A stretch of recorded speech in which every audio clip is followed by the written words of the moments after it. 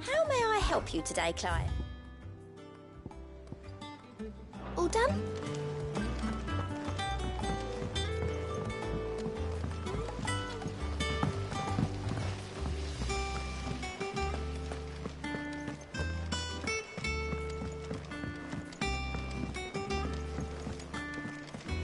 I think Mid might need some help.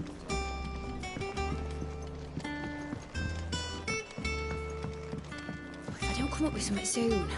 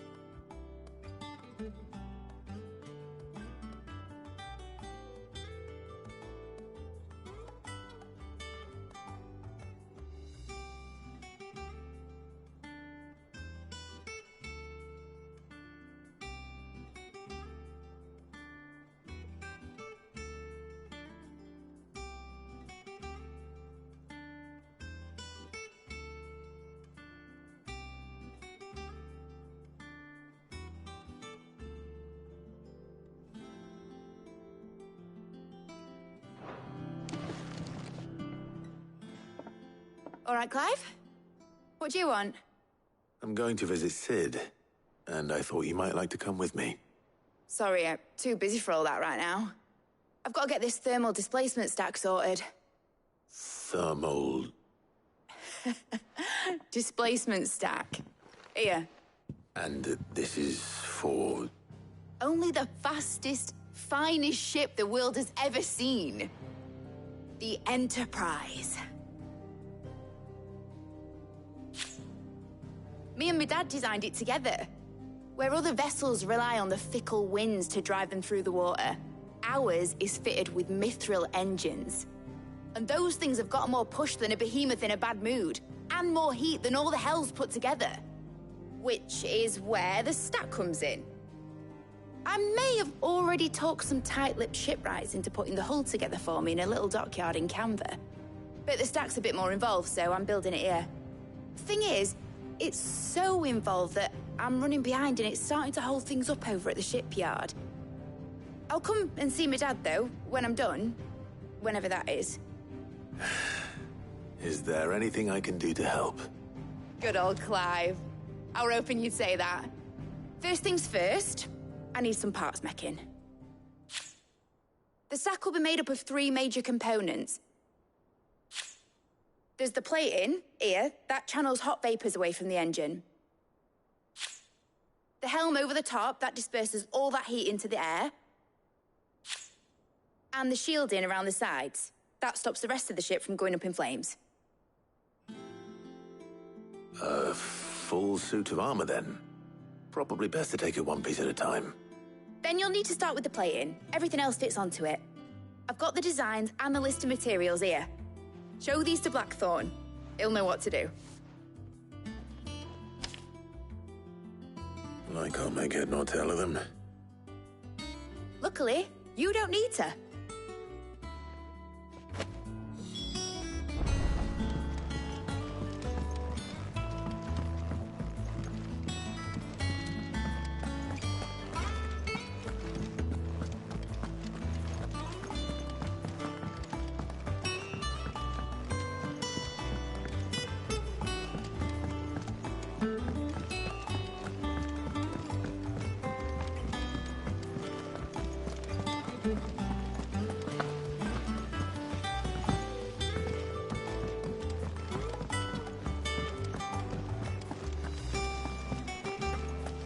seeing troops amassing in every corner.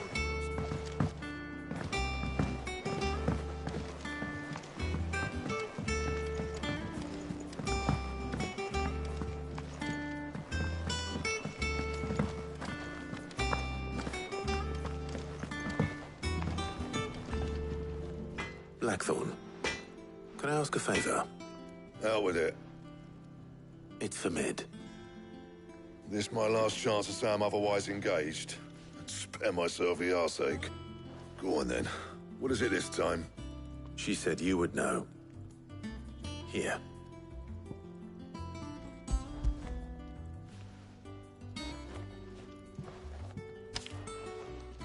Krieger's teats.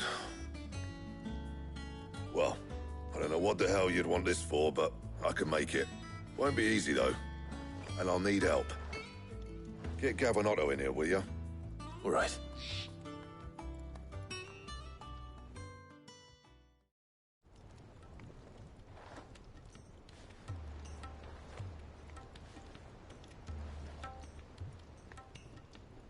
So Mid's roped us all in here again, has she? Typical. Still, if that's what it takes to get her to visit Sid's grave, I'll do what I can. And, what is it we need to do, exactly? Take a look at this. It's this plating.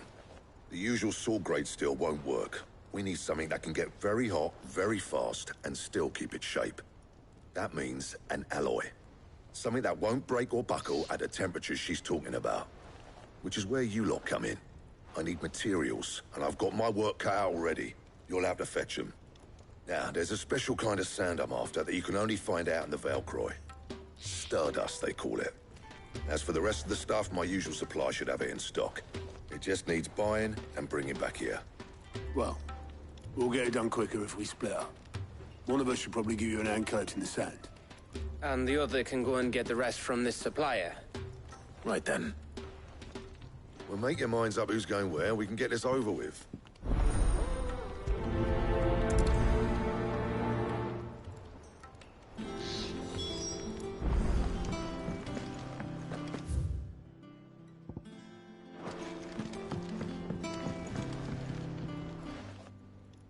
You going after the Stardust then, are you?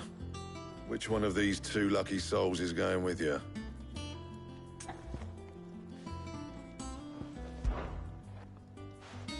Gav, you're with me. All right, then. So, where do we find this Stardust stuff? There's a river that runs through the southern reaches of the Velcroy. It's the black sand that washes up on its banks that you're after. Southern reaches of the Velcroy, eh? That's down past Dalamil. I'll go and scout the place out. See about hiring us a wagon to bring the stuff back to. All right. I'll meet you by the river. While you're off having a paddle, I'll pick up the rest of the stuff from Blackthorn's supplier. Take care.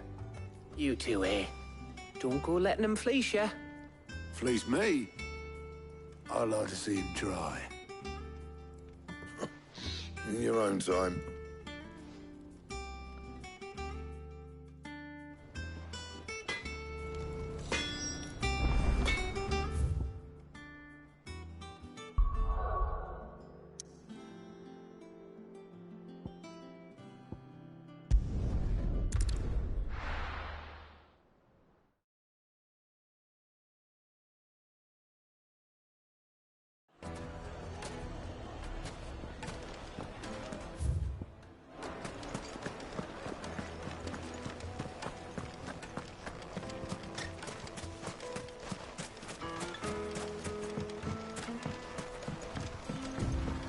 Looks like I found the river. Now where's Gav?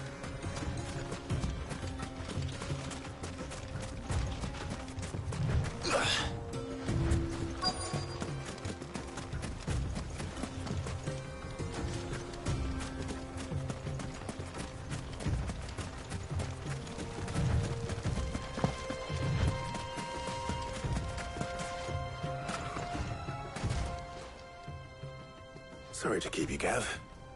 Better late than never. I've had a quick scout about, and I reckon round here's our best bet if we want to grab as much of this Stardust stuff as we can. Don't know what Blackthorn's planning to do with it, though. I asked over in Dalamil, and they seem to think it was worthless. But if Stardust is what Blackthorn wants, Stardust is what he'll get. There's plenty of the stuff lying about, just begging to be bagged. Then let's get bagging, shall we? We shall. Race ya.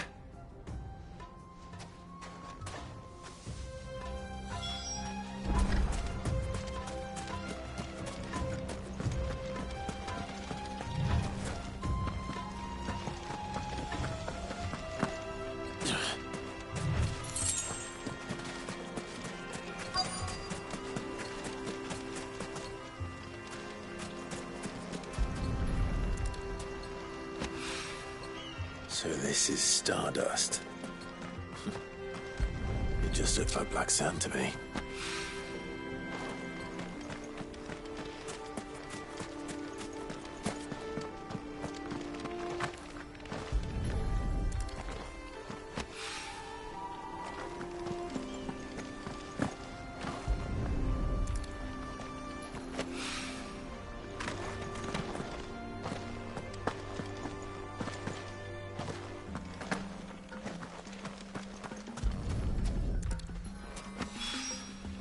Should be enough for now.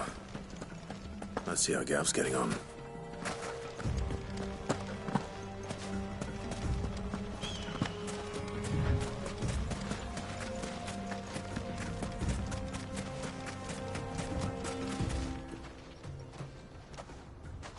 You finished? How much did you get? Enough. I hope.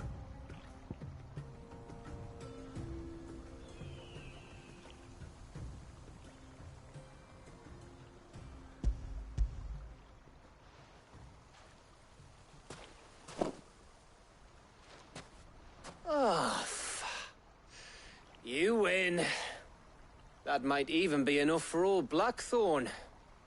Hey, before we go, do you mind if we have a chat?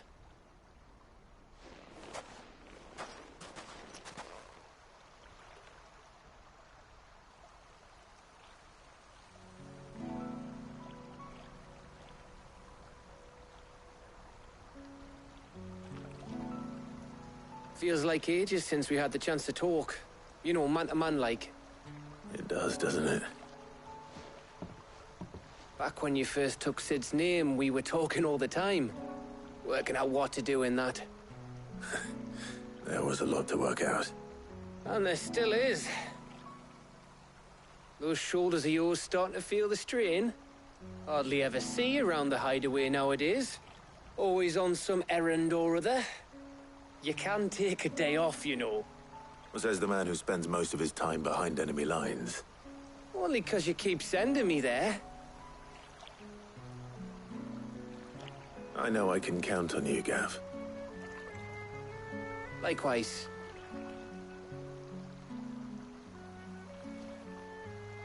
So you keep sending me wherever you need to, and I'll keep going. Safe in the knowledge that I have a home to come back to. Thanks to you.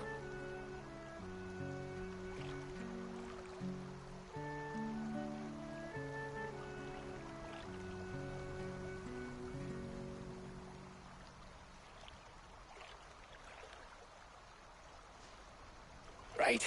That's enough soppy shite for one day. We'd better get this lot back to Blackthorn before he slings his hammer at someone. You go on ahead. And try to get some rest once you're there. Oh, I plan to. Believe you me. After Blackthorn gets what he needs, of course.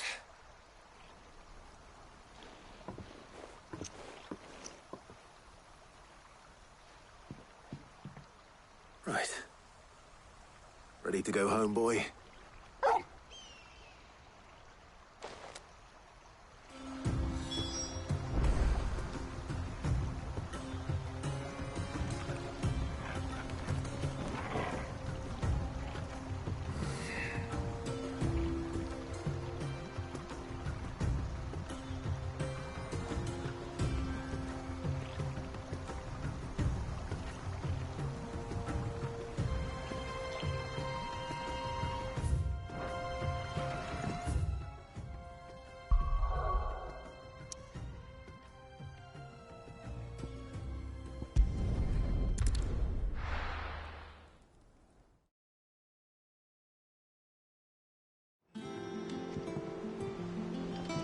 Let's hope this is all Blackthorn needs.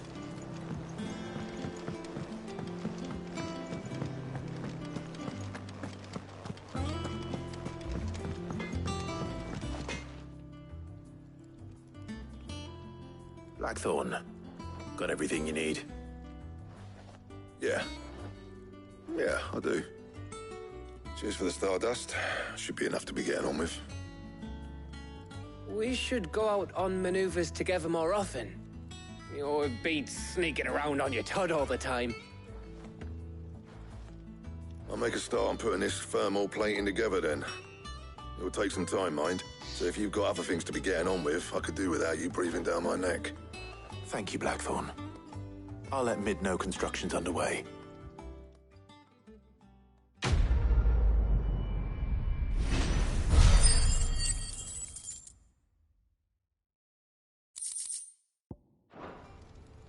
Suppose we'd better be getting back to work too. Give us a shout if you need anything.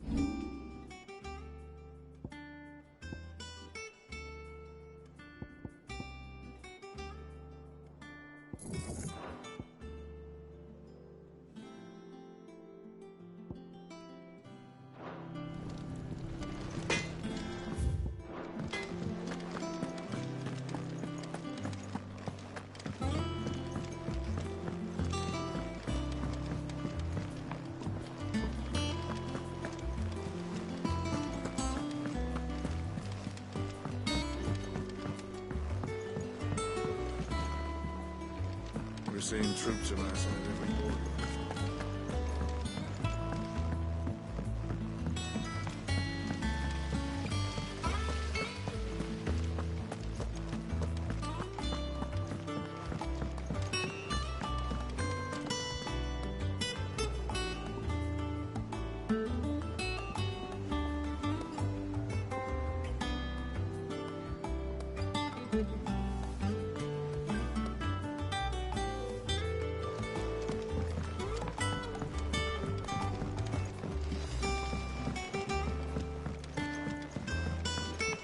Come up with something soon.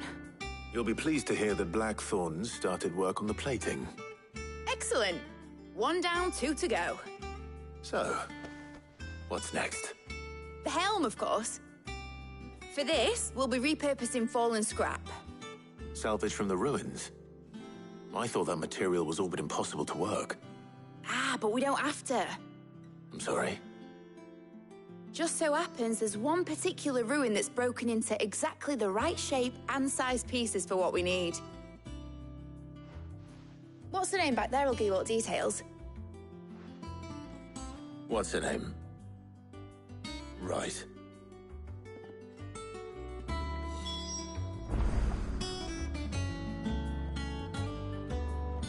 Talk to her back there. You know, thingy. She'll tell you exactly... Oh, Sid, is this about the helm? Yes. Mid said I should speak with you.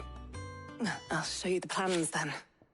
Here you see the mithril engine, in which mithril is burned to generate heat. That heat is then harnessed to produce motive force. Excess heat is dealt with by means of the thermal displacement stack, which disperses it into the surrounding air. Now, were we to rely on thermal plating alone to achieve this effect, the rate of excess heat buildup would far exceed the displacement coefficient of the plating.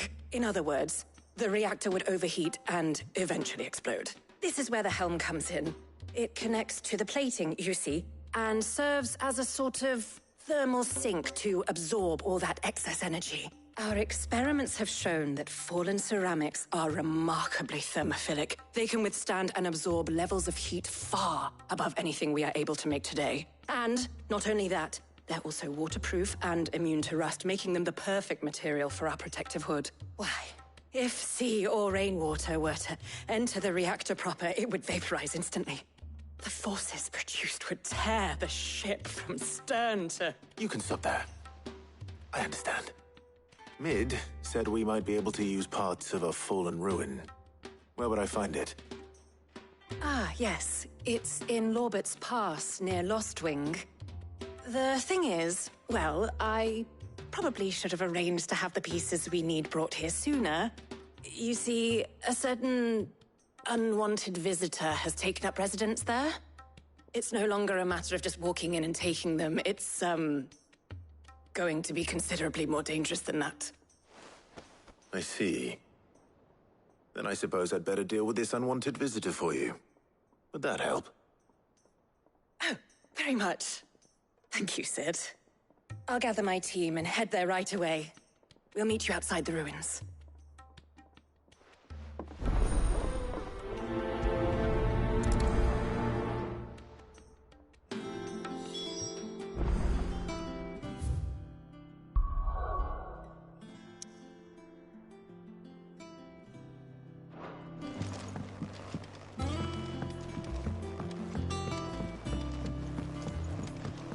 I think Mid might need some help.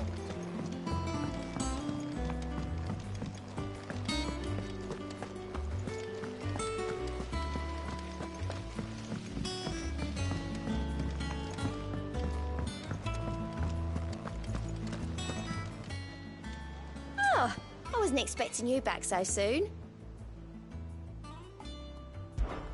Is everything we've received and everything promised?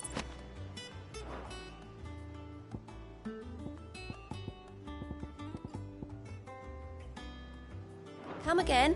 I may have more for you.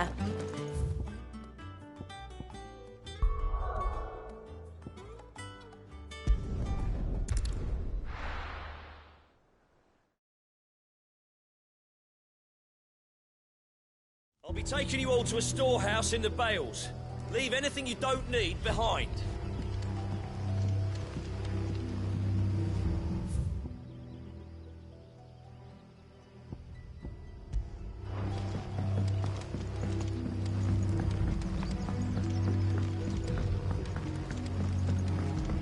You know what you have to do.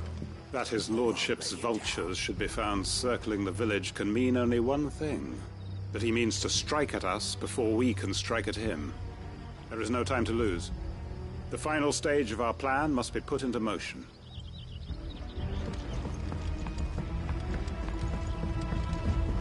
If you're ready, we leave at once.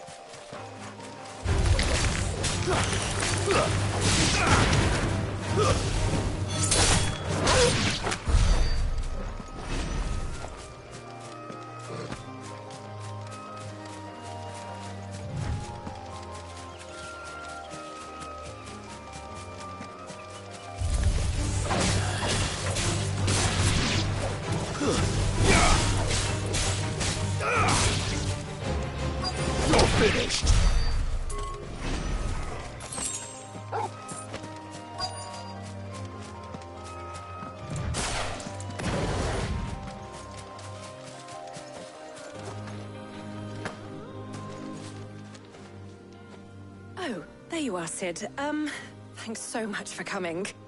The, ruins are just over there, as is the creature I told you about, I'd imagine. Would you mind? Of course. I'll be right back.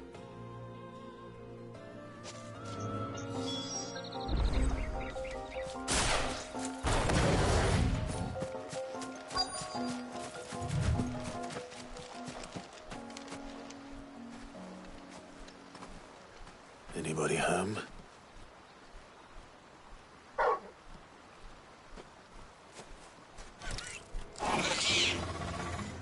This must be our unwanted visitor. Time to go.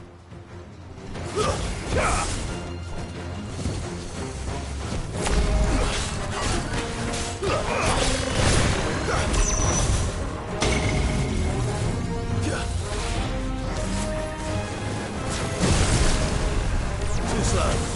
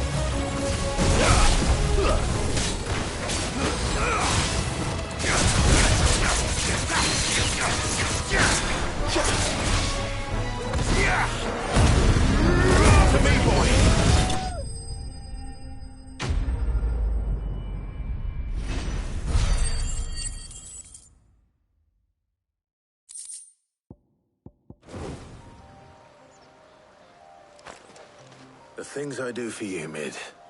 Sid! Oh, thank goodness you're safe. You shouldn't have any trouble now. Indeed. Well, don't let us keep you. We'll, see that everything is transported safely back to the hideaway. All right. I'll let Mid know you're on your way.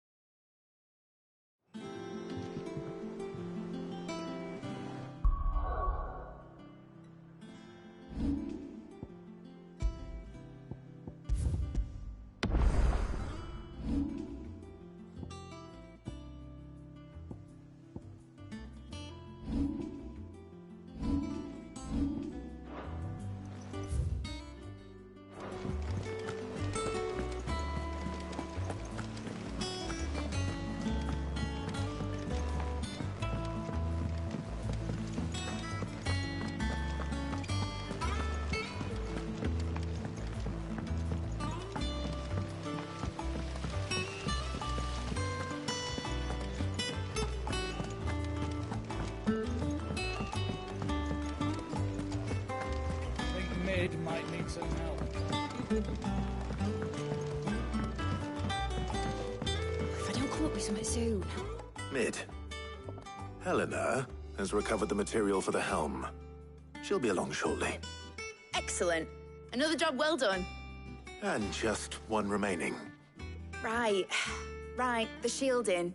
This one's a bit of a bugger. How so? The plating's enough to stop the engines going pop, but those things will still be spitting out enough fire to set the rest of the ship ablaze. Which is why you need proper shielding. A prison for the dragon's breath that's blazing away inside. I thought a triple thick layer of tempered steel might do it. Or more of the stuff that the Fallen use, but they'd both be too heavy. The helm and the plating are bulky enough as it is. Add any more weight and the whole ship would be at the bottom of the briny before we'd even started. I need something light. But I've racked my brains and I just can't think what would do it. Well, if I were in need of obscure knowledge, I know whose counsel I would seek. Harpocrates. Tomes?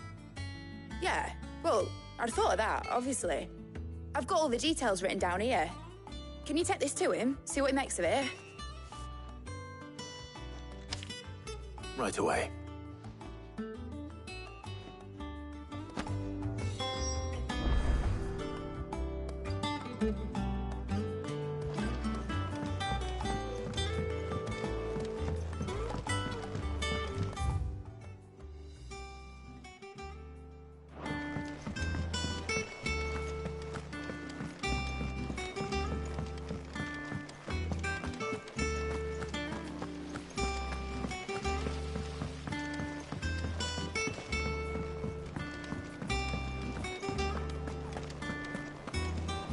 We're seeing troops amassing at every border crossing.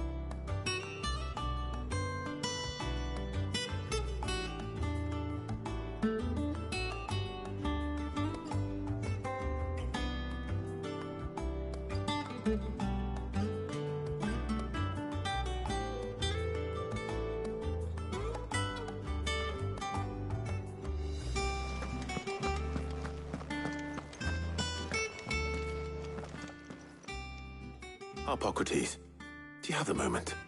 For you, Clive, always. Well, actually, it's for mid this time. Could you take a look at this?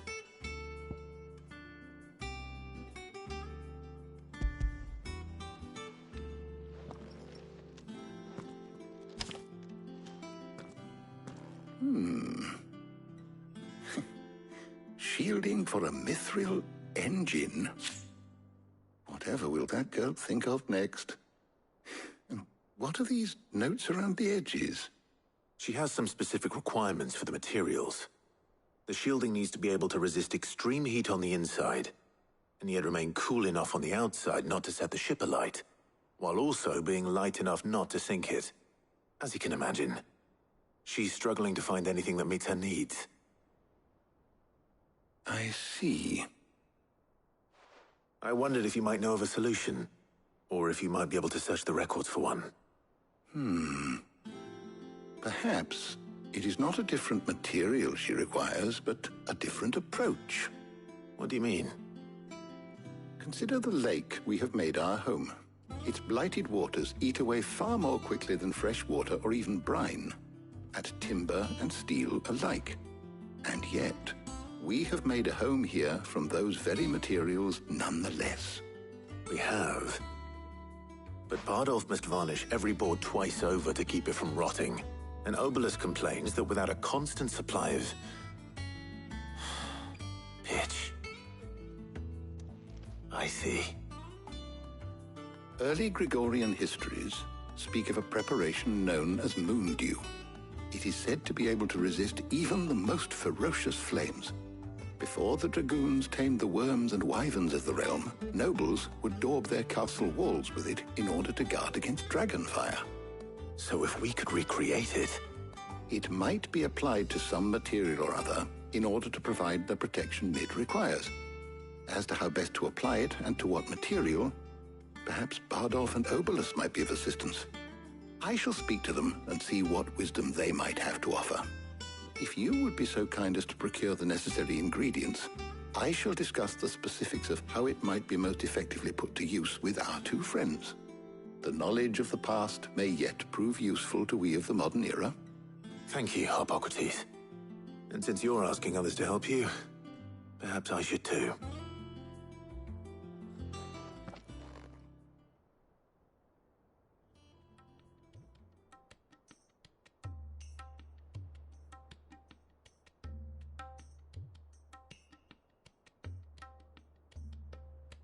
So you need a hand, do you? We do. I'll be heading to market for the ingredients we need. I could do with some help. And some company, too. The other can assist me in researching how best to prepare the shielding itself. Can we count on your aid? Always. Well, if Jill's game. Thank you. I am sure either of these fine young minds would prove indispensable in my research. I leave the decision as to who will go with whom in your capable hands, Clive.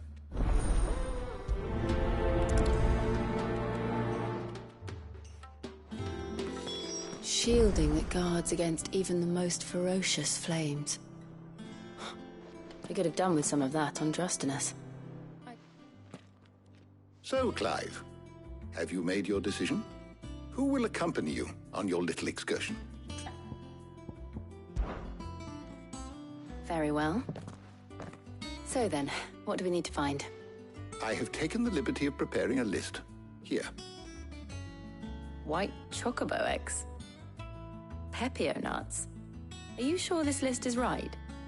Everything on here seems very edible. I would have thought the ingredients would be a little more exotic. Though these items may seem mundane, they have potent effects that are rarely exploited. Effects for which they were once highly prized. So much so, in fact, that they were harvested almost to extinction, hence moon dews having fallen from favor. Now, of course, they can be obtained with ease. You should be able to find everything you need at the market in Northreach. Is that so? I've been meaning to visit Northreach anyway. I'll set out now. Join me there when you're ready. I will. Until then. You two enjoy yourselves. You too, Talia.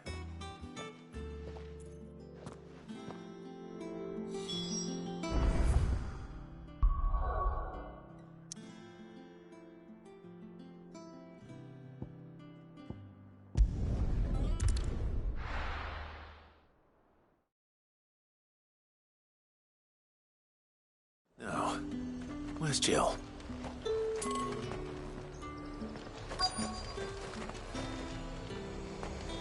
Keep them pilchards nice and chilled. I won't have... Are those Pepio nuts? How goes the hunt for ingredients? I've only just started. I'm sure everything we need is somewhere amongst all these stalls, though. Why don't we split up and see? We'll take a couple of ingredients each. All right. What am I looking for? How about you look for the Pepio nuts and some garlic? I'll find the other things we need. We can meet by the gate when we're finished.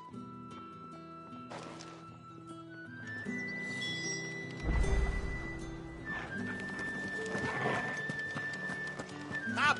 You'll not find a bruised pippin in the bush. Fresh cuts.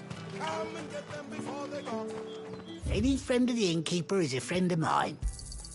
I hope it's to your liking. Good day.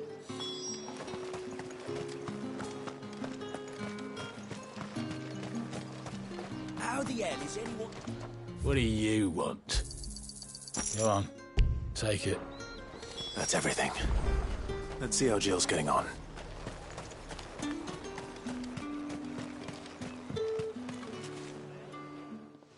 Did you find everything? I did. Here.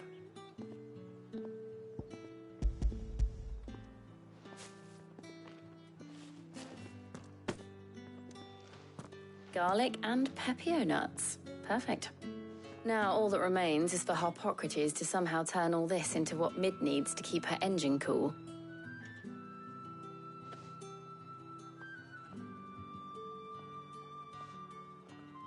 But before we head back, would you walk with me a while?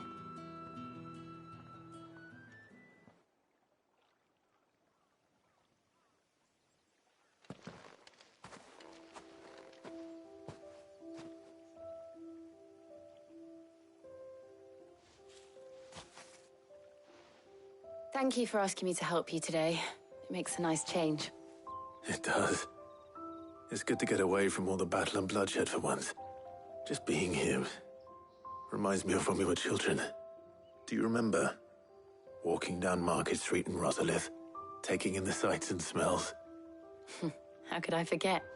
What with Torgal's antics. Remember how his nose would prick up at the scent of sausages? He'd go racing away and we'd have to go running after him. We wouldn't catch you now, would we, boy? Was there anything you wanted to buy for yourself while we're here? There was, yes. Well, sort of. Molly in the kitchens told me about a place that sells particularly good pies. Thought you might like to share one with me. I would. Thank you. And I saw some bread.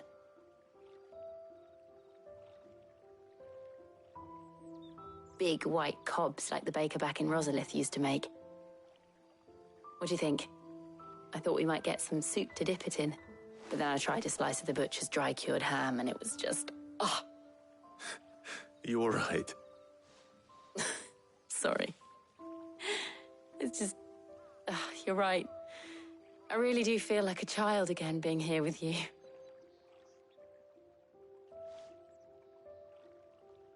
Clive. Is it wrong of me to enjoy this? No, Jill. This is how life should be. And it's how our lives will be when our work is finally done. When we can live on our own terms. I hope so. Thank you, Clive.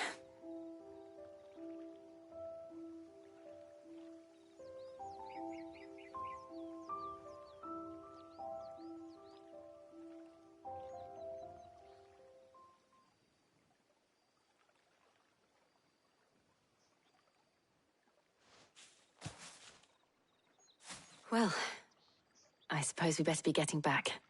I need to give these ingredients to Harpocrates and Talia. I'll see you at the hideaway. Take care.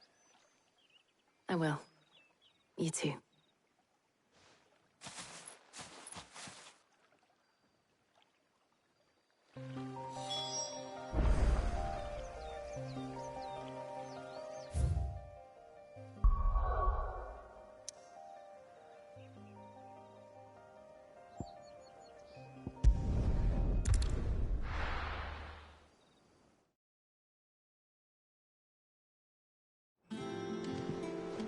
I wonder how Harpocrates is getting on with the moon dew.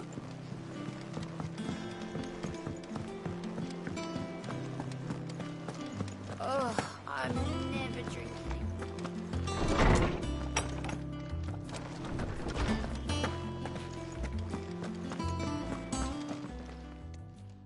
How's work on the shielding progressing, Harpocrates? Well, very well indeed. And thanks in no small part to your kind assistance. I was just explaining to Talia how we might best go about preparing the moon dew. And now that we have all the ingredients, we may begin. You can count on me. I've mixed more than a few mysterious concoctions in my time. I'm sure you have. What about the shielding itself? Work is underway, under the watchful eyes of Bardolph and Obolus. Apparently, it'll be ready soon. Thank you. All of you. Right then. Jill, would you join me in the infirmary? Many hands make light work and all that. Of course.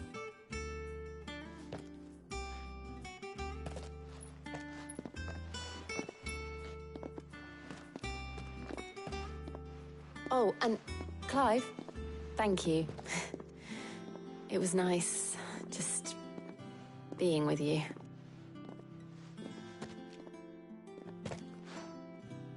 It appears our work here is almost at an end. A shame. I was enjoying playing the man of action for once. When both the shielding and the moondew are ready, it will merely be a matter of applying the one to the other. Followed by a rigorous process of testing and retesting, of course. Perhaps someone ought to warn young Mid of that. Leave it to me. Thank you, Hippocrates.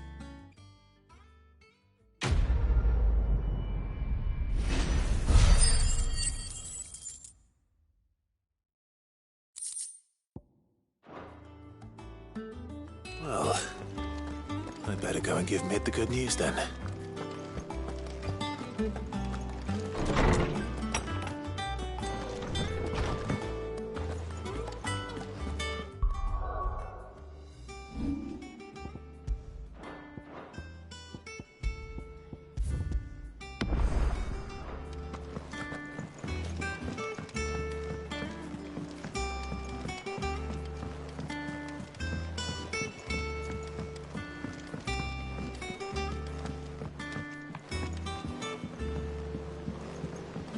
We're seeing troops amassing at every border.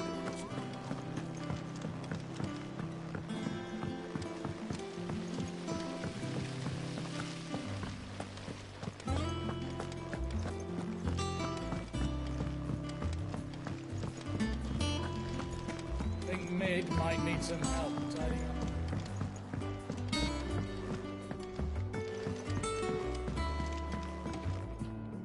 Sorry to keep you waiting, Mid.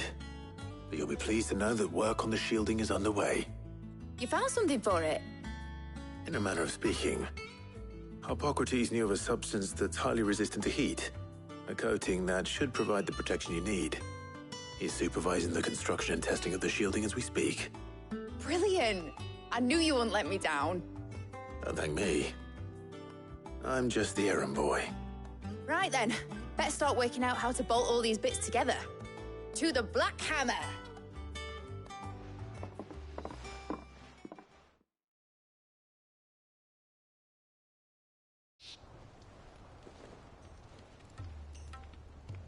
You know, when I got into the smithing game, I thought I'd be making swords and shields, not thermal bleeding didgeridoo-dahs. Displacement stacks. Same difference. Whatever you call it, I ain't putting it together in here. It's cramped enough as it is. Let's take this outside. Mid, you get all the parts lined up on the deck. I'll take care of the rest. On my way! Oh, and bring me the biggest hammer you can find. This is gonna require some precision walloping.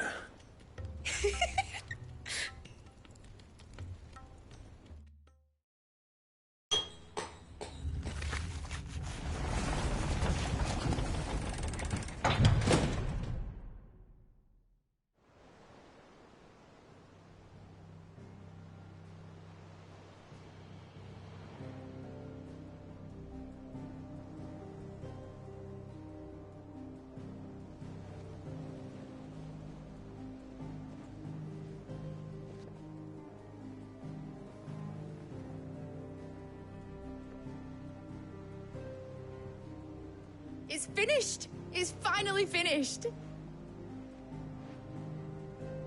Thank fuck for that.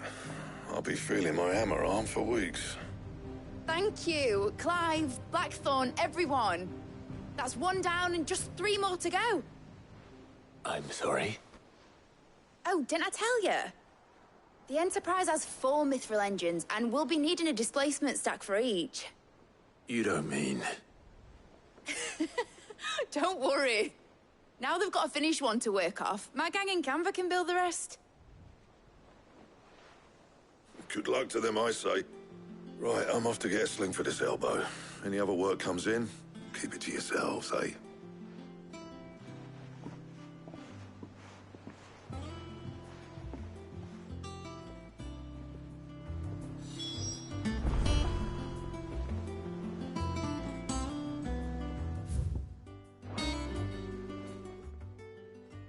What's the matter? Nothing. Just daydreaming. Thinking about the Enterprise sailing off over the horizon to shores unknown, searching for a land untouched by the Blight, just like me and my dad planned. So if the worst came to the worst and every scrap of soil in the Twins turned black, we might still have a chance. That's what she was meant to be. You see, one last chance just in case we needed it. But now she's so close to being finished, I've realized I don't want her to be that. I don't want her to be just a lifeboat for us to cling to if things get desperate. I want people to sail aboard her by choice, not from the lack of it. In a world where we're not just trying to survive, but where we can actually live. I'm working on that. And I'll do everything I can to get you what you want. Don't you always? All right. My mind's made up. As soon as the Enterprise is fit to sail, I'm putting her under your command. Sod our plans, I'm trusting in yours. Are you sure about this? Something tells me it's what my dad would have wanted. He'd be proud of you. You were gonna visit his grave, weren't you? I was. And you can come too, now that your little project is finished. Right. There's just one thing I need to finish up first. Won't be a mo. All right. I'll let Otto know you're coming. Meet us in the mess when you're ready. Aye, aye, Captain.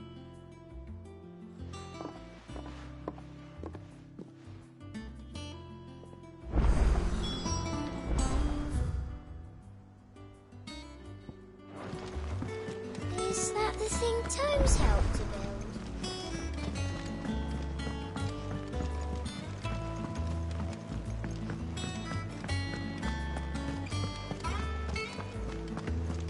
He cracked the crystal too.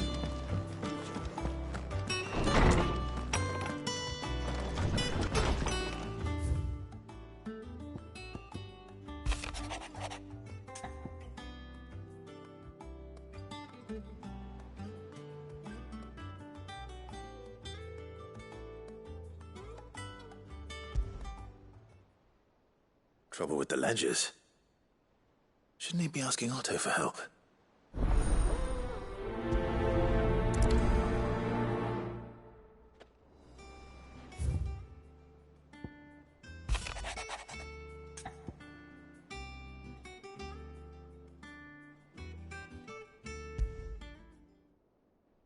What could be wrong with Torgor? He seemed well enough when I last saw him.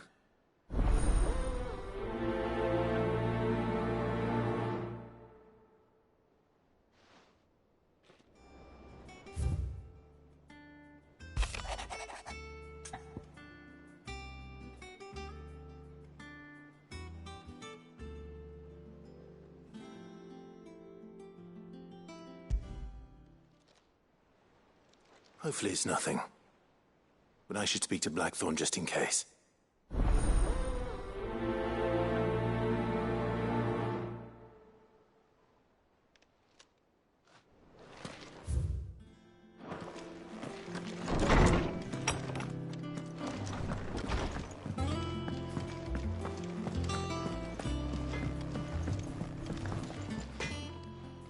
Blackthorn, do you have a moment? Not really, no. This won't take long. I just wanted to ask how you're getting on. August was worried about you, that you might still be doubting your craft, even after learning the trick of that cuirass. Is there something else weighing on your mind? Perhaps sharing your thoughts might help. That bastard's like a dog with a bone. Still, you've got a keen eye, I'll give him that. It's just, well, Karen showed me something. Something I've never seen before. And that was? A sword. An odd-looking thing with a single-edged blade. The metal itself wasn't anything to write home about, but fuck me, the edge on it. You could slice a man clean in two with a weapon like that, and he'd be halfway home before he even realised he'd been cut. So that's what's troubling you? No. Not troubling me exactly. More distracting. Can't stop thinking, how do you get an edge that sharp? It's driving me mad. And if you knew how to do it, we could arm the curse breakers with even better blades. That's about the size of it, yeah. I'll see what I can find out. Sharper swords are always welcome. And we can't have our master blacksmith being distracted. You're a soft touch, you know that. But I can't say I'm not grateful for it. Good luck, eh? Thank you. Let's see what Karen knows about this sword.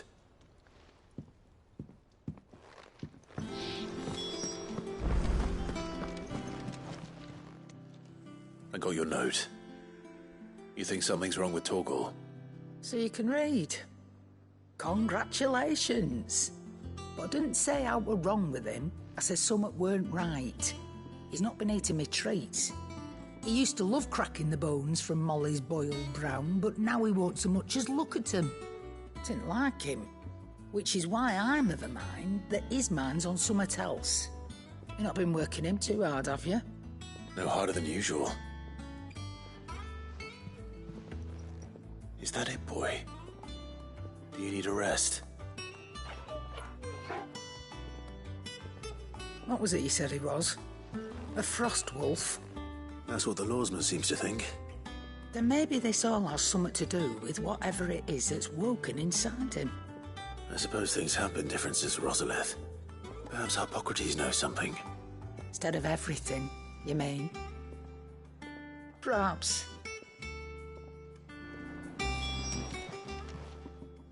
You're looking well, Karen. What do you want? Out with it.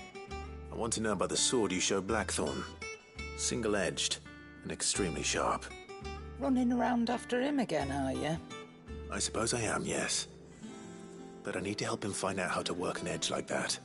It's driving him to distraction. Little wonder, I suppose. There's not many like that make it as far as the twins, and those that do go straight into private collections. Which made it nice and easy finding a buyer. Can you tell me who bought it? Where is it now? You think I tell people who my clients are? Suppose you're not likely to go nicking him off me, are you now? Fine.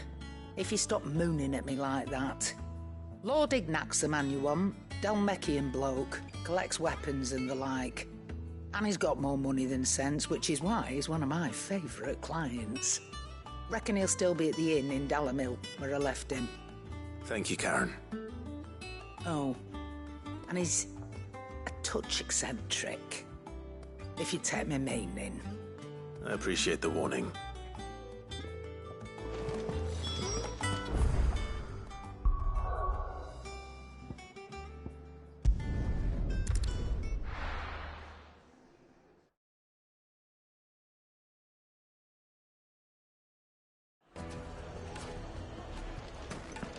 People take notice of wealthy men. Shouldn't be too hard to track down Karen's collector. They're saying Drake's fang is gone. The whole mother crystal gone. What are we gonna do?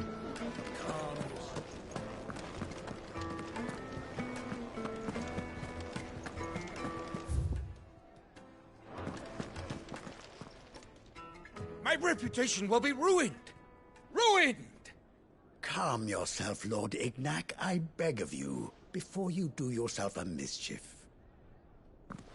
Pardon the intrusion, but... Out! Get out! I paid for these rooms so I wouldn't be disturbed. Leave me be! Please, allow me to apologize. His lordship is going through a difficult time, and he's never been fond of guests arriving unannounced. Radim! Get rid of the filthy oaf this instant! Very good, Lord Ignac. Would you mind stepping outside for a moment?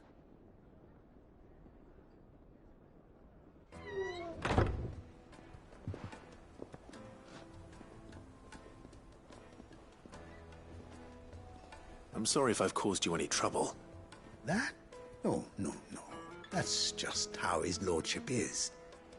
Though the morning's events have left him somewhat fractious. He has been dispossessed of his luggage, you see. The thieves also made away with a considerable amount of coin. Coin the innkeeper will soon be keen to collect. I don't suppose a certain blade was among the stolen items. A single-edged sword. It was purchased from a merchant friend of mine. Ah, you know Lady Karen. Yes, I'm afraid it was. Then I'll retrieve Lord Ignac's luggage. But I have one condition. You have but to state it. You are welcome to anything that is within my power to grant. I want an audience with Lord Ignac. A few minutes should be enough. Then I'll be on my way.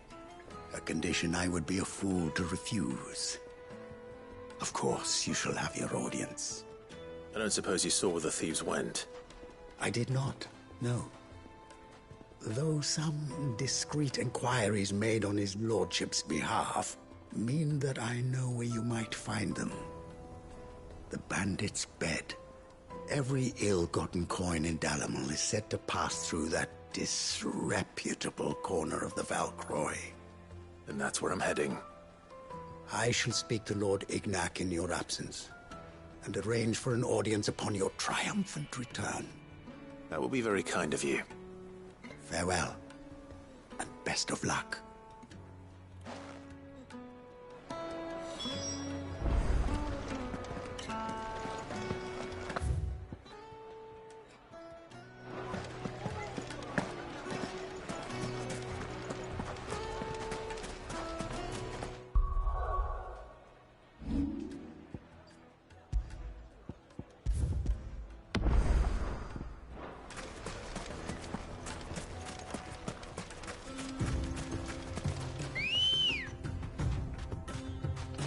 Let's go.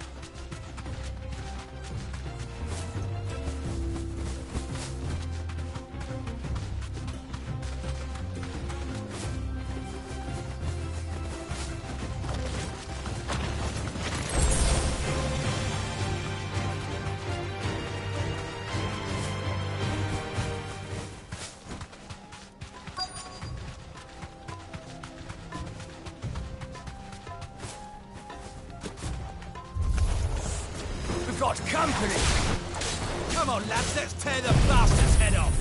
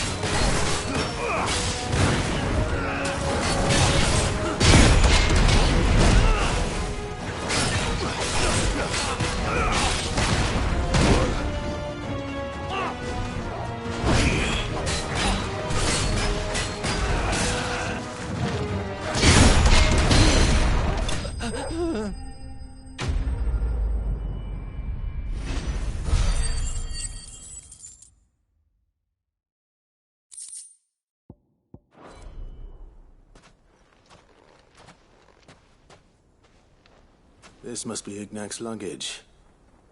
Nothing seems to be damaged. All right. Let's get it back to Dalamil.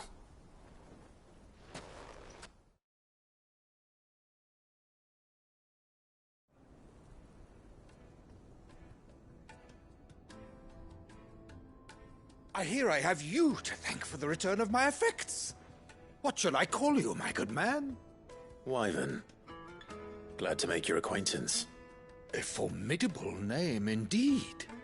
Well, Wyvern, I appear to be in your debt.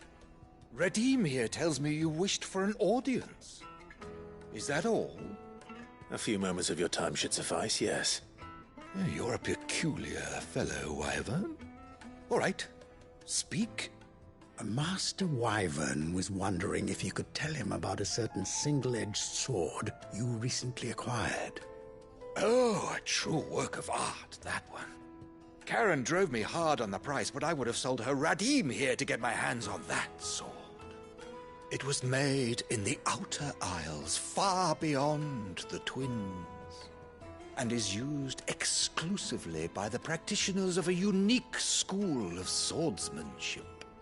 They believe no combat should ever exceed a single strike, and hone their blades to such perfection that none ever does.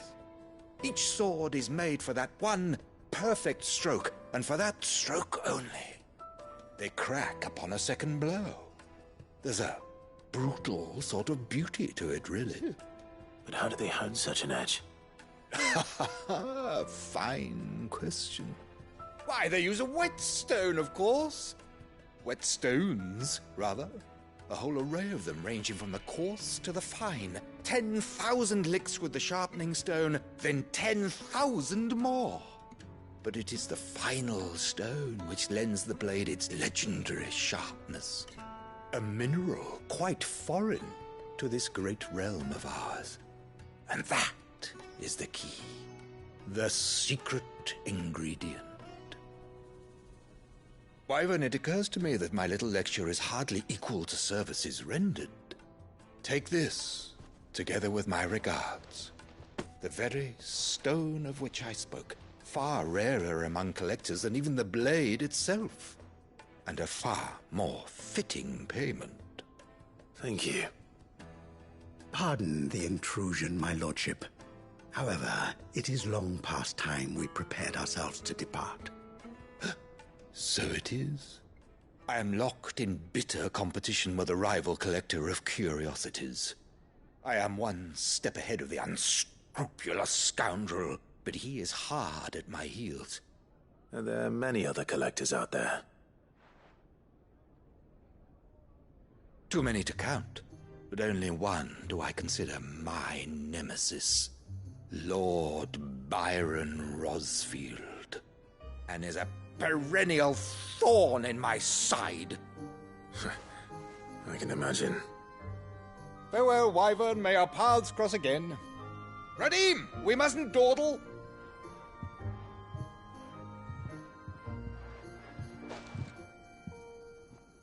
I think his lordship is rather taken with you, Master Wyvern. Thank you again for your assistance. Coming, my lordship. I'll be right there.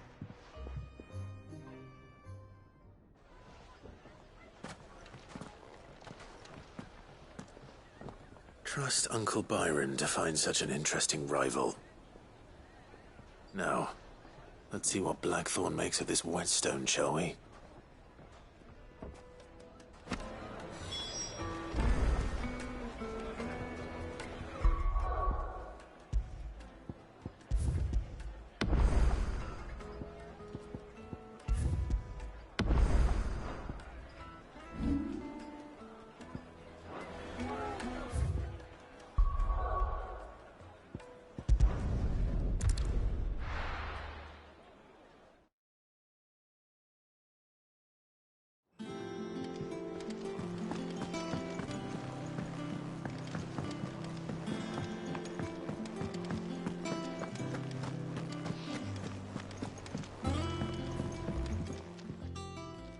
Sorry for the wait, but hopefully you'll agree it was worth it.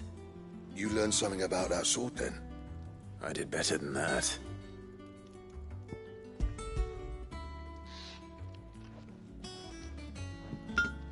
A whetstone?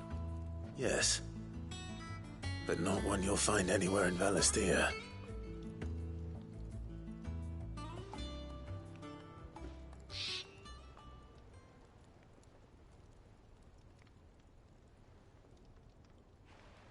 wonder I couldn't get the same finish on the grinding wheel.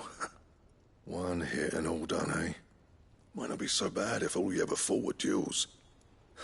Good luck on the battlefield. Your second opponent would be your last, no matter how good you were. Even so, is there some way it could be used to give the curse breakers an edge? I think so, yeah.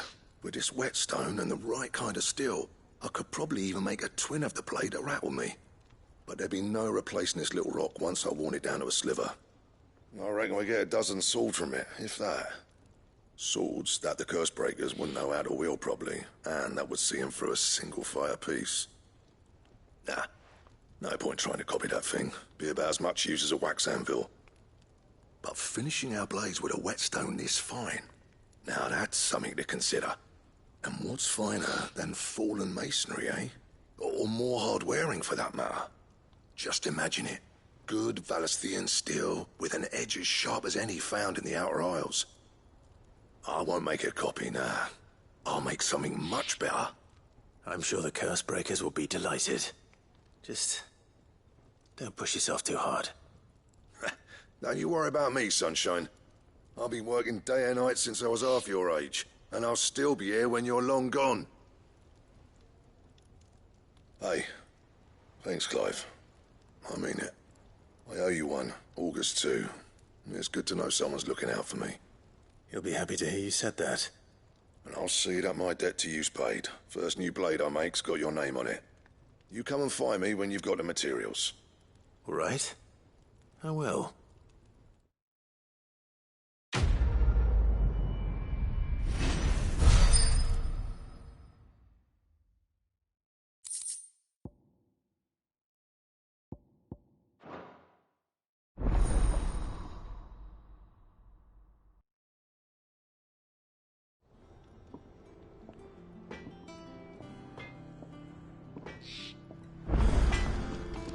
Clive.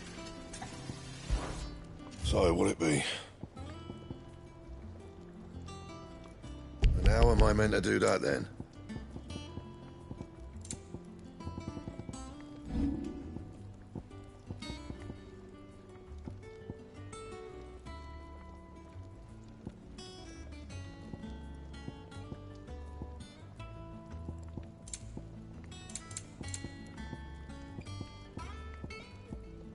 Anything else? Back, are ya? What do you want?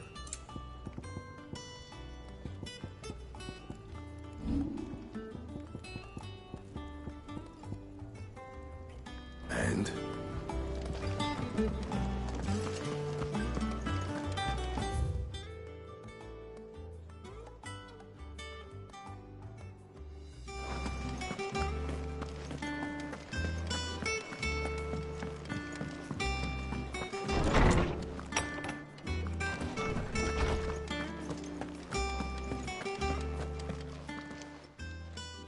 Lawsman, I need to ask you about Torgal. Something's not right with him. He isn't ill, is he? I don't think so. But according to Lady Karen, he seems to have lost his appetite, which is certainly a new development. She says he's hardly been touching his bones of late, and she believes it may have something to do with what happened at Rosalith Castle. I rather think she might be right, though not about his appetite. All canids are instinctively inclined to crack open bones for the rich marrow that resides within, and I see no reason why a frost wolf should be any different. Accordingly, I suspect it is not a lack of appetite that afflicts Torgal, but a surfeit of it. If we assume that his newfound magics require additional nourishment to sustain, it may well be that the bones Lady Karen is accustomed to providing are no longer sufficient. Frost wolves, after all, habitually prey upon far larger animals, whose bones may yield altogether different nutrients. As to where one might find a suitable substitute, some antelopes that graze the meadows of eastern Rosaria have been known to grow to a size more than double that of their lesser cousins. I don't recall ever seeing any that large. And little wonder.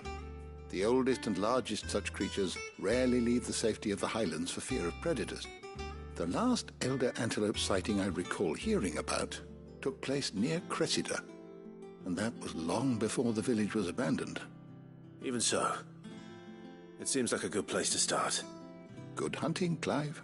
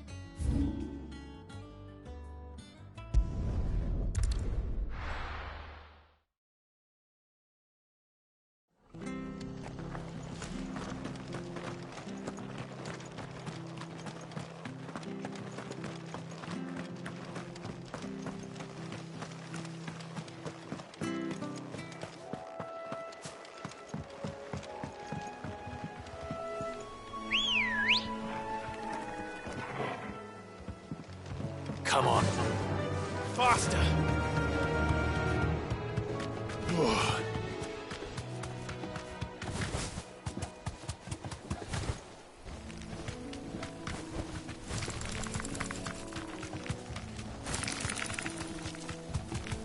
Yes!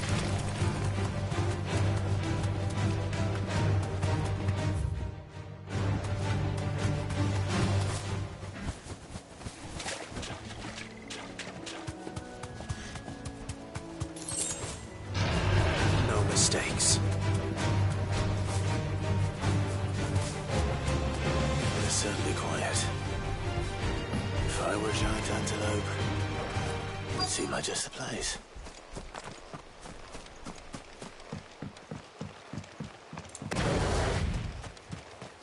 I doubt we'll find one bigger than that.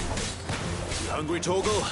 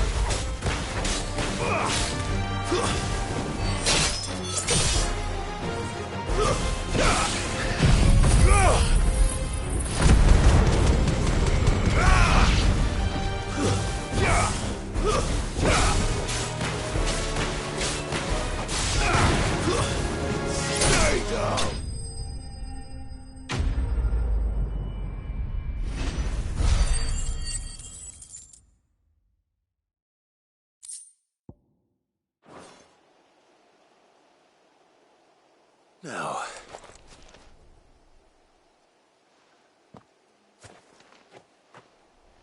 will it be enough, I wonder?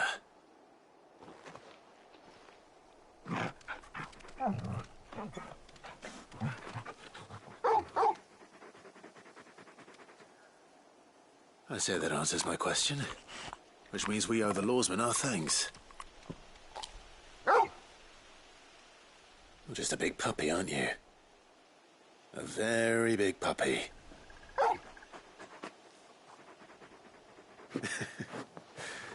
You do know you can take that with you, Torgal. Lady Karen will be relieved to hear you've got your appetite back. Come on, boy.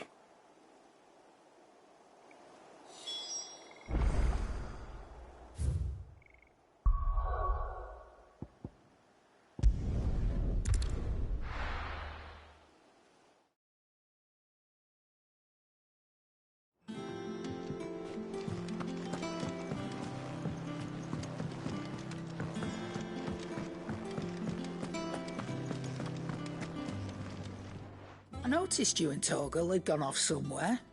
Take him for a walk, did you? You could say that.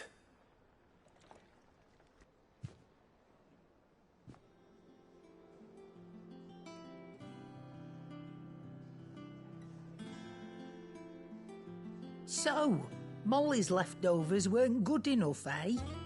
That'll teach me for treating you like you're still a pup. All right, no need to shout. Now we know what you're after. I can see about getting some in. Speaking of which, I brought one for later. Can I leave it with you?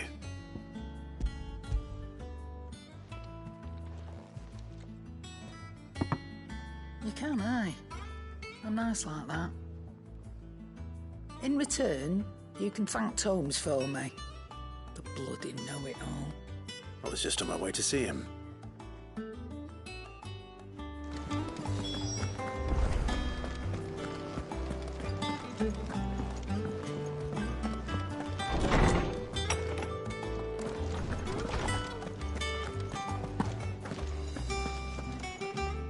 Ah, Clive. Were you able to locate your quarry? We were indeed, Lawsman. You pointed us in exactly the right direction. And Torgal's been a very happy hound ever since. Very good, very good. Lady Karen sends her thanks, by the way, for your part in solving the mystery. Ah. But that reminds me. After your last visit, I found myself pondering Torgal's talents. Do you recall our conversation concerning Lady Jill's role in Torgal's transformation? About how she somehow woke the power within him. Precisely that. A reasonable conclusion, I thought. But one which raised certain questions in my mind. You see, the Fenrir of legend served Shiva and Shiva alone. And while the powers attributed to him are certainly impressive, the records imply they are somewhat different in nature to those you described Torgal as having used. What are you suggesting? That Torgal may be the beneficiary of more than one icon's power. Consider that in addition to Lady Jill, he has served as a loyal companion to you, your brother, and even the late Cid. In short, the icons hitherto near at hand, or should I say at paw, have been diverse and plenty, and that number has only grown as the realm's dominance have fallen to your sword. One can but speculate as to how all of this has affected Torgal. He has seemed more fierce of late. And if I am not mistaken, he will grow fiercer still. We are fortunate indeed to be able to count him amongst our allies and not our adversaries. Oh, he's more than an ally. He's a friend.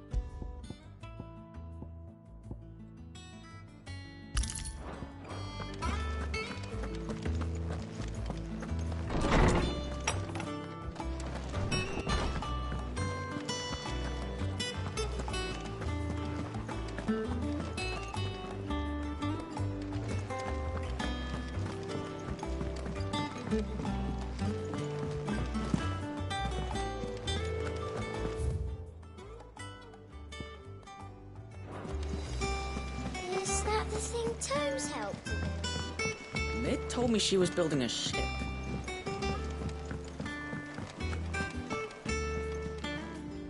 Clive, did you get my letter? That's why I'm here. Shh. I don't want you listening. Is this better? A little. Listen. I've some bad news. It turns out the Hideaway may be slightly behind in its payment to certain lenders, and it may be my fault.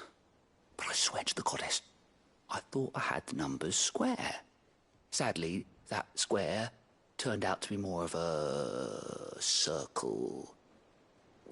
Zero, you might say. I can straighten it out, I swear, but it's gonna take some time, and I'm gonna need help keeping it from Otto. Bit late for that, I'd say. There you are! What a surprise! So let me get this straight. You forget to pay our lenders what they're due, and instead of coming straight to me, you get Clive to come to you. And I hope he'll dig you out of the hole you've dug for yourself. Clive, the man in charge of the place you've been cheerfully trying to bankrupt. And you thought this was a cunning plan. Why? Well, who needs paying? Oh, just Martha. And the dame. And, well, Lady Karen. But only 500 talents. We owe 3 of our most trusted friends 5 million gil. Each. 5 million each. They lent us the bulk of the money we used to rebuild the hideaway, you see, and, well, I must have made some sort of oversight. Those ledgers were my responsibility, and it was my decision to entrust them to you.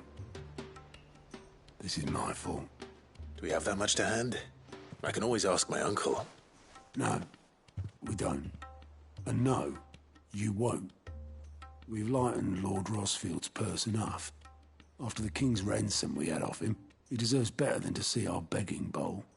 Besides, we'll need to learn to stand on our own if we're gonna make this work. All right. But that doesn't mean you have to shoulder the burden yourself. Is there anything I can do to help? There might be. How'd you fancy taking these to Martha and the dame? Rocks. Rocks, he says. Worth 1,000 talents apiece, these are. A little something Sid and I set aside for when times got lean. And I reckon 15 million in overdue debt probably qualifies. I just hope our associates' eyes are a bit more discerning than yours. I'm sure there will be. Should be me making the rounds, really. But you know how it is with this place. Orders to bark, arses to wipe, and all that. I know. Which is why I don't mind going in your place. Go. Do you know why I only gave Master Clive here 2 star rubies? Because you'd rather Lady Karen killed me. Because I'd rather Lady Karen killed you. Yes. Well, I suppose this is goodbye then. Don't worry. I'm sure Karen will understand. Really? Do you think so? No, I don't.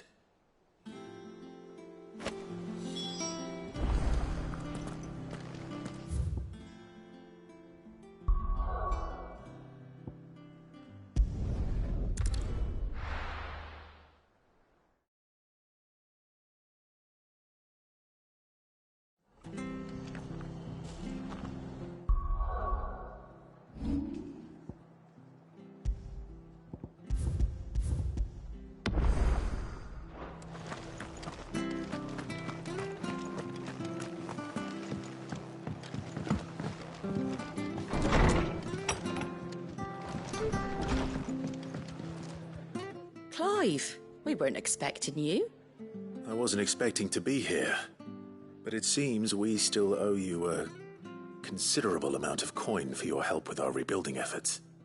And though I doubt it's what you were expecting, we were hoping you'd take this as payment.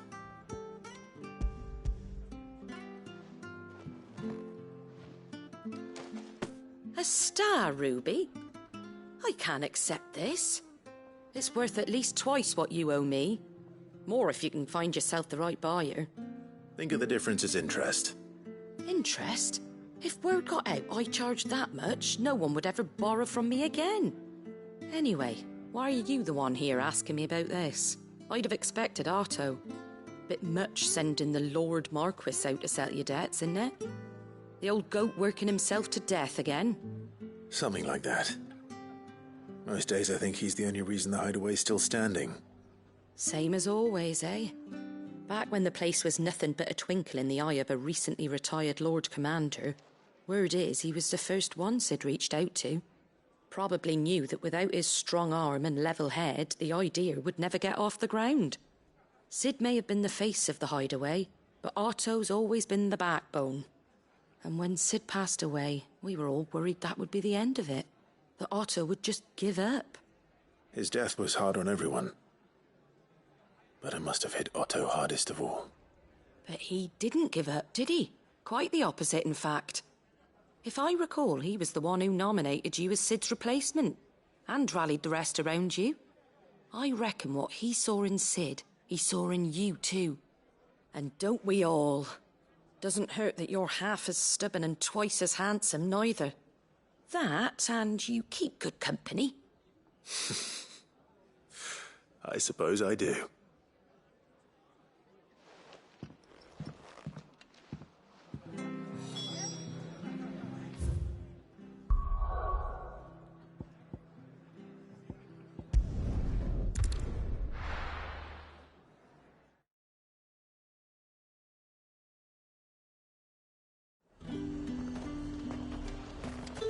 There's talk. How the hell is anyone supposed to afford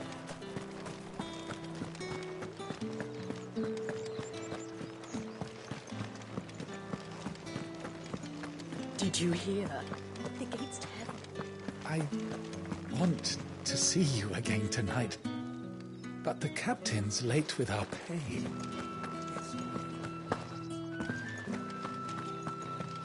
What am I going to do without Sweetwater and Olive Talc? Still no caravan from Dominion's perfumeries yet. Milady, I come bearing gifts. Gifts? Whatever is the occasion.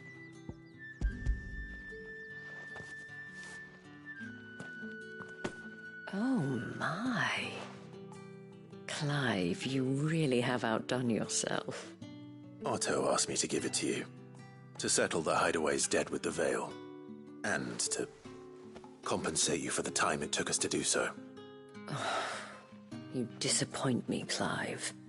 I thought you might finally be warming to me. Tell Otto he can keep his baubles. I tried to tell him as much the first time around. The man owes me nothing, nor does the hideaway. My contribution to the restoration effort was made freely and willingly. It was the least I could do. You once told me Sid did you a kindness. I'd like to do the same. Please, accept it. For my sake. And for Otto's. For all of us. For all you've done. It is rather fetching, isn't it? Very well. Otto is lucky to have you, Clive. I doubt anything could ever replace his son.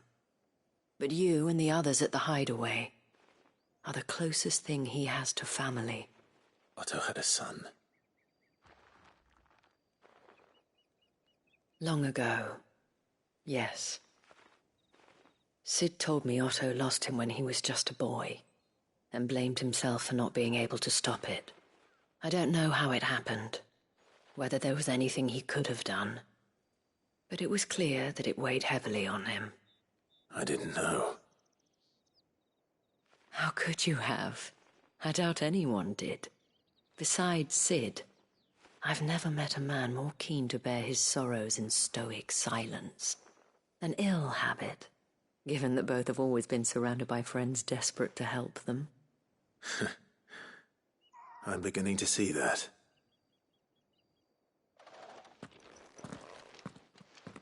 Go will want to know the stones were delivered. If he's still with us.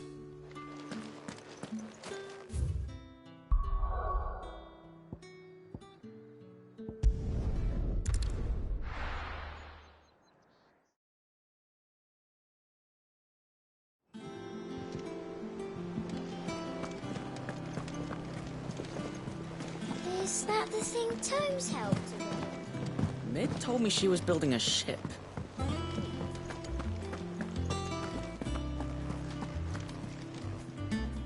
Good. Still alive, I see. So Lady Karen accepted the ruby? Ah, about that. I tried my best, but she was just too stubborn to take it. She threw it right back in my face, in fact, and told me I could stick my stupid stone where the sun don't shine.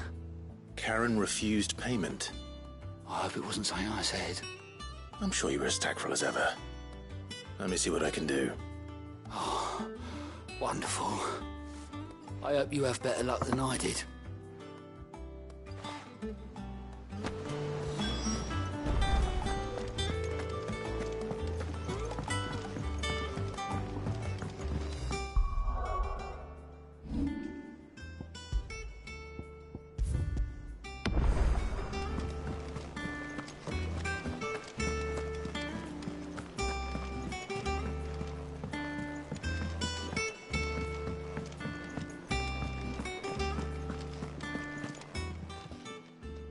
Lady Karen, Goad tells me you weren't happy with our offer.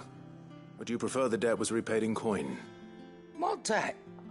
I don't recall lending any of you lot me hard-earned gil. I may have tossed a talent or two in the Hideaway's coffers, but those were donations, and you can hardly call it charity if you go asking for it back. Of course not. But one good turn deserves another. And our circumstances have changed. Surely you wouldn't shun the gratitude of a pauper who happened to have become a prince. Oh, so you're a prince now, are you? Fine. But I'm selling it and taking what I'm owed, then you're getting the rest whether you like it or not.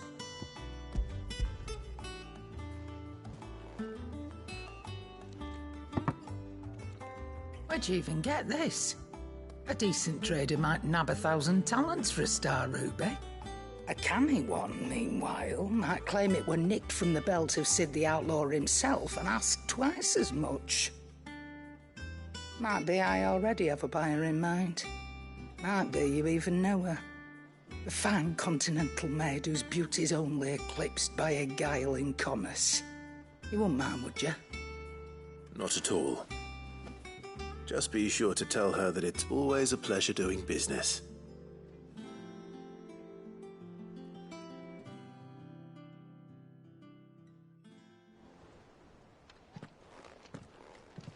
I hear you ended up delivering all 3 stones. Thanks to this lump.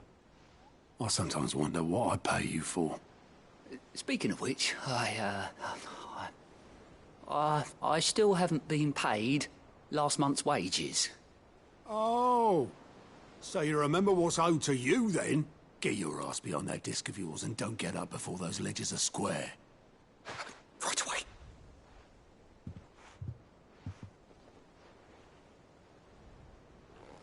I've seen that before.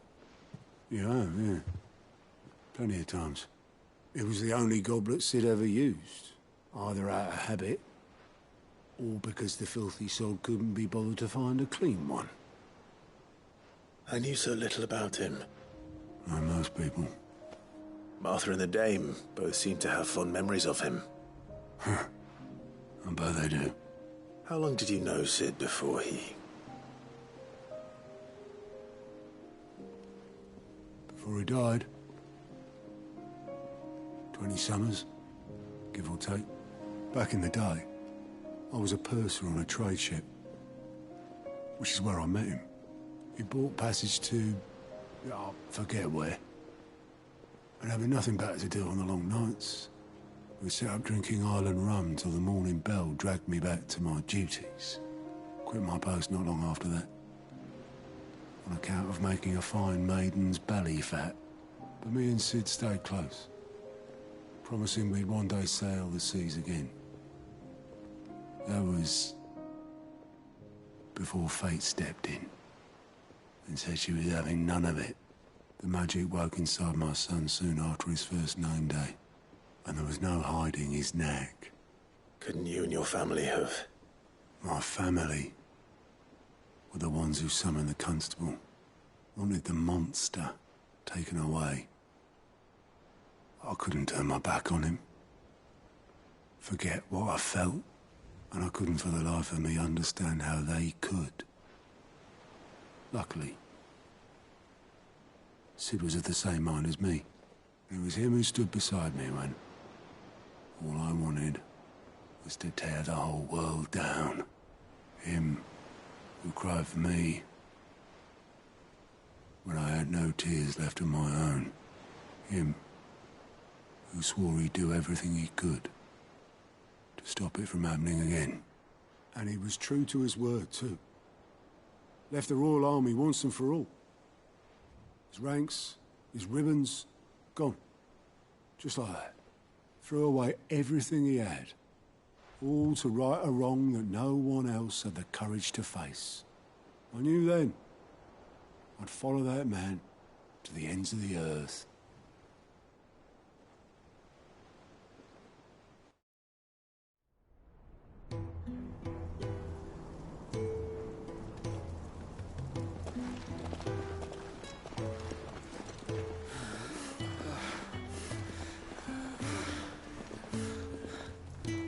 He was always too clever for his own good, was Sid. Saw the world for what it really was, while the rest of us were content to go along with the lie we were shown.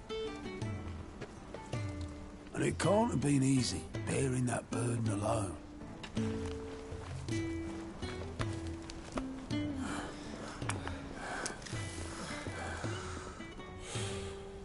But he didn't let it stop him. He never lost faith in what he believed was right.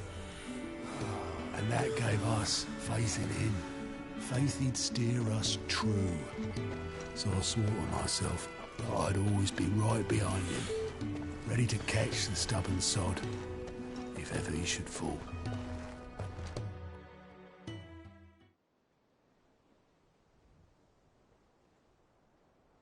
But I couldn't even do that.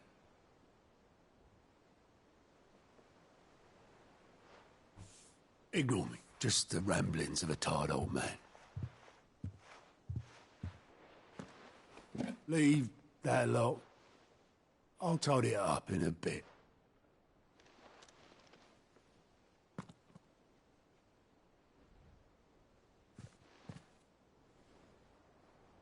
This is Sid's handwriting.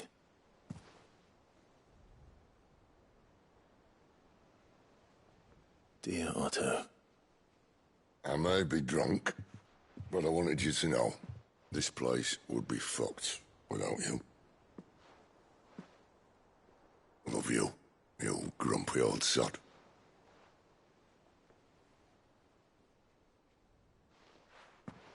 This note. Hmm? What about it? Sid was right. Without you, we'd all be lost.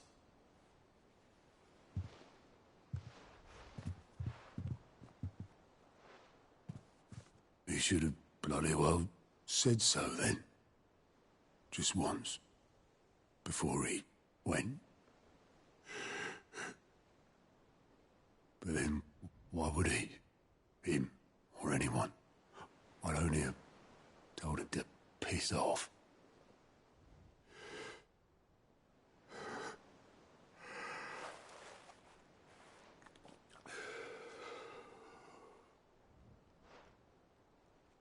You're wrong, though.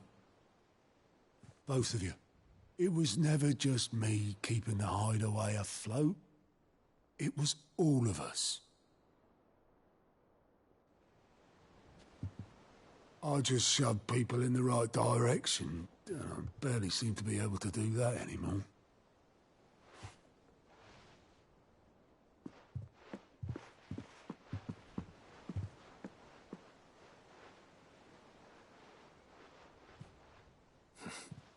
Would you rather go we're at the helm? Well, maybe I've got a few more years left in me. I'm going to hold you to that, Otto. Before you go, Sid would have wanted you to have this. But that's... This'll do me just fine.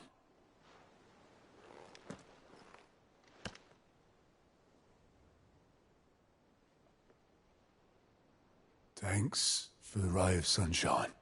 I'll see if I can't pay you back. Already have.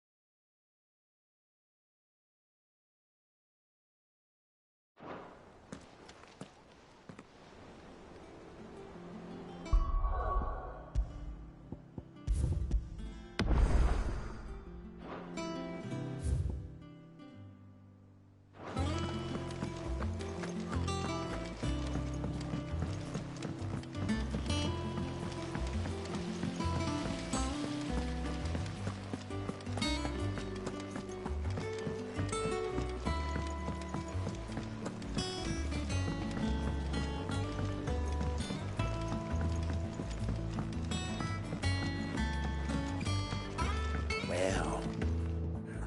Here, Sid. Reckon you might be just the man to help me out of a bit of bother, if you've a mind to. Let's hear it. Well, it's about this alembic the chief's got me making. Lovely bit of kit it is. Bung in a solution you want splitting, and it will separate it out, just like that. Problem is, it won't always get rid of all the impurities. And with some of the stuff we need it for, that ain't good enough. Which is why I've been looking for something to filter the liquid we'll be cooking off. And that's where I was hoping you could help me out. I imagine Ty could get some use out of this alembic too. Distilling medicines and the like. All right. Why not? Proper job! So what exactly do you need for this filter? Nothing but bomb ash'll do, says the chief. Gave me a sample she'd obtained from the university stores. Couldn't believe my eyes. You pour the blackest blight water through it, and it comes out clear as a mountain stream. So, I did a bit of reading about where I might be able to get hold of some. And do you know what I found out? It's only the blimmin' bones of a bomb king. They leave them behind when they die, see? I take it that's where I come in. If you wouldn't mind. I saw a billet on the hunt board for one just the other day. Would have gone myself, but, well, fighting dirty great balls of flame isn't exactly my forte. You, on the other hand... All right. I'll see what I can do. Thank you kindly. And a good hunting, eh?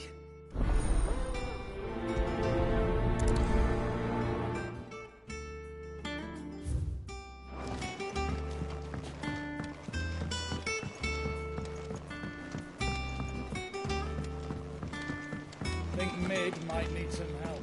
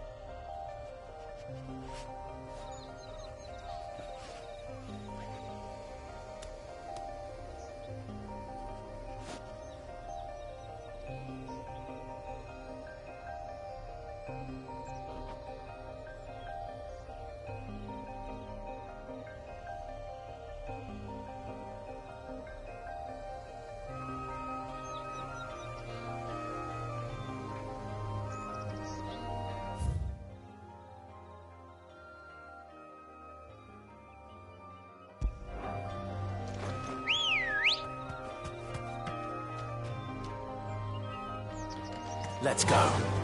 Faster!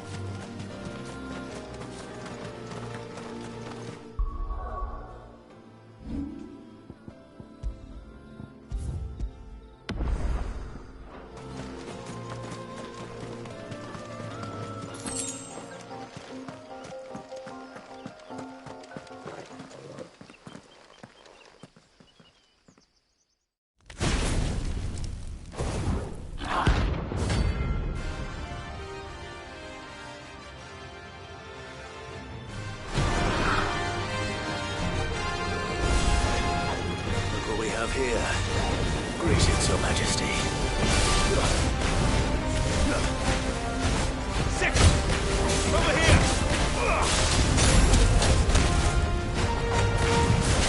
Tighter!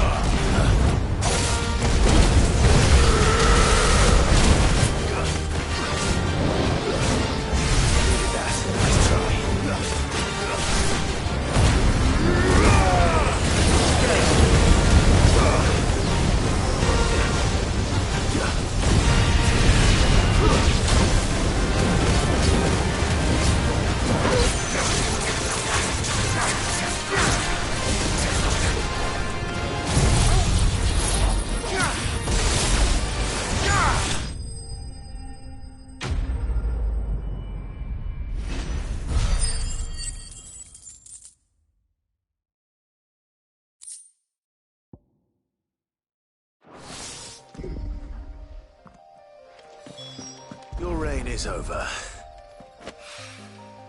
This looks like the stuff. Let's see if there's any more.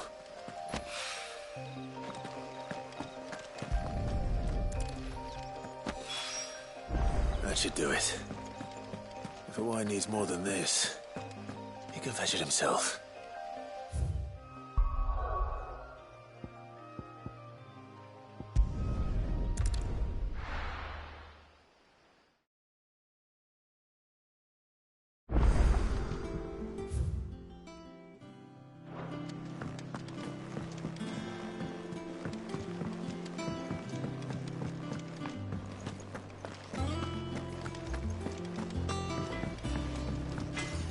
Back, are ya?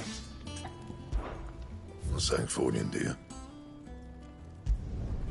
No scratches, right?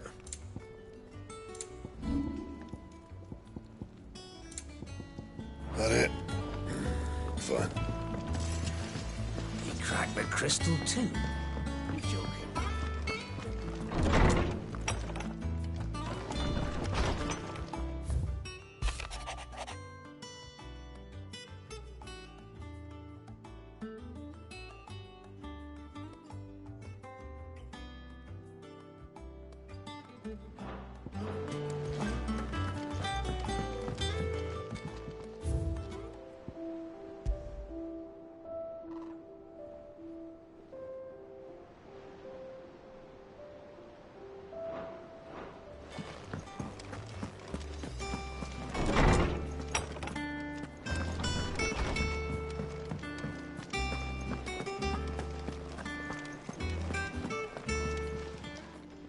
And what can I do for you? You're rubbing me blind, you know. You'll not find a better price than that. Is that all?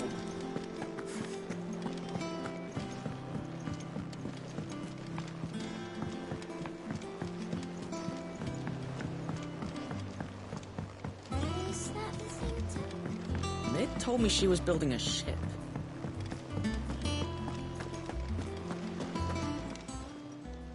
Oh, I wasn't expecting you back so soon.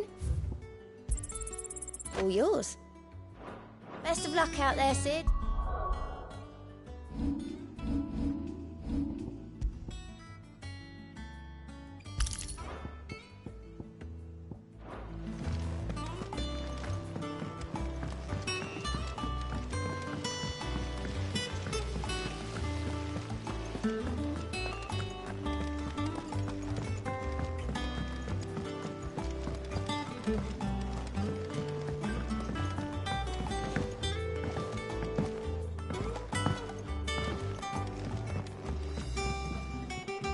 All right there, Sid? How's that hunt for the bomb ash going? I have it here.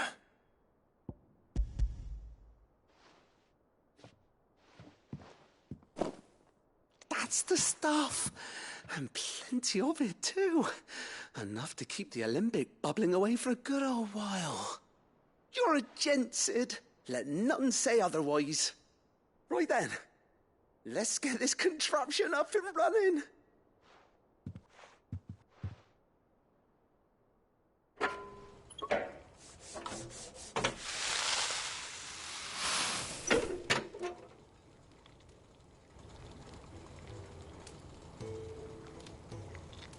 There we have it. The Telemon Alembic. And it works just like the chief said it would. Very impressive. Says the man who cut down a burning boulder. Speaking of which, I still haven't returned the favor. There's no need. The good it will do for the hideaway is reward enough. Don't be silly. Why don't you let me take a look at that bag of yours? The one you keep your potions in. Reckon I could work some magic on that, huh? What kind of magic? Well, we happen to have isolated a substance in our test run of the alembic that I reckon will make even the toughest leather supple as anything. Thought we might use it to breathe new life into old boots and the like. Save the hideaway a few gil. Ah, I reckon if we slap a bit on your bag, it'll loosen it up enough for you to squeeze in a bottle or two more. Well, it can't hurt to try, I suppose. That's the spirit. Leave it with me. I'll only be a mo.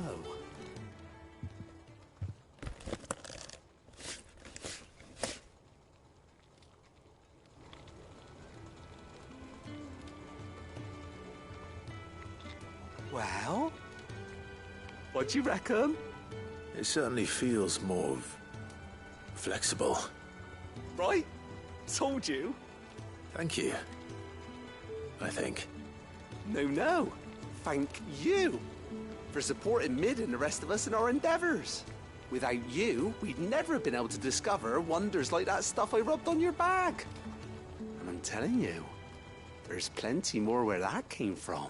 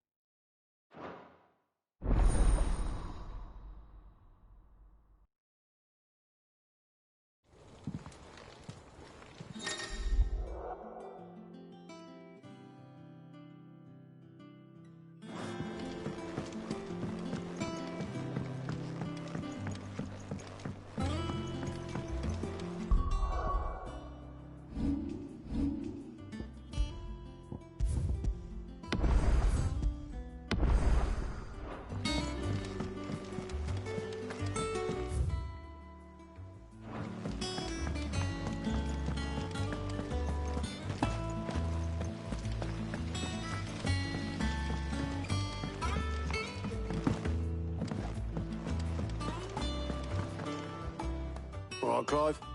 Asterix. Mid finished sending half the hideaway traipsing across the twins, has she? I swear, that girl'd do anything to put off visiting her old dad's grave. No excuses now, though, eh? Not quite. She said there was one final thing she had to take care of. I'm sure she'll be finished soon enough. She said that? In those words? She did, yes. Clive? Were you born yesterday or something? There is no thing. She'll probably be halfway to Canva by now. Mid. I might still be able to catch her.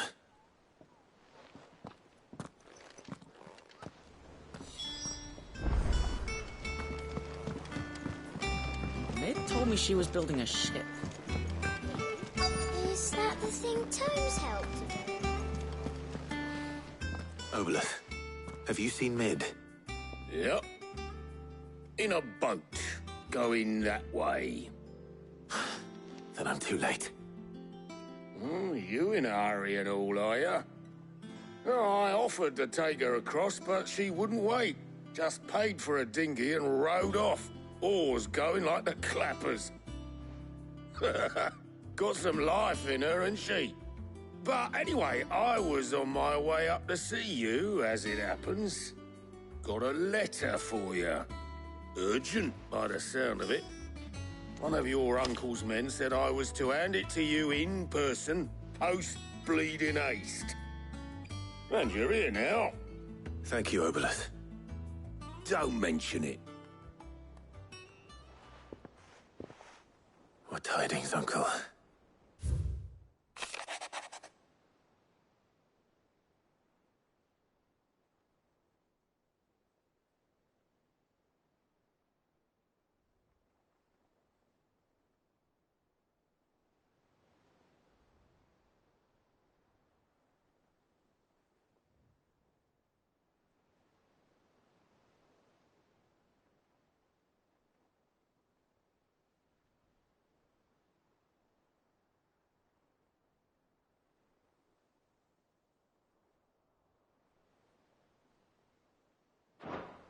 Trouble in Canva. Well, I'll need someone to keep an eye on Mid.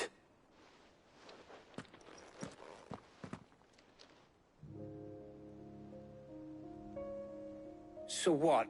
Mid got us to do all the dirty work and then just sailed off into the sunset? It, seems that way. Well, nothing we can do about it now. But next time you plan on visiting Sid, you might want to tie her to something before you suggest it. Ah, don't be so hard on her. Got to admit, the dirty work was kind of fun. Everyone pitching in and all that bollocks. Just like when we built this place. You're right.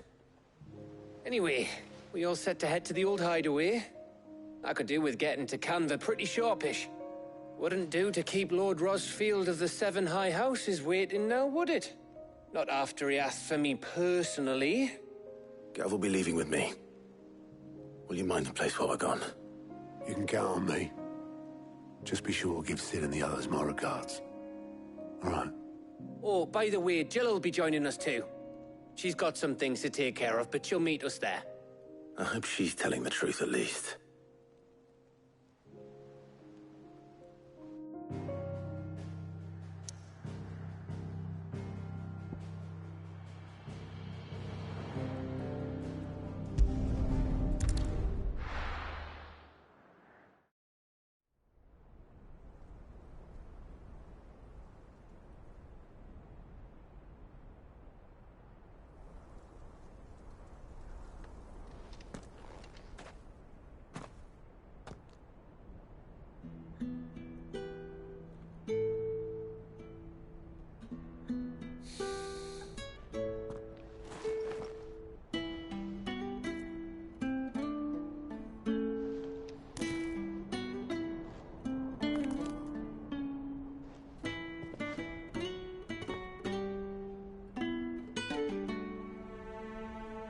Well, Sid,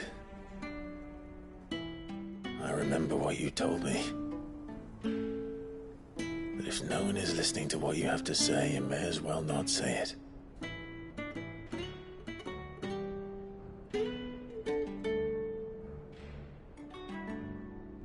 But I will say this, old friend. Hugo Kuka is gone. His shadow looms over us no longer.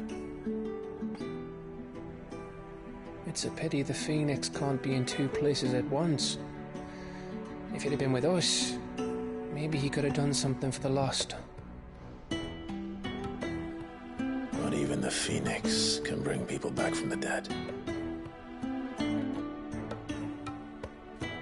Life has a beginning and an end.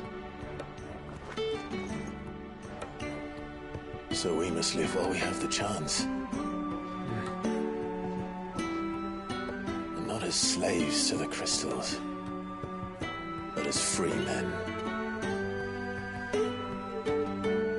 May we join you?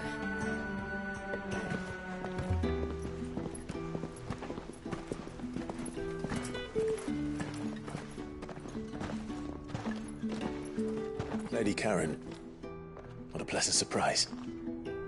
I thought I'd drop by and see how you were all doing before heading off to restock my supplies.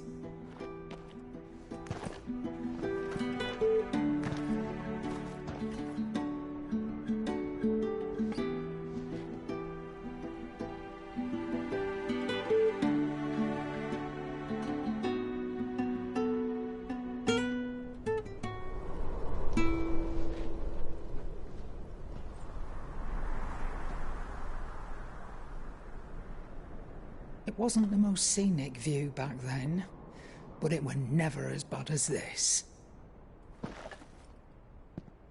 I know. The blight marches on. And soon, there will be no escaping sights like these.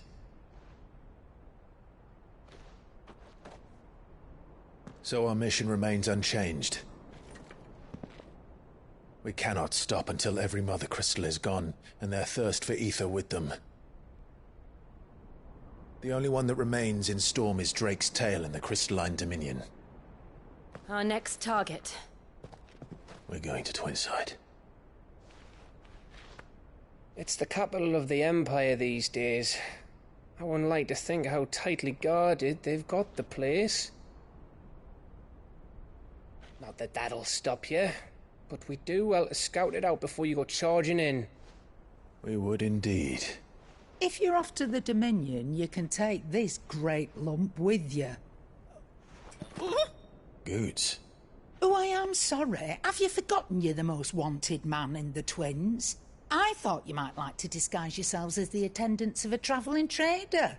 Assuming you've no better ideas. You wanted to buy yourself some tools, didn't you? Well, now's your chance. You're letting me go? With them? Oh, thanks, Nan! Stop that! You'll break me bones, you great galoot!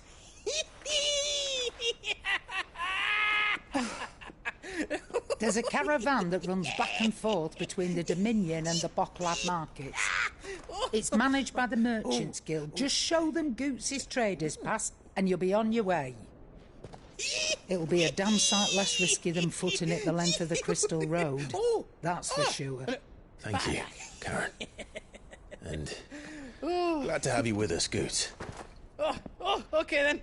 I'll get me things and I'll meet yous there. See yous down in Bocklad. Get off! Me poor fingers! Jill, you're with me. Understood. And Gav? Already on my way, Captain. Be careful. Aren't I always?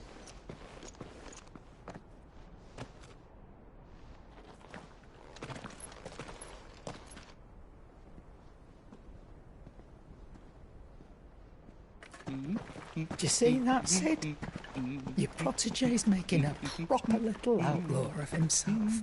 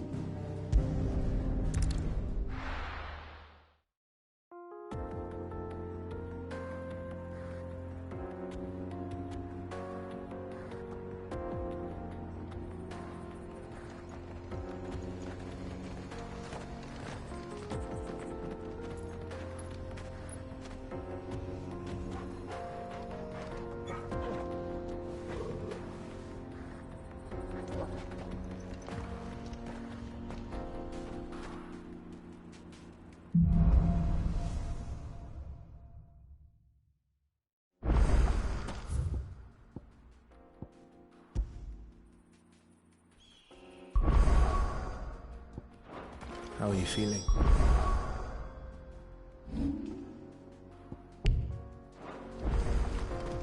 Better. Thanks to Taya. I'm glad to hear it. And Torgal helped too. Didn't you, boy?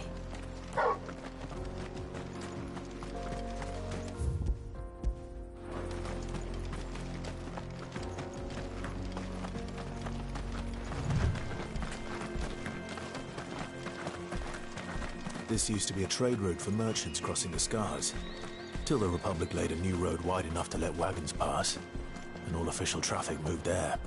Leaving this one for those living outside the law. Indeed. I doubt we'll be the only outlaws on the trail today.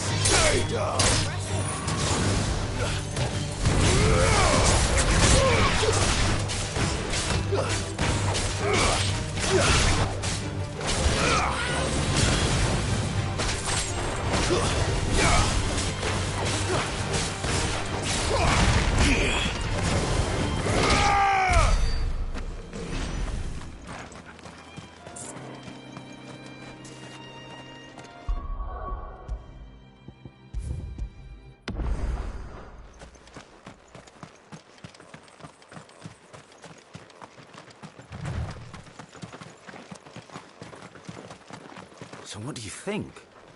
That we'd be... Really? It's as bad as that? Oh, aye. There's trouble up ahead. And too much of it for us to handle.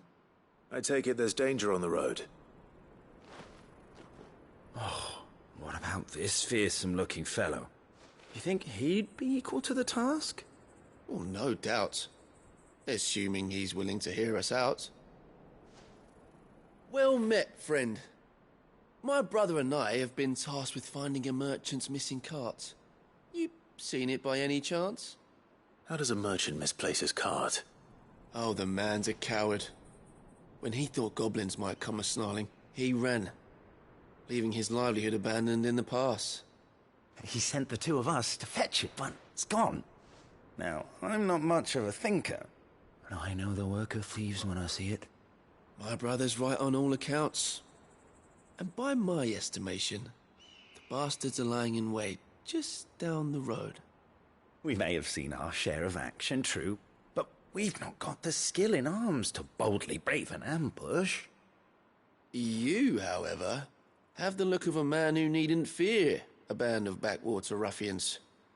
What do you say? Will you help us out? Chances are they'll come for you either way. But if you promise to lend us a hand, at least you'll pocket a reward for your troubles. Well, if I'm going to have to deal with them anyway. You've clearly got a fine head on those broad shoulders. We're lucky you came along. Now, hoping to make a heavy purse in Bocklad, our merchant friend loaded his cart with as much as it would carry. Reckon he won't be forking over the rest of our fee if we don't find those goods. So, while you're seeing to those bandits, you keep your eyes open. All right. Just don't expect me to drag the cart out of there myself. No. You can leave the cart to us. You just put an end to those bandits and point us in the right direction. You do that, we'll take care of the rest.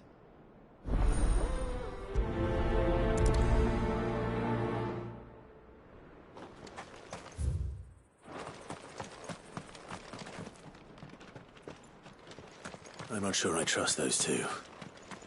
But if there are bandits lying in wait, I should probably take care of them. Look lively, you lot! We've got guests! These must be our bandits.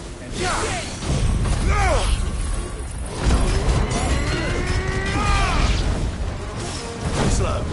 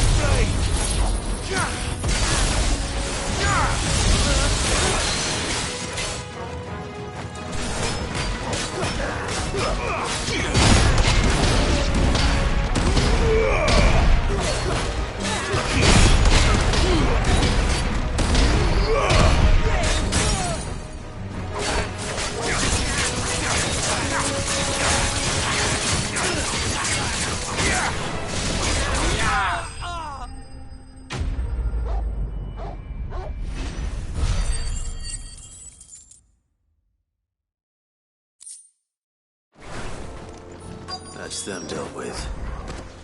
Now, where's that cart?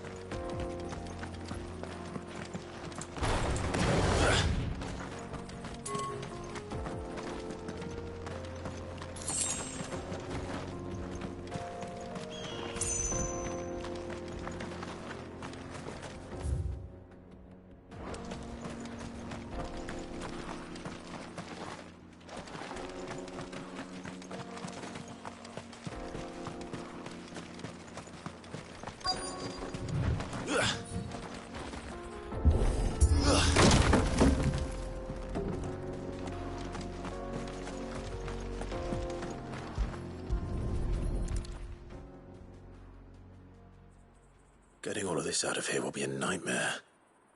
Seems we've found ourselves the right man for the job, wouldn't you say? Found the cart and didn't leave a single bastard breathing. Our merchant friend will be delighted. And how exactly will he be getting his goods out of here? You leave that to us. After all, it'd be wrong to make such a fine warrior haul cabbages to market. You've done your part. And that's all you need to worry about. Here.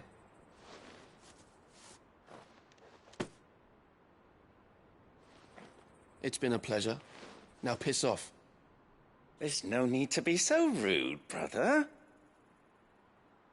What if we want his help again next time?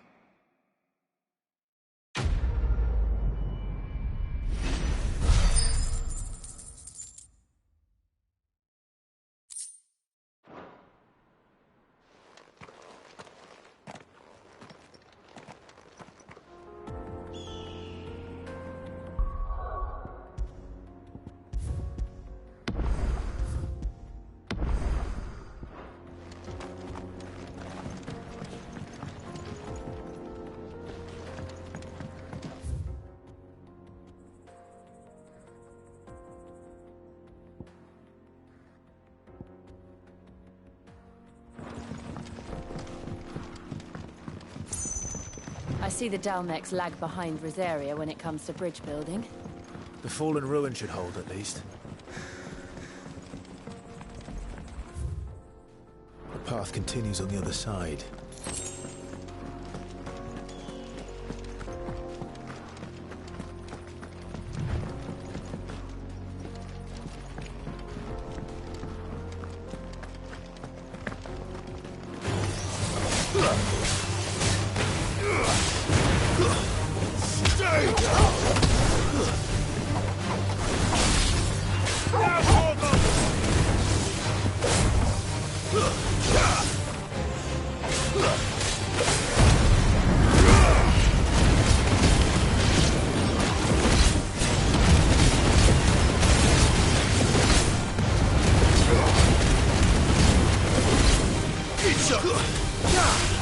Farewell. Torgal, kill!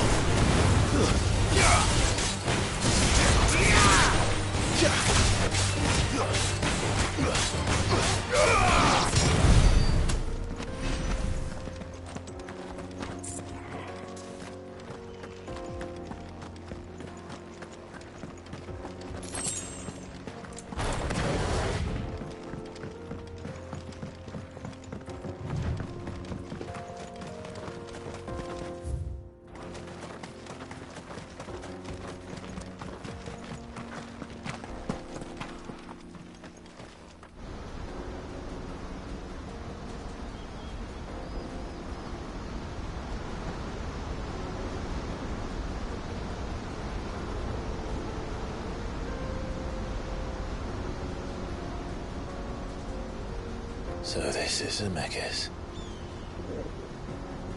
The land of the gods. It's even more impressive than I imagined. I remember being captivated by the story as a child. Long, long ago, man was overcome by avarice and challenged the gods in a bid to win their power. The final battle took place here, at these falls. Or so the legend goes. If anyone ever manages to plumb those depths, perhaps we'll learn if there's any truth to the tale. That the gods emerged victorious and punished man for his defiance by visiting upon him 2 curses. Dominance in Paris. To tell the truth, I always thought it strange that the dominant and their icons were deemed a curse. Back home, the dominant inherited the throne. They were admired and exalted, not spurned. Whenever I got to that part of the story, I always assumed there must be something I'd misunderstood. You had a lot of storybooks, didn't you? In your room, I mean. when we were young. The old legends were always my favorites. Epic battles between gods and men. Father encouraged me to read as much as I could. He thought it good for my education. You really were a boy like any other, weren't you?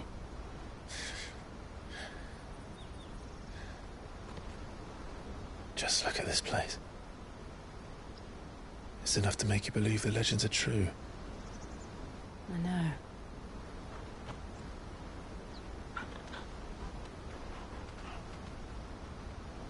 We're not far from Boklad. The road will be busier up ahead. And we'll have to keep our wits about us.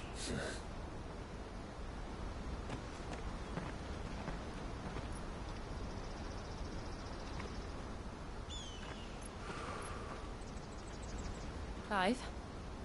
Something wrong? Nothing. It's nothing.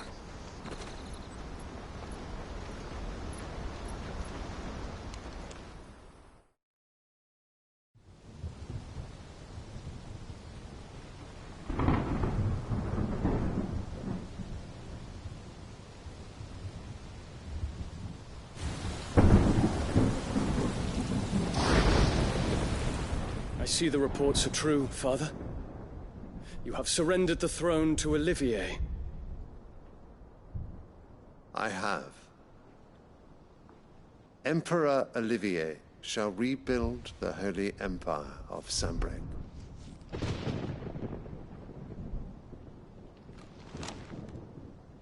How is he to rule an empire?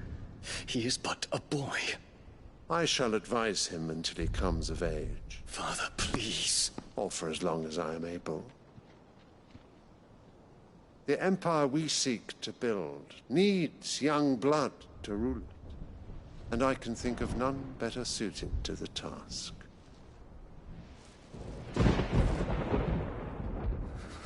There is other news, Dion. Hugo Kupka is dead, and Drake's Fang destroyed. The pillars of the Republic have fallen. Ere long, the Imperial banner shall fly over every city in Storm. And then, Valisthea.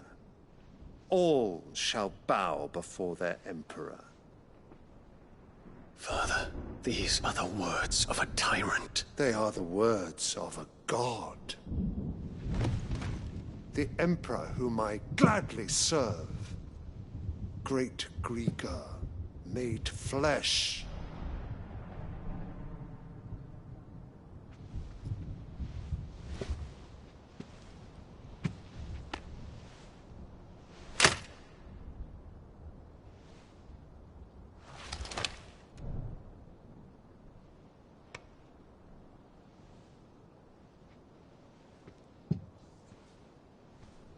Return to your camp, Dion, and ready your forces. It is time to show the world the true power of Sambrec.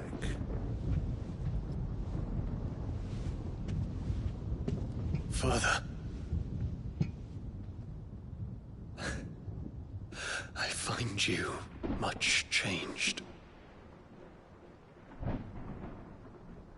Is this truly the path you wish to tread? Or are these the ambitions of another?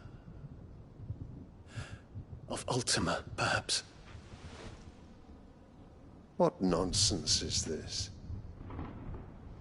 I speak my mind, and my mind only. Though I do owe Annabella thanks for reminding me of certain truths regarding the nature of nations, of rulers, and of the divine. You trust the words of this traitress? She betrayed her country. She slew her husband. You have ever been an invaluable servant to Sambrec, Prince Dion. I trust you will continue to serve your Emperor in the wars to come. Canker! Silence! Insolent wretch! you will bend the knee. All else is heresy.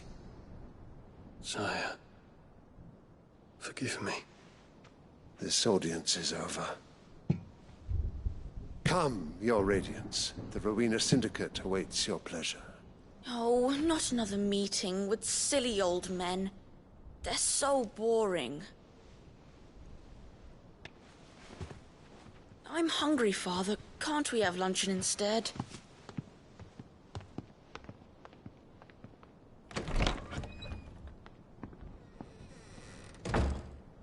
Does it pain you that you will not inherit your father's throne? I have suffered worse.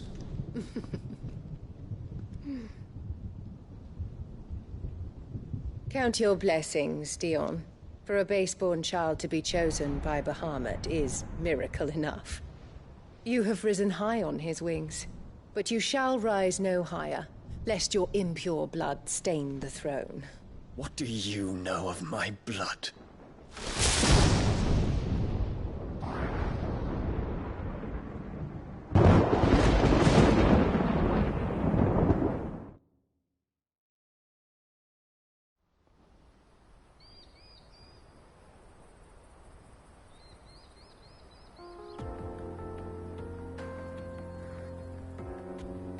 The Boklab markets are to the north. We just need to hug the coast.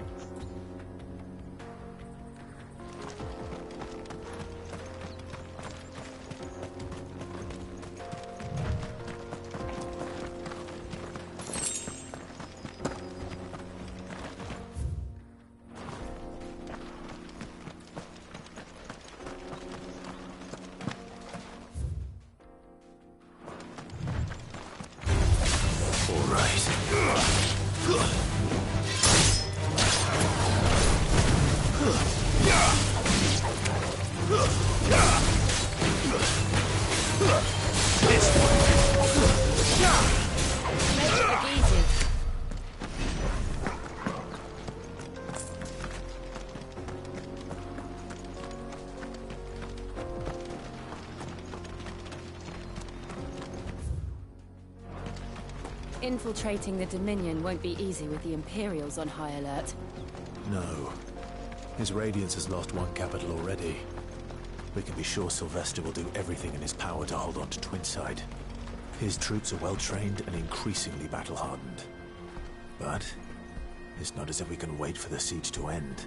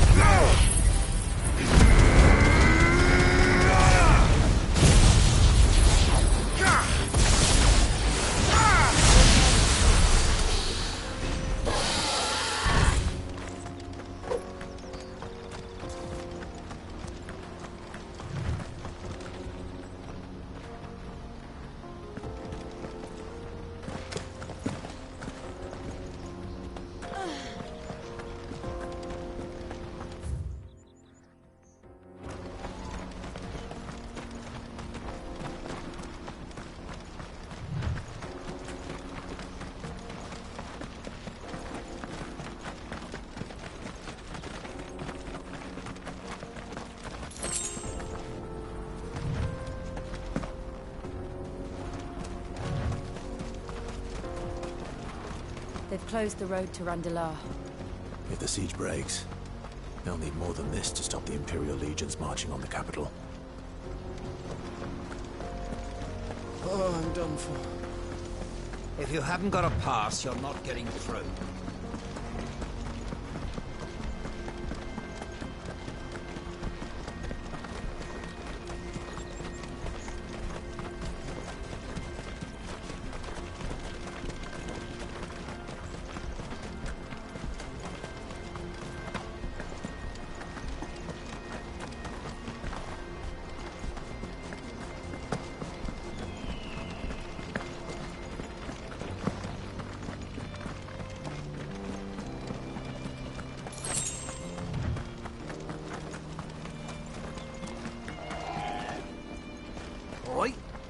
Headed over to the Crystalline Dominion too, are you? There's good gil to be made there, believe you me. Yeah. The minute I heard them bandits had blown up Drake's Fang, I packed up me store and pulled me boots on. And so did you, eh? I did have a plan to make me fortune with some baths down by the Dalamil Inn. How can anybody sit back and relax in a land that ain't got a whiff of the crystal's blessing no more? And that's when it hit me. If you're looking for lucre, the Dominion's the place to be. Soon enough, half a storm will be headed there. If I can get in first and set up shop, I'll have a license to mince gil. The guildmasters are coming.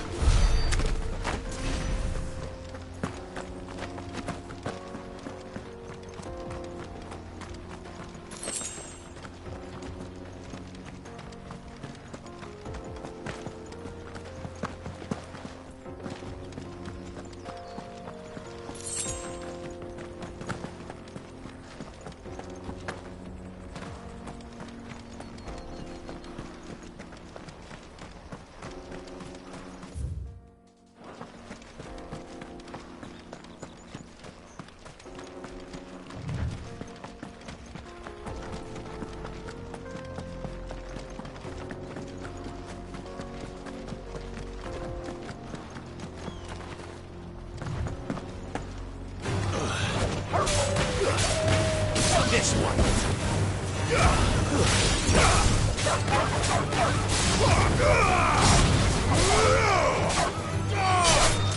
Farewell.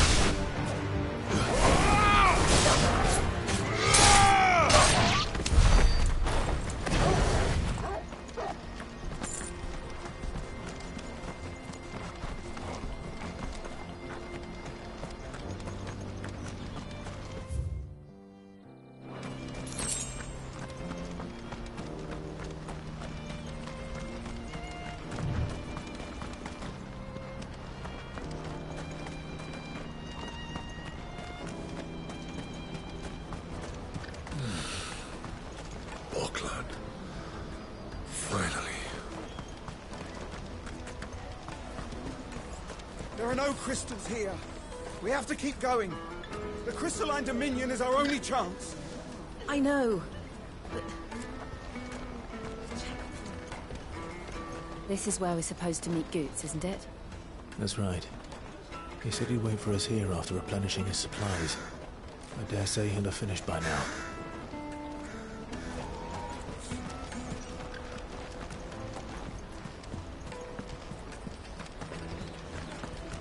That's that then. No trader's pass. No passage. Porter for hire? What do you think,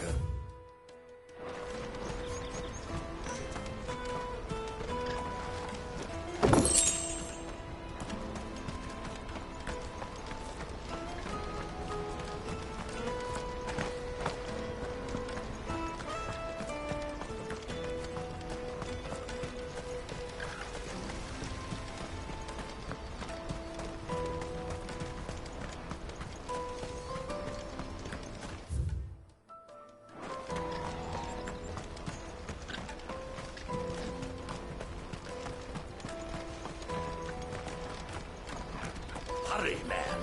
I must leave for the Dominion post-haste.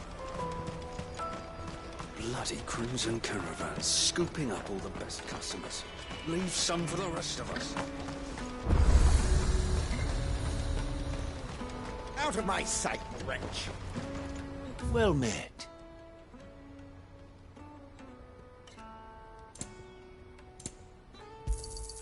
You've a discerning eye. A fine choice. Many thanks. You're welcome anytime.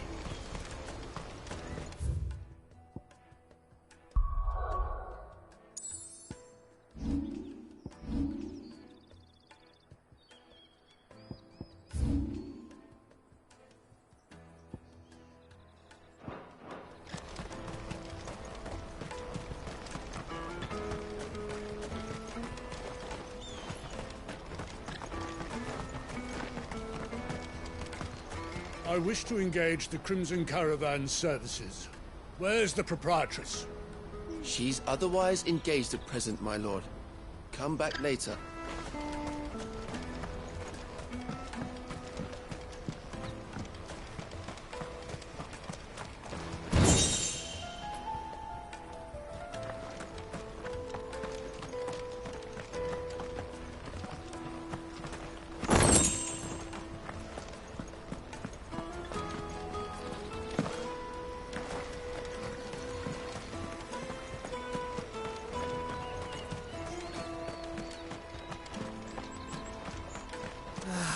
If I knew arrivals and builds anything. Drake's Fang's fallen, would you believe it? No wonder everyone's taken to the road. That's not all. I heard Lord Kupka fell too. The Republic's not long for this world, if you ask me.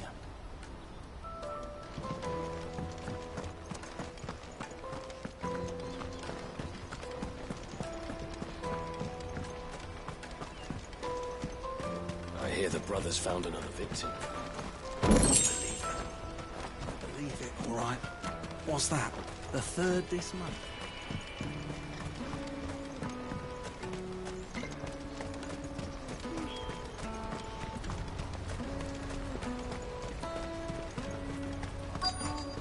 Peaches and pears, beets and beans.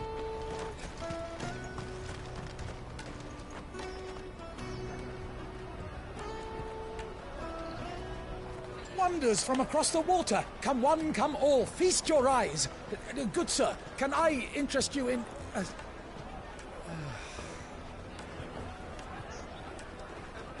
How much? For a measly crust of bread?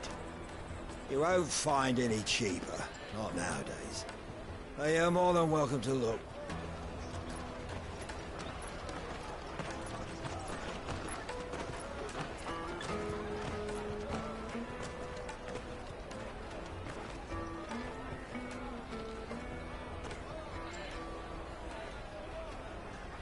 The Empire's unlawful and illegitimate occupation of the Crystalline Dominion is still in effect. Only those whose business in Twinside has been officially approved by the Republican Army will be permitted to cross the border. All who seek entry are to form a line and ready their documents for inspection. Looks like we aren't the only ones who are eager to leave. And they're checking everyone. Can't you make an Not for the likes of you. We won't get through without that pass. Let's go and find Good, shall we?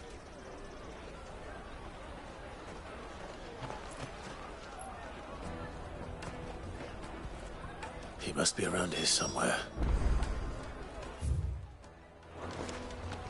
Tight-fisted. You should come with me to the Dominion. Life will be different then. Go and bother someone else, will you? I've got my trader's pass and I'll be leaving as soon as I'm able. If I stay here much longer, I'll end up no better off than those... Let us through!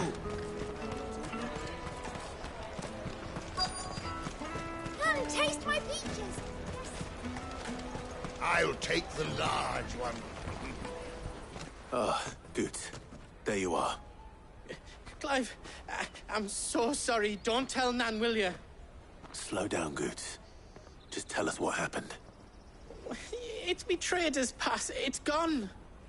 We cannot ride the caravan without it. We won't even be able to get through the flipping checkpoint. Do you remember when you last saw it? It was in my pocket a minute ago. Then a bairn bumped into me and... Yeah. You don't think that they might have nicked it, do you? It wouldn't surprise me. A busy market like this is prime territory for pickpockets. So, to get the pass back, we need to find this child. Where would we even start? I know where! I've got a pal in Bock lad who might be able to help us.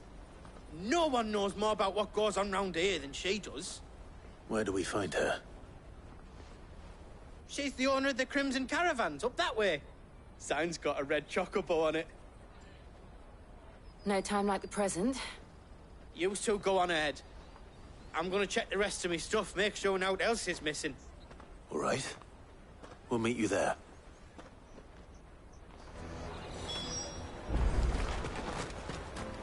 Let's keep an eye out for this red chocobo, then.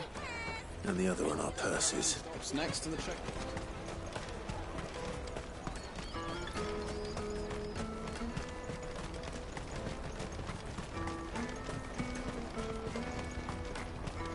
Out of my sight, wretch!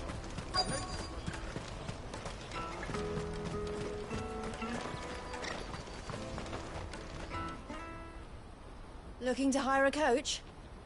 It's 10 million for a two-birder to the Crystalline Dominion. Take it or leave it. Oh, we're not here for that. Then I bid you good day. Wait! Don't go, El! He's me mate. As I live and breathe. Goots, what are you doing back in Bocklad?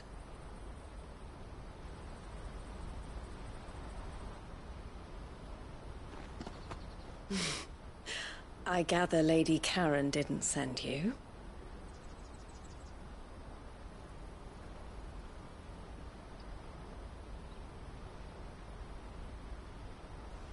So what trouble have you got yourself into this time? It's me trader's pass. It got stolen. By a little bairn. Of all the... You're the size of a marble. Honestly. Ugh. Goots told us that you know the markets well. Might you have an idea which little bairn could have done this? We don't intend to punish them. We just need our pass back. Then, we can be on our way. I see. So neither of you has a trader's pass either.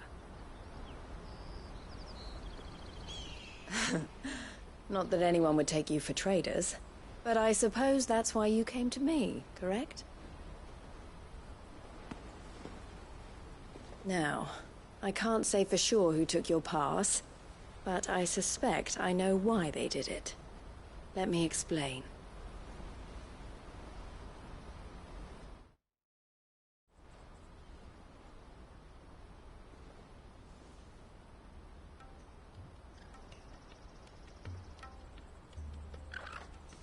Ever since the Fist marched on the Dominion, the Republic has been clamping down on any commerce that might aid the Empire more than it does us. Which means traders' passes have gone from being merely a way of easing one's progress to being essential if one wishes to cross the border at all. And with demand outstripping supply, they've become a precious commodity, leading some to seek to acquire them by less than legitimate means. So the children are stealing passes to sell on the black market? Yes, and no. Passes are inscribed with the names of their owners, and yet none of the victims' names have appeared on the register of those passing through the checkpoint. Which means?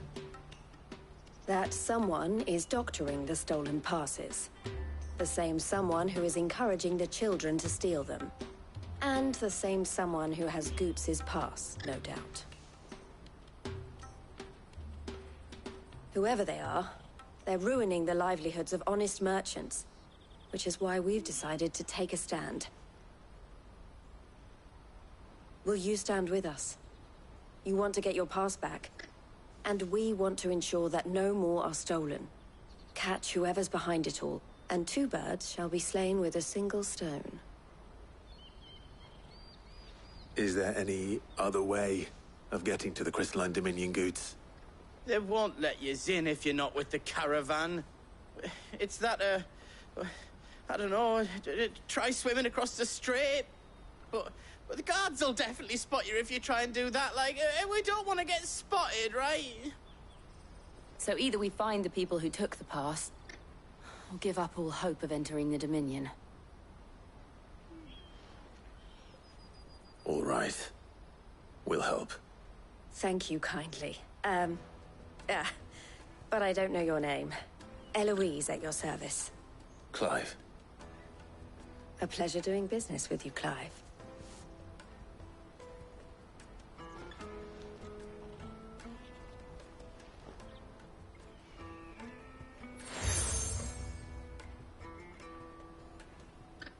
The proprietor of the furniture makers by the coach stop is spearheading the search. Wear that, and he will know you for a friend. I suggest that you speak with him first. The furniture makers. Understood.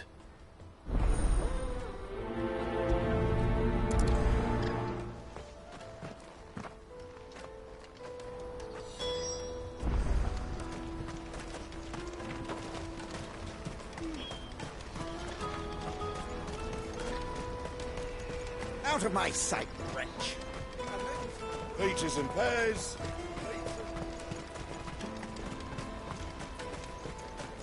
Come on! Jug of snake spit for the road? Juicy pears! Slate you! Are you the furniture maker? Looking for something in particular? Ah, Eloise collared you too, eh? Then I expect you want to know more. She told me you were leading the hunt for the pickpockets. What have you learned? For one, that they're targeting the traders carrying the biggest packs. Harder to watch your back, see? And less chance of the mark giving chase if they're spotted. Not that they'd be likely to catch them. Those imps know every inch of this warren like the backs of their hands. Their eyes must have lit up when they saw Goots. The fishmonger round by the gate's been trying to track down the children involved. You should go and have a word with her. Thank you. We will.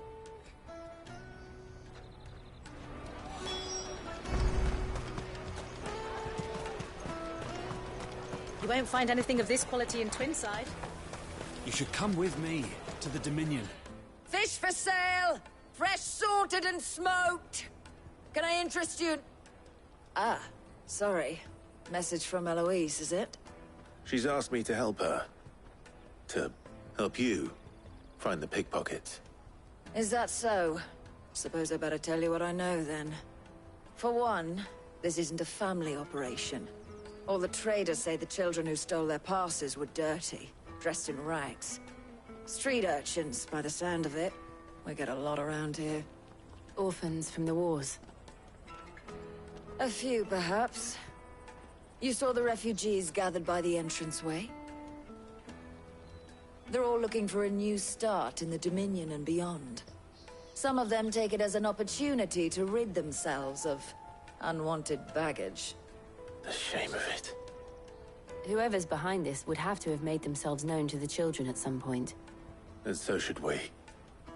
You should start with the children around here, then. I doubt they're the ones involved, but they might have heard something. It's worth a try.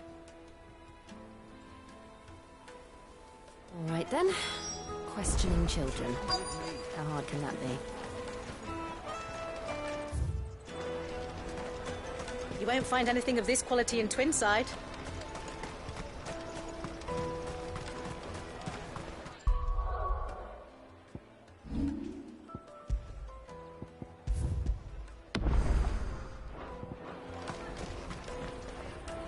Do you have a moment?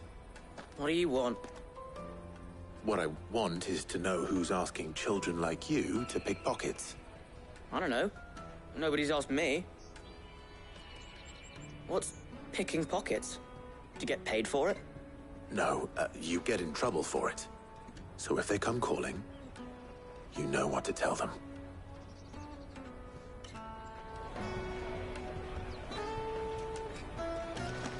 The caravan stops next to the checkpoint. Jug of snake spit. Excuse me? What do you want?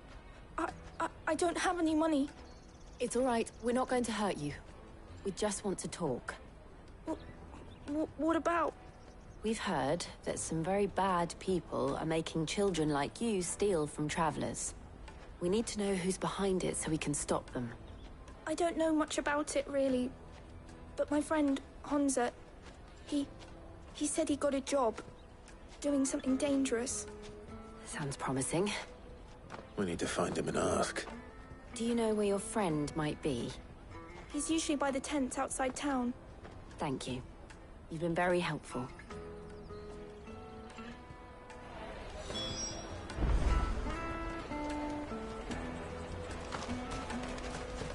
Come on, come all!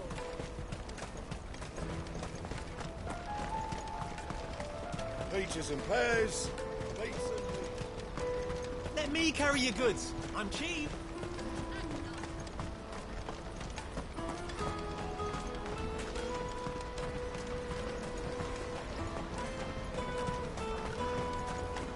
She must have meant the refugee camp. Let's hope he's still nearby.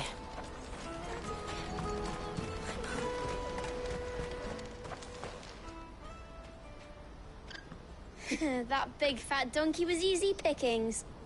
He wouldn't have noticed if we'd robbed his boots off him. Yeah. Wish we hadn't handed over the pass, though. Could use one of those things to get out of this dump. Chance would be a fine thing. The moment they found out, they'd string us up by our guts. Would they now? Perhaps you'd like to introduce us to these charming characters. Shit, we're in trouble now. What do we do? You two get caught if you want. I'm off. Hunter, where are you going? So that was Hunter, eh? Jill, you watch these two. I'm going after him. All right.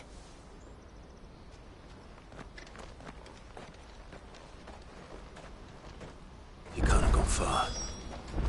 I need to find him before his employers do. Daddy.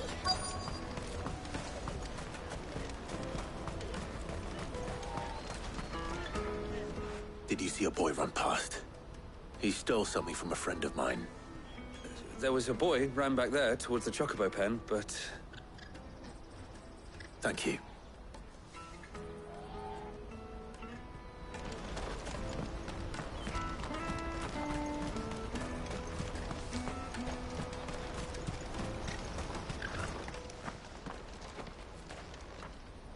Oh, shit.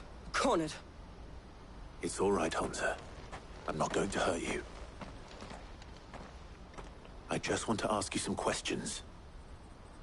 Fine. Not like I've got a choice. I'm looking for the people who are making you steal for them. Who are they? Call themselves the Carstones. They said they'd give me good gill if I did what they told me. I knew they were bad, but bread doesn't come for free. Didn't come at all half the time, before I started buzzing for them. You know, if I didn't do it, they'd just pick on someone else. Someone they could push around easier. Honza. You found him then? Jill. Where are the other two? Eloise is watching over them. She sent Goots and I to look for you. You're... him! I haven't got your pass anymore, if that's what you're after. I gave it to the Carstones. Whatever you do to me, I can't get it back. Not that I go against them anyway. If it weren't for their guild, me and my mates would have starved.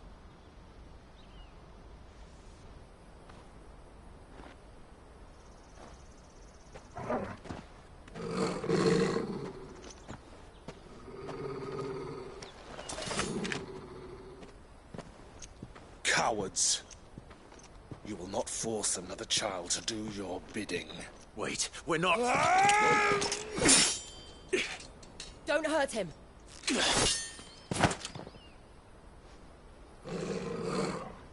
You're making a mistake. We're on the same side. Like hell we are. That brooch. Where did you get it?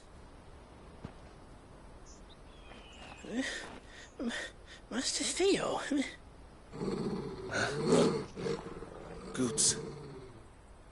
What are you doing with these people? Unless you're the ones my sister was talking about. Your sister?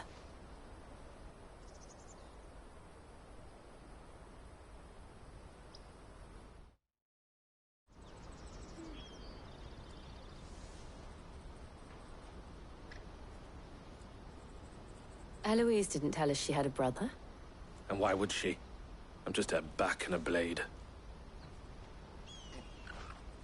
Theodore, at your service. Sorry about before.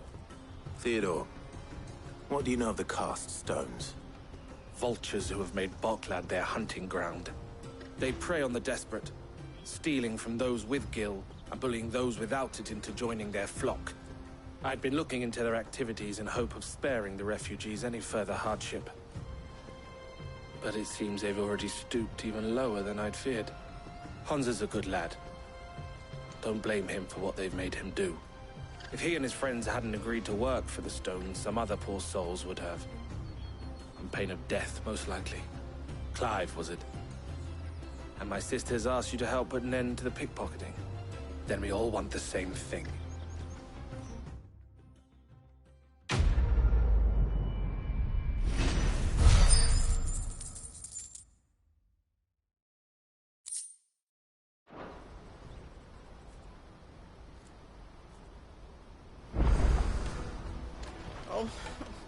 So, what's the plan?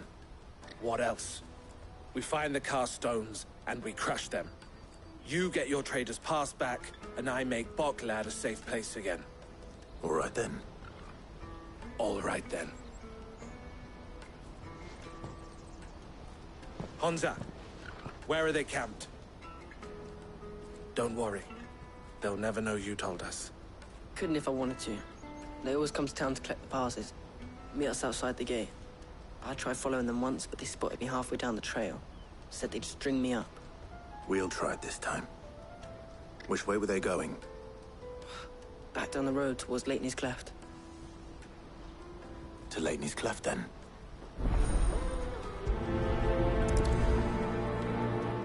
Leitney's Cleft is to the south, past the camp.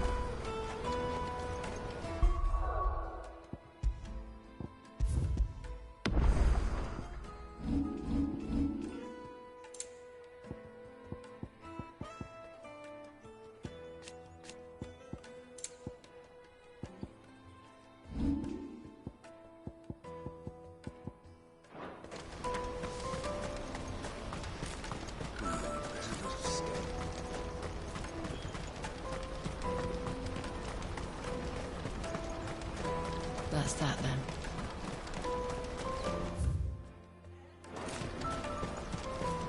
No use calling Ambrosia now.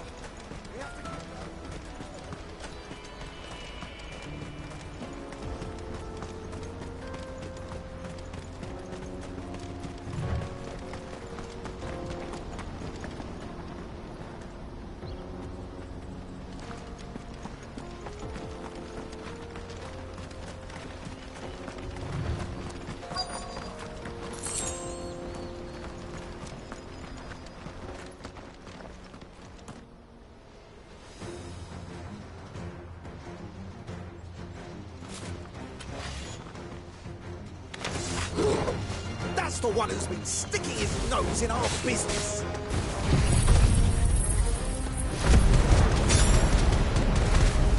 You should have minded your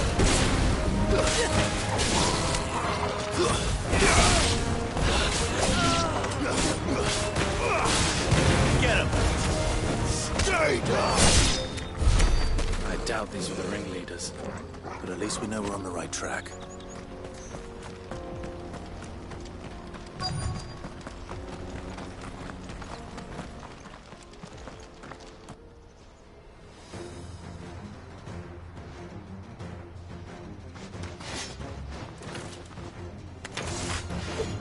We got company! That's the lot.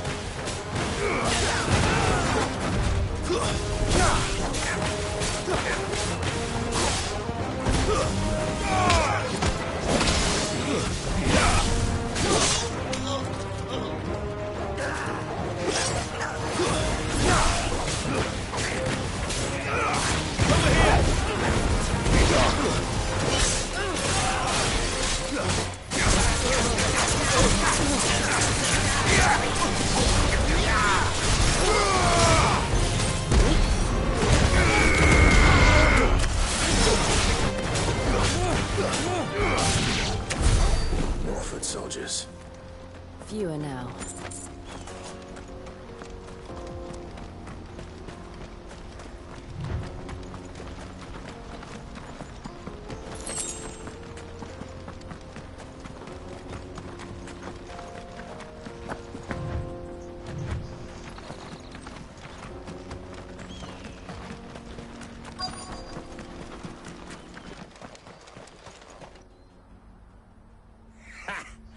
Not a bad haul today, eh? Aye. Some of our new recruits are natural-born ne'er-do-wells. Especially the little ones. And Hans has got nimble fingers, all right. It will be a shame when they chop them off. But till then, let's make the most of it. Scum. The leaders of the cast stones, I take it. They don't deserve any mercy, Clive. I wasn't planning on showing them any. We're ready when you are, Theodore.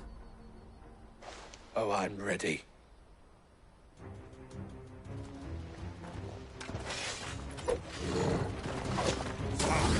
It's that guard from Bockland. Kill him! Kill them all!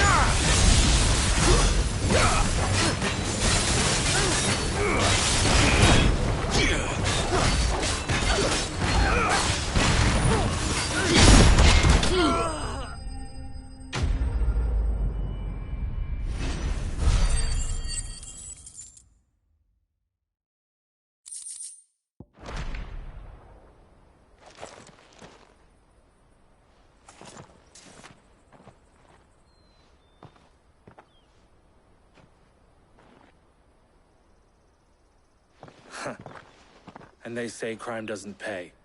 Gold chains, rings, purses. And traders' passes. Dozens of them. Have the names been changed? Not yet. I recognize some of them. No doubt Goots's is somewhere among them. Now I just need to sort through it all and return everything to the people it was taken from. We should go and give Eloise the good news. Can we leave things here in your hands, Theodore? Of course. Oh, and, be sure to tell her of the part I played, won't you? We'll be glad to.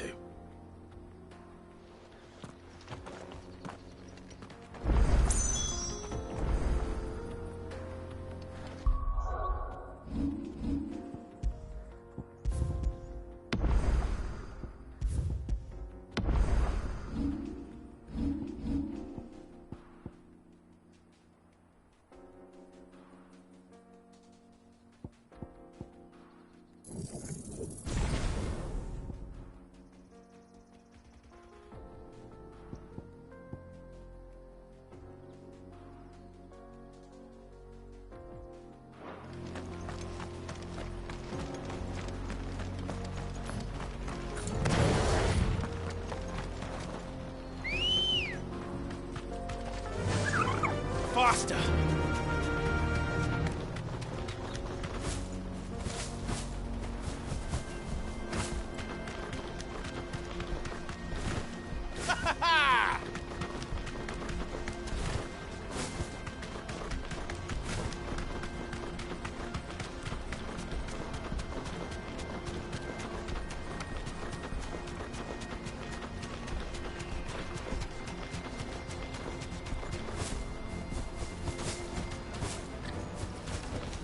I can walk from here.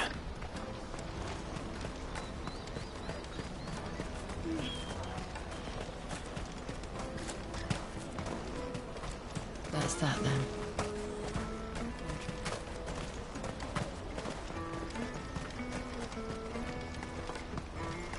Hurry, man. I must leave for the Dominion. Bloody crimson caravans, stupid.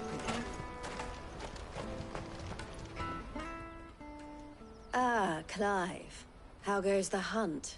My brother isn't getting in your way, I trust? Quite the opposite.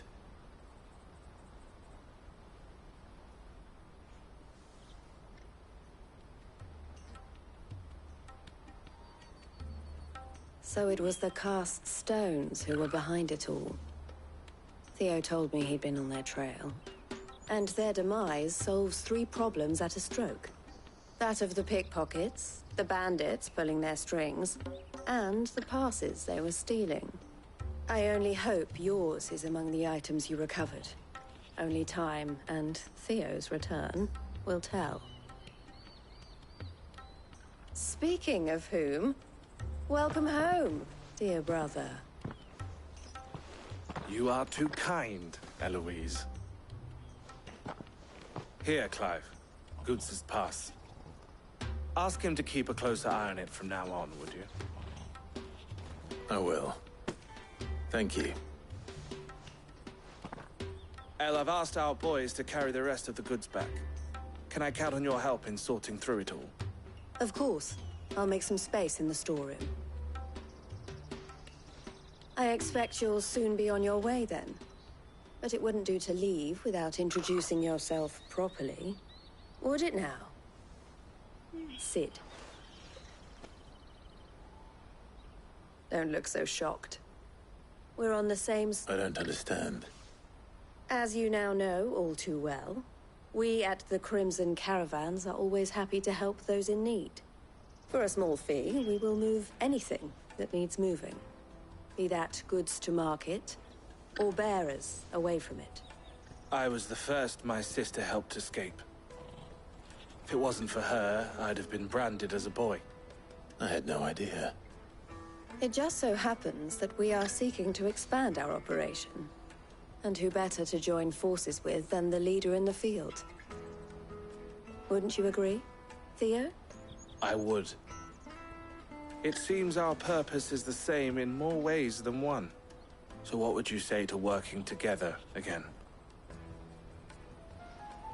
It would be our pleasure. And our honor.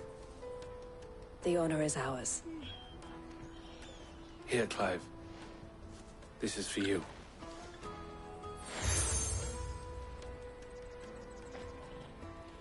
What is it?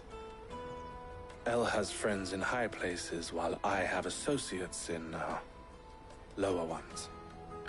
That mark is proof that you're a friend to us both.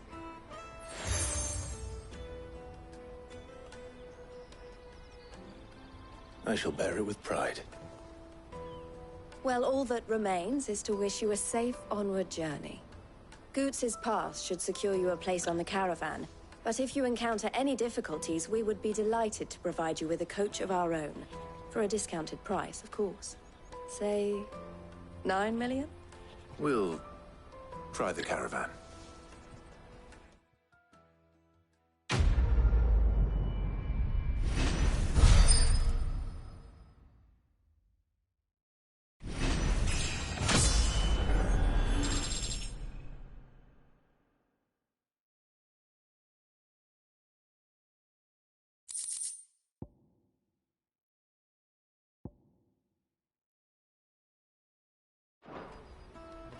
Right then.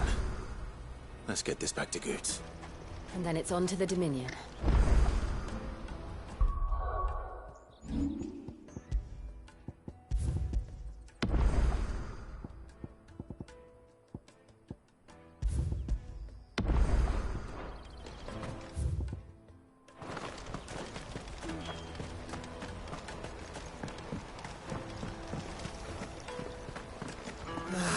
If I knew arrived. No, I just need to see about getting to work. I want to know right away. Bad news. Good, actually. Something worth celebrating for a change. Only trouble is, the serving girl's still new to the job, so I can't leave her while I go and invite those I'd like to celebrate with. What exactly are you celebrating, if you don't mind me asking? I've come by a particularly fine bottle of red. A Gotan 66, no less. Gotan Rouge is the only good thing to have ever come out of the Empire. And most wouldn't part with a 66 if you held a knife to their throats. So I've heard. Oh, so you know of it then? Clearly you're a gentleman of taste. A gentleman who might sympathize with my predicament, perhaps? Would you pass the good news to a few friends of mine? I'll give you a little something for your time, of course.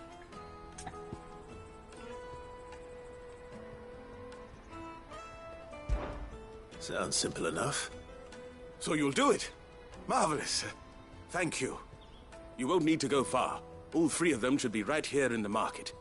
There's Aldrich the porter, Milan the butcher, and Bolek, a guard over at the north gate. Three of the finest fellows in Boklad, if you ask me. Tell them to come to the tavern when they finish for the day. Stop by again when you let them know, and I'll give you your little something. I'll be right back.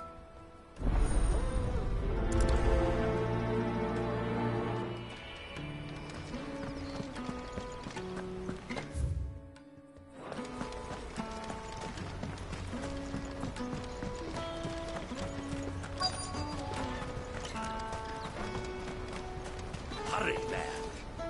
I've been asked to find Aldrich, the porter. I don't suppose that's you, is it? That's me right enough. You need something delivered? The innkeeper sent me. He said there's a cup of Gotan 66 with your name on it when you're done for the day. A 66? Look at me. If he's just got hold of it now, it must have been in the crates he had me carry down from Sambrek. From the Empire to Boklad. You must be a braver man than most. That's a treacherous route at the best of times. Such is the porter's lot. There's not a patch of storm these feet haven't traipsed across. It's Oriflamme one day, then off to Canva the next. The farther you're willing to go, the fatter the purse. Which is why there's no shortage of competition for some of the longer routes. I'd say I've done enough for today to earn myself a cup of something tasty. Thanks for letting me know.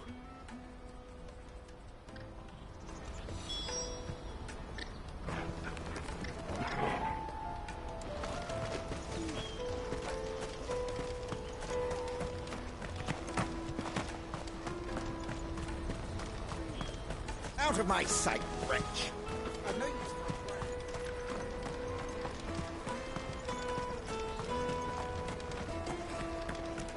Come on, come on! Jug of snake spit for the road. Caravan stops next to the checkpoint. Are you Milan, the butcher? That's me. What can I do for you? The innkeeper's just had a special delivery. He thought you might like to join him for a cup of wine after you pack up for the day. He knows me only too well. And I've got a ham here that will go handsomely with a nice drop. Wine and ham to spare. Bocklad clearly isn't suffering then. Comes with being the place everyone has to pass through to get to everywhere else. Those who travel the Crystal Road bring all manner of goods with them. We get meat from San Brec, herbs from Rosaria. Why, sometimes we even see curiosities from across the Narrow. My old man knew what he was about when he set up shop here all those years ago. Anyway, thanks for the good news. Oh, you know what? Maybe I'll shut up shop early. Wouldn't want to keep our friend waiting.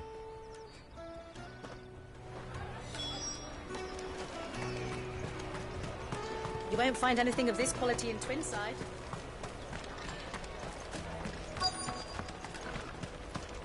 The Empire's your enemy, not us. I'm looking for Bolek. I was told he'd be guarding the gate. Well, you found him. You're not here to enlist, I take it? The innkeeper sent me. He's just taken delivery of a rare vintage, a Gotan 66. He thought you might like a cup. I've never said no to a goat hand. I'm not about to start now. Thanks for letting me know. You must be a busy man. The market would be flooded with refugees if we weren't here to stem the flow. Oh, my heart goes out to them, all right, but we've got our orders. No papers, no passage. Plenty try to slip past us nonetheless. And every now and then, one of them's foolish enough to try and force their way through. And when they do, well, things can get nasty. You know what? That wine's sounding better by the moment. Well done. I wonder if the innkeeper might spare a cup of that wine. Let us through!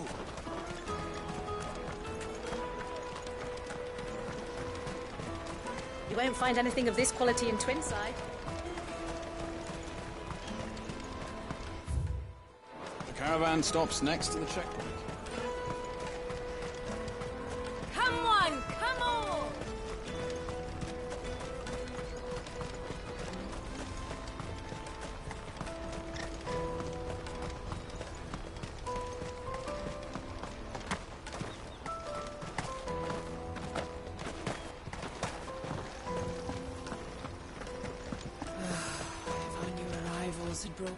I spoke to your friends. They'll be along soon. That's fantastic news. Thank you kindly. It's been a while since we all sat down together. And the way I see it, that wine is as much theirs as it is my own. How so? Well, I wouldn't be serving anything but slops without Aldrich to go and fetch the good stuff for me. And then there's Milan, who always sends customers my way. And Bolek, an even-handed keeper of the peace, if ever there was one. Those three are the backbone of Bocklad. Lose any one of them, and the market would soon fall apart. And without the market, I wouldn't have a single customer. I'd say that's worth a bottle of 66, wouldn't you? And more besides. Everyone needs a shoulder to lean on. Be they world-weary innkeepers or brooding swordsmen. Right, I'd better prepare for my guest's arrival. I hear you had me carrying a bottle of Gotan 66. If I'd have known, I would have sold the thing and lived like a lord. I'll settle for a cup, though, if you're in a sharing mood. A Gotan 66. Just as well I had something special of my own set aside. A bottle between the four of us might not be enough to drown our sorrows, but it can't hurt. Here they are, the three pillars of Bocklad. Sit yourselves down, gentlemen. The woes of the world may be monstrous in many, but there's nothing like a few good friends to keep the misery at bay. Never a truer word spoken.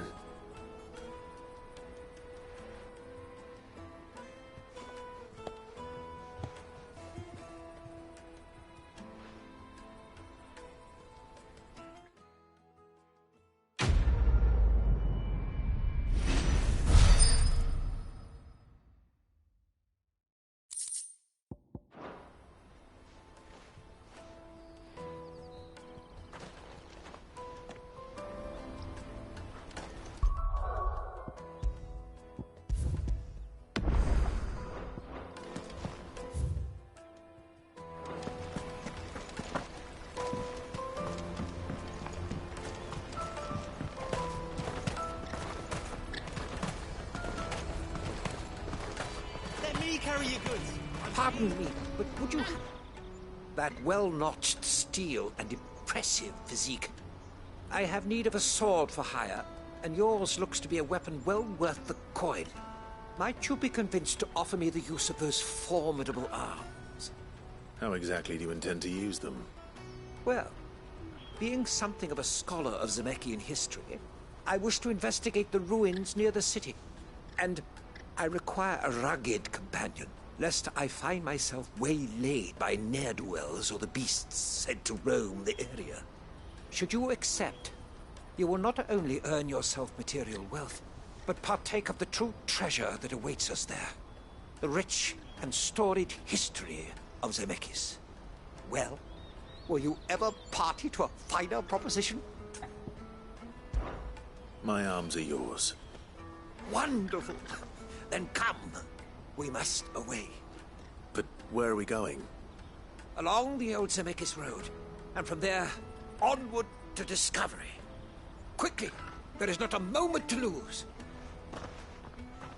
Wait.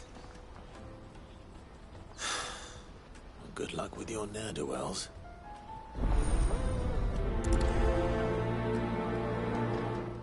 I'd better make sure he doesn't get himself killed.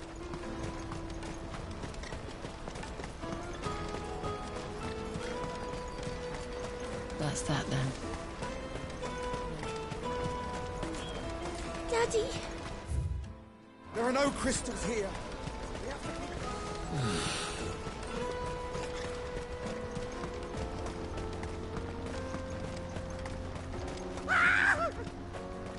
Why am I not surprised?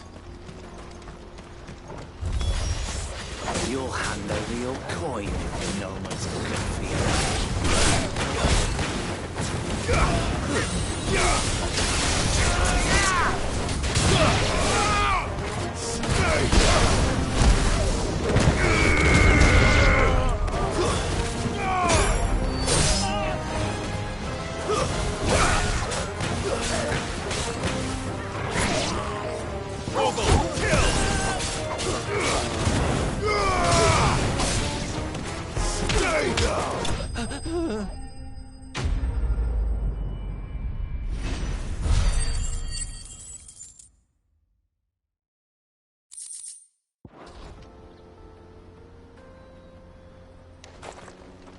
Are you hurt? Happily not, good sir. Thanks to your timely intervention. More importantly, we have arrived. Now, feast your eyes upon the marvel before us. Ruins, a relic of the fallen civilization. A sight so common that man is oft blinded to its wonder. Colossal vessels, dashed from the very heavens. Airships, we call them, with very little thought to what wonders such a word might describe. Oblige me if you would. Does anything strike you as peculiar about this particular specimen? Though we ourselves find fallen ruins to be nigh indestructible, whatever gouged the final sin from the rock cleaved clean through the structure you see before you. A tantalizing mystery, no doubt, but merely one of countless enigmas in which Zemeckis history is steeped. Come, good sir. Our expedition continues, and we still have much to learn.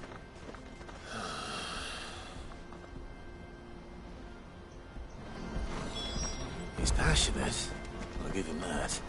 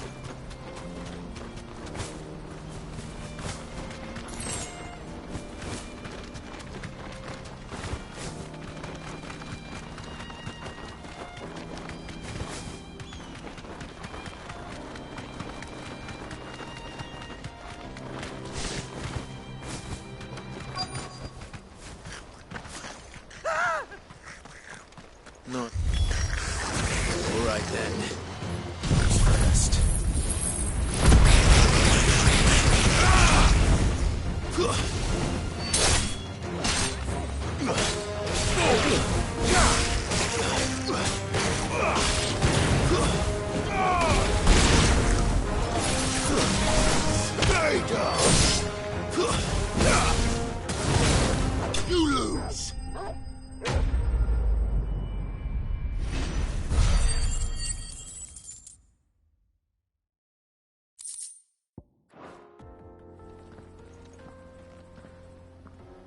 You're going to get yourself killed. Oh, that would not do. That would not do at all. Not when such majesty stretches out before us. Behold, the final sin in all its glory. As Moss tells us, a battle was fought here in ancient times. A battle of such ferocity that it tore a great crater in the very land upon which it was waged. In reaching for their holy sanctum, did man enrage the gods, and great was the vengeance that was rained down upon him. Alas, the full truth of the matter is lost to time, though I live in hope that I might see it discovered. But we must not dwell upon such things. There is more yet to see. Onward! History awaits!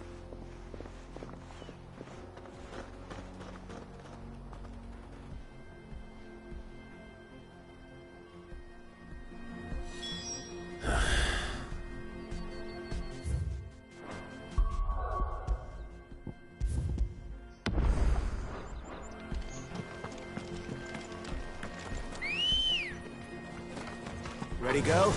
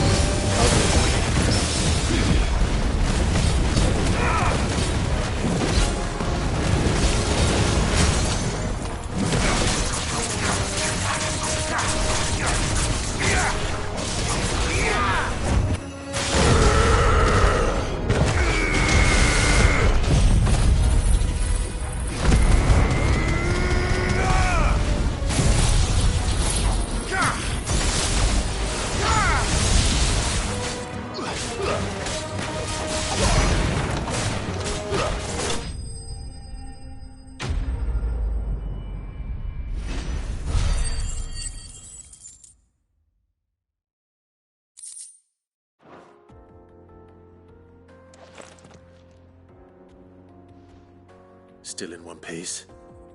It would seem so. Once more I am in your debt, and once more you impress me with your prowess. These were no ordinary foes, but ones we in the field call echoes.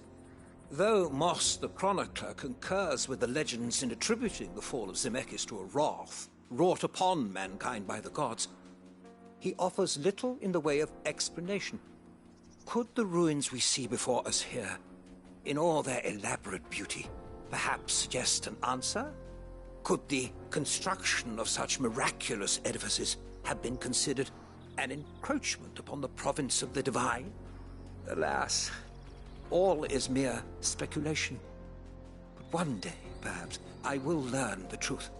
Not if you keep running headfirst into trouble. You are right, of course. And not only have you plucked me repeatedly from the jaws of death, you have proven yourself a willing audience to my ramblings.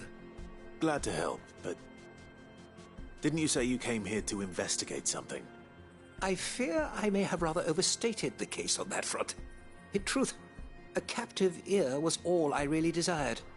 You see, even my fellow scholars have grown somewhat weary of my musings of late.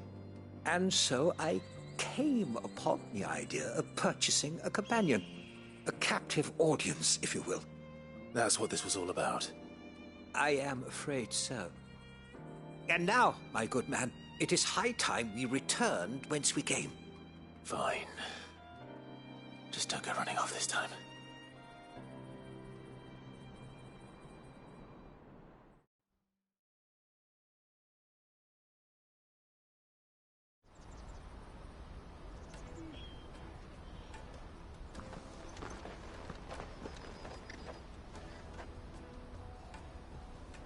And so ends a delightful day.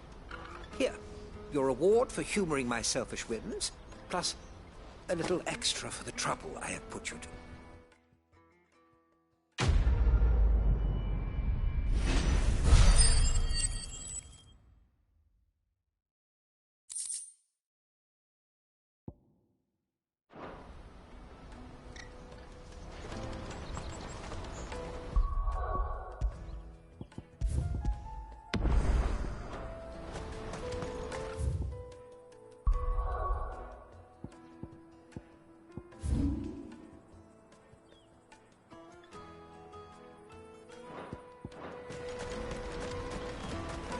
For hire.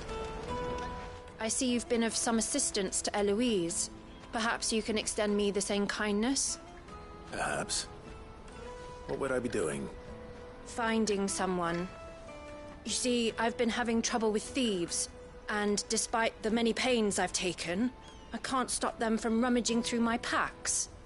I was griping about my lot to a friend of mine a few days back, and he offered to track the culprits down. Now, Joseph's a sellsword, and a good one at that. But he's been gone days, and I'm beginning to fear the worst.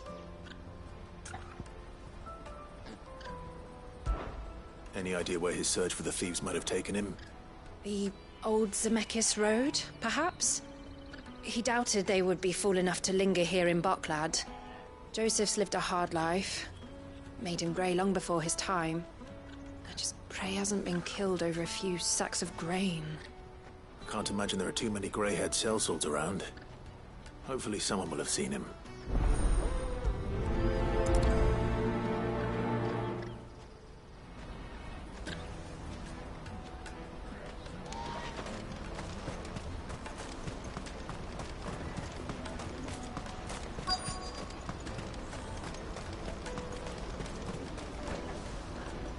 What do you want?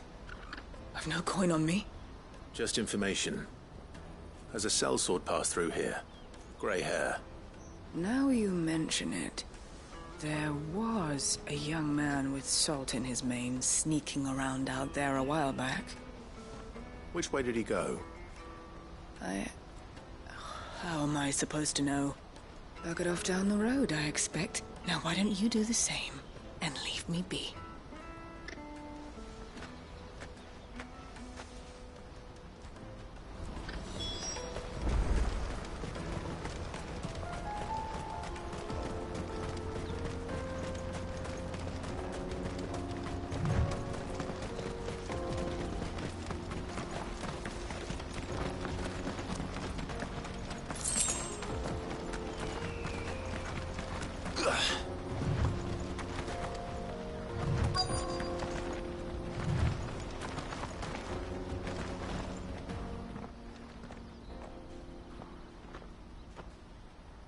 We don't want any trouble. Neither do I. I'm looking for someone. A grey-haired mercenary. Well, we haven't seen him. Yes, we have. We saw him climbing up the rocks. Those ones, over there. Maybe he found his thieves. Mum won't let me near them. She said there's goblins up there, and that they eat little boys for dinner. Shush now. You've said quite enough already. I only told him what you said. I'd listen to your mother if I were you.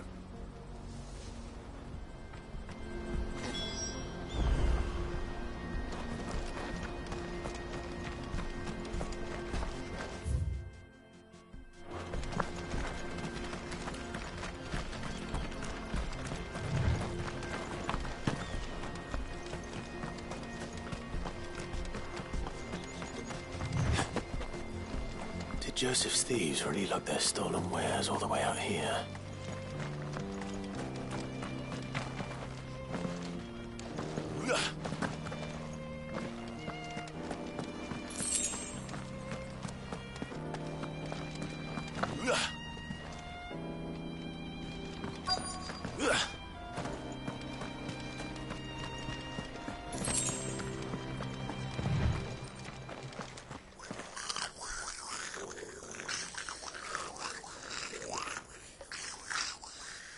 I think we found our thieves.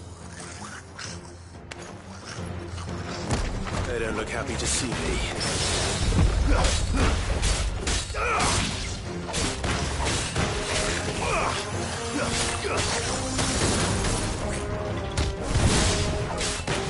Over here!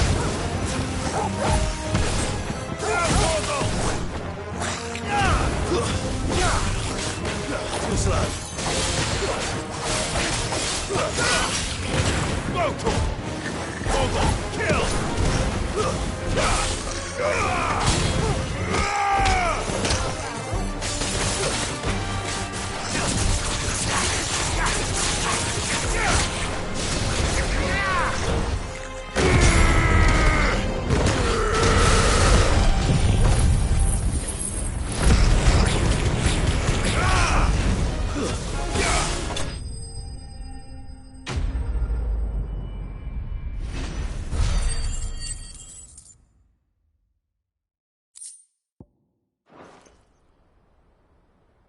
Let's get this over with.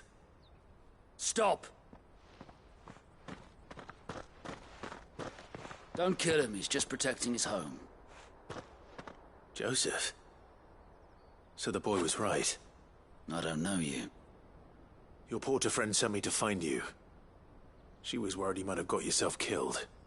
Have I been gone that long? Wasn't hard finding the thieves. The problem was knowing what to do with them when I did. I take it things are more complicated than they appear.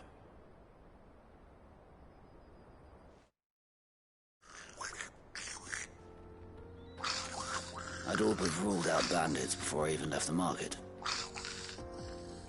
You know why that is? Because our thieves had no interest in gold or gems, or anything they couldn't eat for that matter. Add to that the rumors of goblins in the area, and the mystery practically solved itself.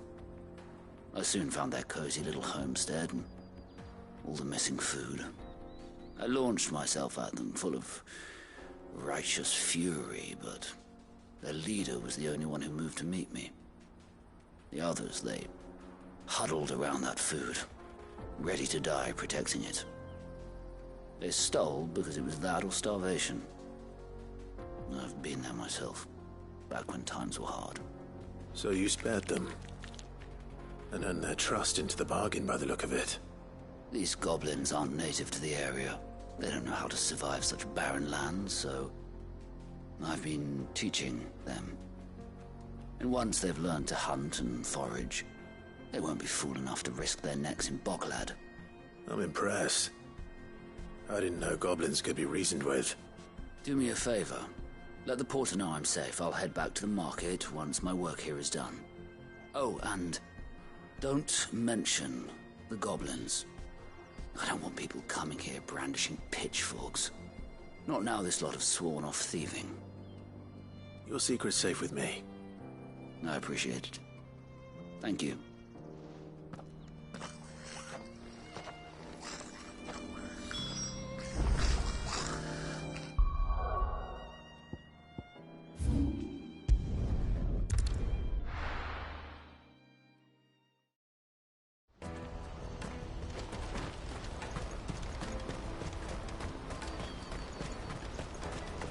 Porter for hire.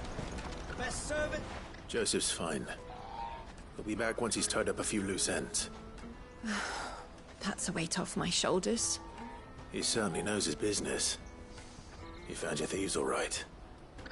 And I dare say they won't be coming back. A good man to have around, that Joseph. And if he says there'll be no more thieving, that's good enough for me. Thank you for putting my mind at ease. Here, for your troubles.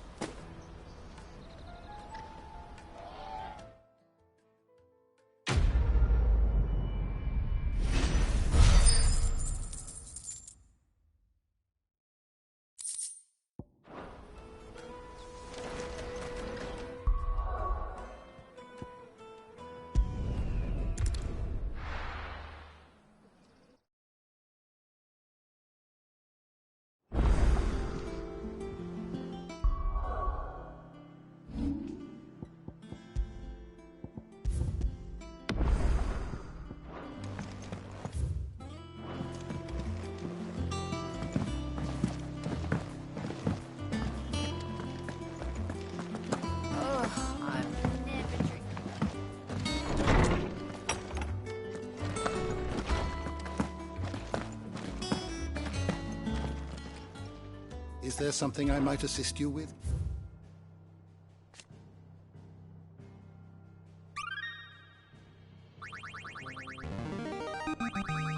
Now this, I believe you will find most interesting. If you have a question for me, I should be happy to answer it. The door to the shelves shall ever be open.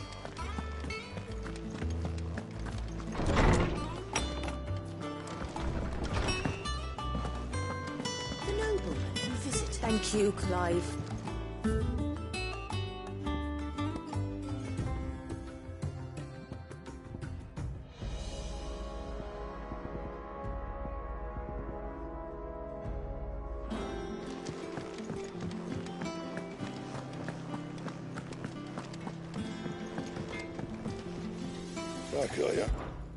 What do you want?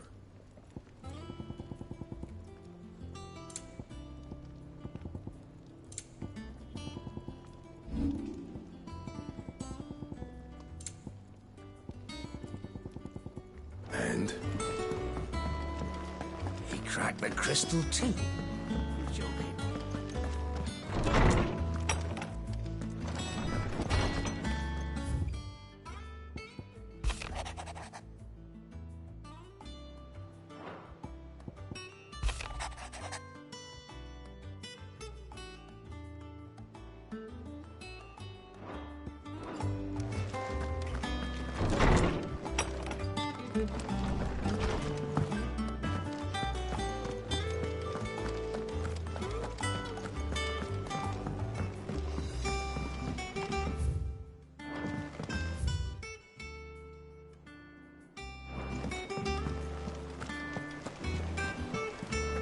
Is that the thing Tomes helped with? Mid told me she was building a ship.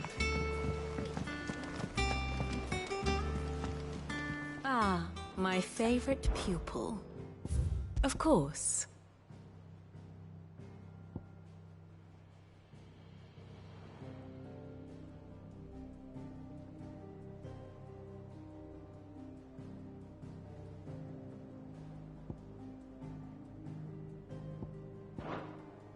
One must understand one's place in the world. The state of the realm is ever-changing, Clive.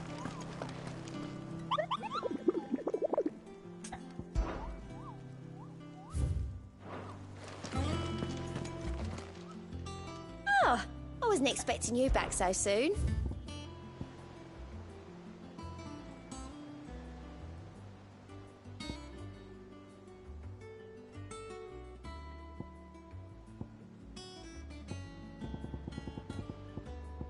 Come again. I may...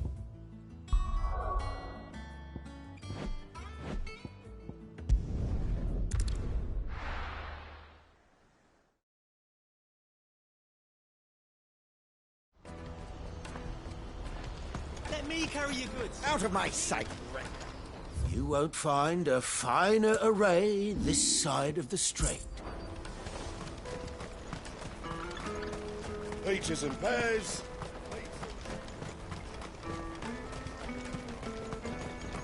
Come on, come on! The caravan stops next. Juicy pears! What I really want to be. Here you are, good. Try not to lose it again. Me pass! You found it! Oh, thank you so much. Nan would have killed me if I'd come back without it. I'll have to say thanks to Elle and Theo, too. So should you, Hansa. You and your friends don't have to steal anymore. If anyone threatens you again, you know who to turn to. We do. And we already have. Miss L's given us a job shifting the chocobo shit out the stables. It's hard work, and the pay isn't half what we got from the Stones. But if we stick at it, we'll keep ourselves fit. You stick at it, then. And Goots, I'm sorry for stealing your pass. That's all right. I've got it back now. And all's well that ends well, eh? You said you're trained to be a blacksmith, right? Well, I'm gonna be your first customer. I'm gonna save up all my gil and get you to make me a massive sword. I'll do me best. Till then, eh?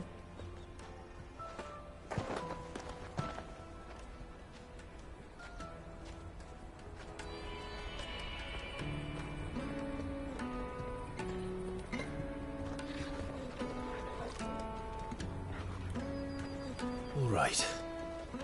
We have a place on the wagon.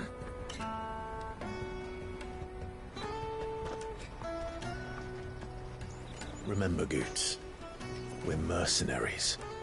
You hired us to protect you. Mercenaries. And you remember the plan? You're to ride all the way to Twinside.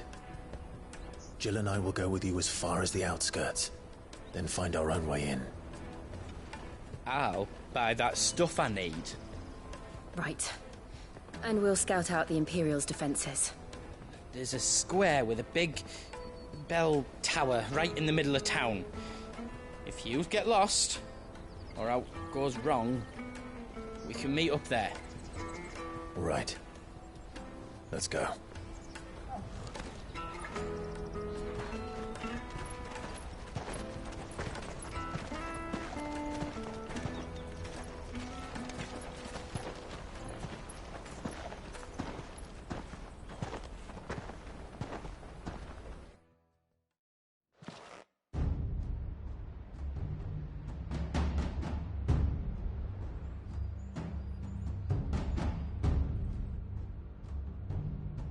I see. And you're quite certain your father has no knowledge of Ultima? I am. I have no difficulty believing a sinister force has come to exert an influence on Sanbreque. But be that as it may, it is yet to claim my father. For better or worse, his radiance speaks his own mind. Then the fiend works from the shadows. I confess, when first you told me of this fiend, I had my doubts, and more than a few at that. A beast that labors to plunge Valisthea into turmoil, all in pursuit of your brother. But that wound is proof enough that evil is afoot. Then I have your answer, Your Highness. You will join me in my fight. I cannot. Not yet. Your Highness, please. As you are aware, the Dhalmekian army is at our gates. They have lost their mother crystal, and with it all hope of a negotiated withdrawal. It is but a matter of time before they invade. If Bahamut is not here to meet them, my people will be slaughtered. Though not by Hugo Kupka, thanks to Ultima's machinations. I know the fate of your people weighs heavy on your conscience, but if we do not put an end to Ultima's plans, they shall face a far darker fate. The chaos he would wreak would sweep all of Valisthea into the abyss. The lives of every man, woman, and child in the Twins are at stake. I believe what you say, Phoenix. But I have duties of my own, and I must discharge them. Come what may.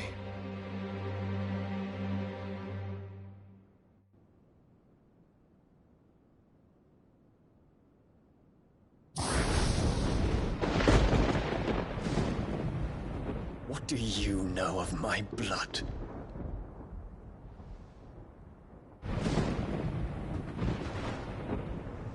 I know that it is wholly unworthy of the highest offices of state, which rightly belong to those of purer breeding. Alas. Your bloodline runs through the Oriflamme gutter, from a whore who weighed her child's worth in gill. Have you threatened my father? Of course not.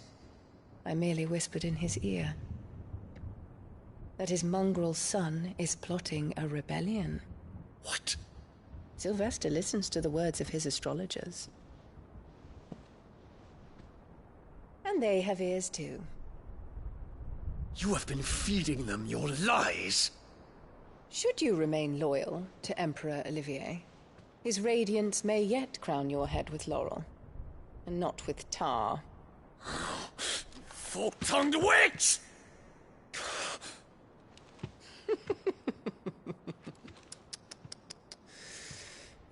In consideration of your long years of service to the Empire, I shall forgive this uncharacteristic rudeness. Now hurry and make ready, Your Imperial Highness. Emperor Olivier expects much of you, Dion. Or should I say, of Bahamut. May your fire reduce his enemies to ash, till all of Valisthea bows to its rightful ruler.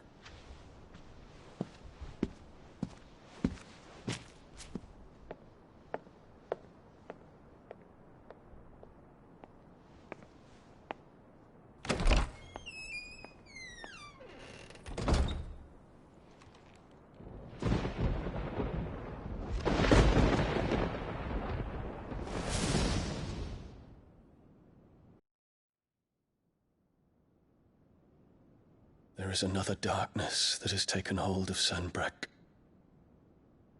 And until its grip is released, the flames of war shall spread ever wider, just as Ultima wishes. Forgive me. My family has caused you much grief. You are not her keeper, Phoenix. This is a matter for the Imperial household now, and as a member of that household, it falls to me to resolve it. At such time as that is done, what strength I have shall be yours.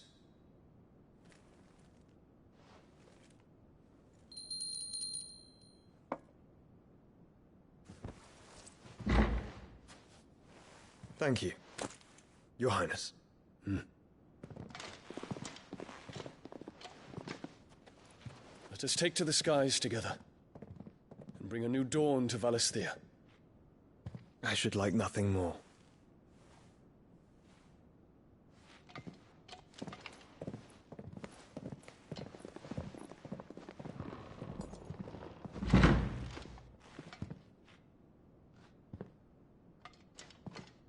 Terence. My prince. Tell me true. Do you believe what I'm about to do is wrong? We dragoons have but one leader, Your Highness. And we shall follow him unto the very end. Thank you. This is my decree. For their crimes against the crown, the traitorous Annabella and her usurping son shall be put to death, and the Empire restored.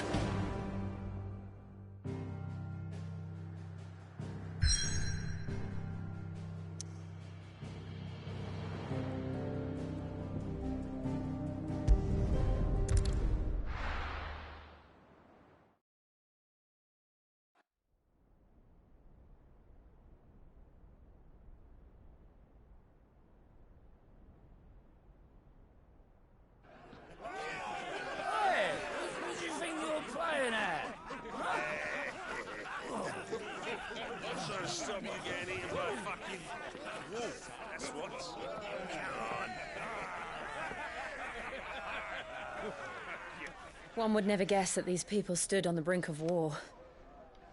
They're afraid. They turn to drink to forget their fears. Anything you want to forget?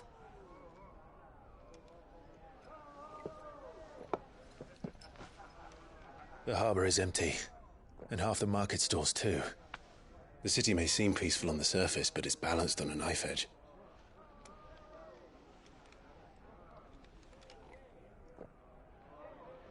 Were we to give it a nudge, it might be just the distraction we need to reach the Mother Crystal. I thought you might say that. We should send for Gav.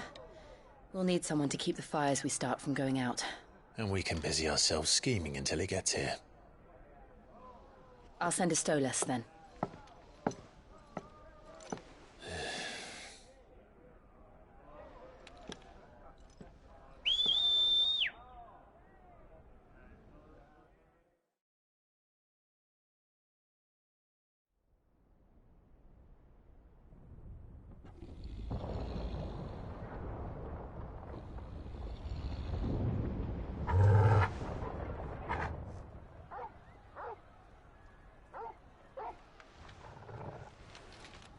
What is it, boy?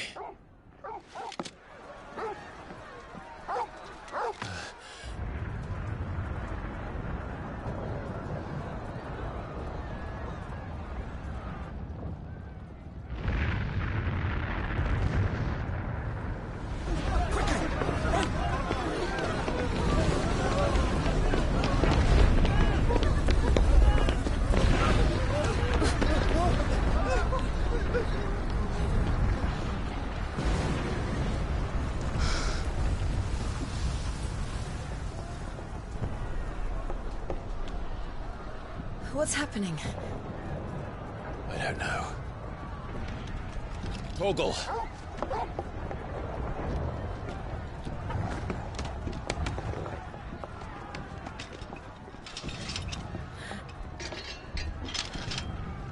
This way.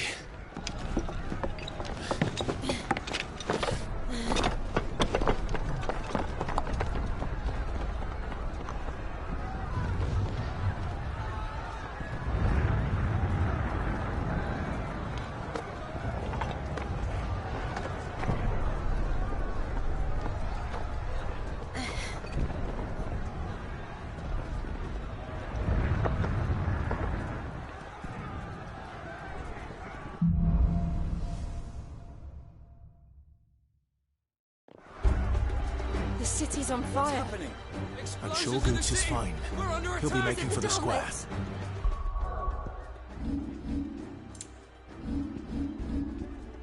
The one with the bell tower. In the middle of town, right?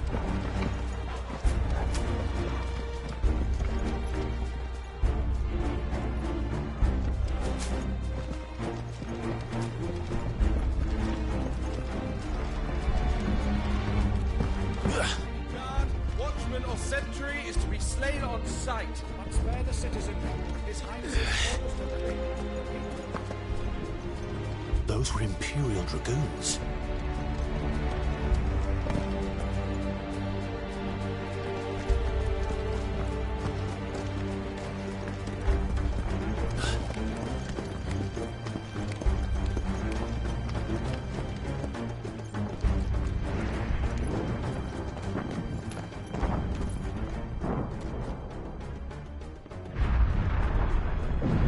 What in the hell is going on?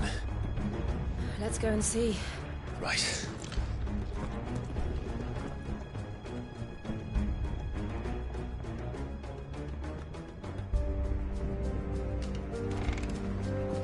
But first we find Goots.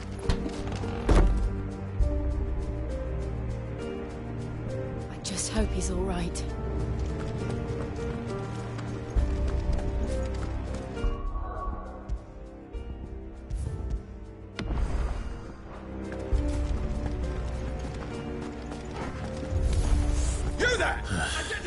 Do we have to?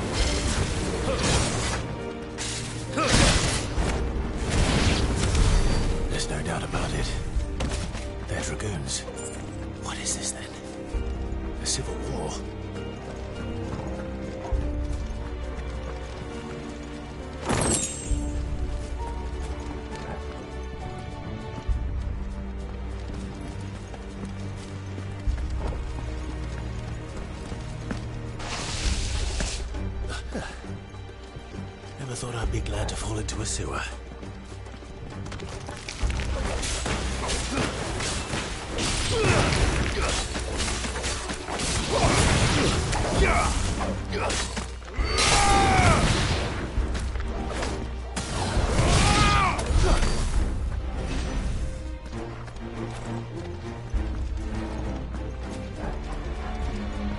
Ward secured, Captain. None of the enemy forces remain. Gather the men. We press on to the council chambers. Yes, Captain.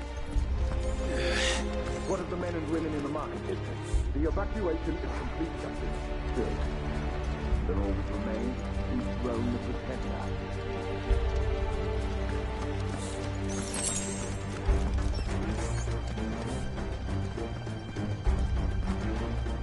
There it is. The bell tower. Right. Let's go.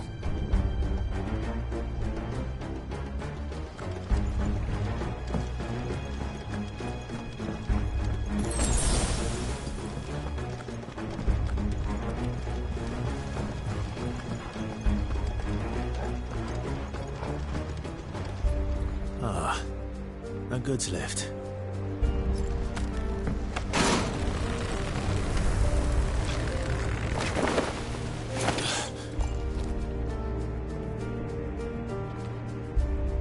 Where in Gringer's name did you come from?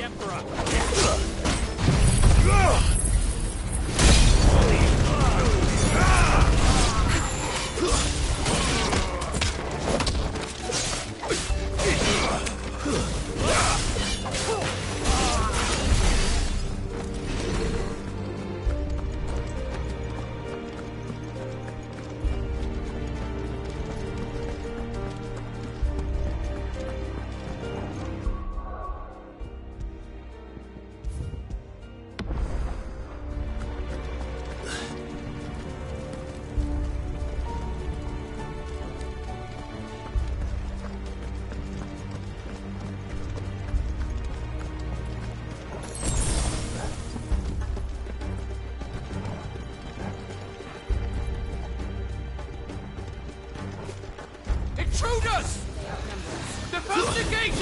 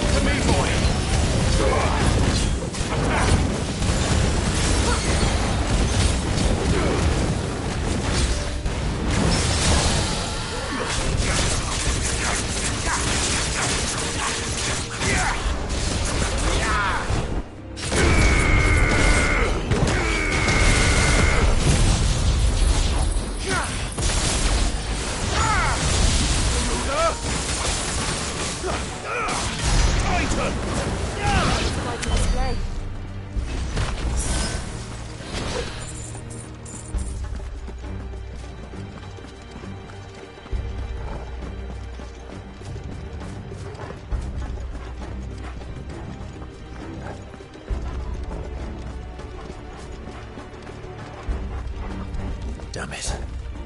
We'll have to find a way around.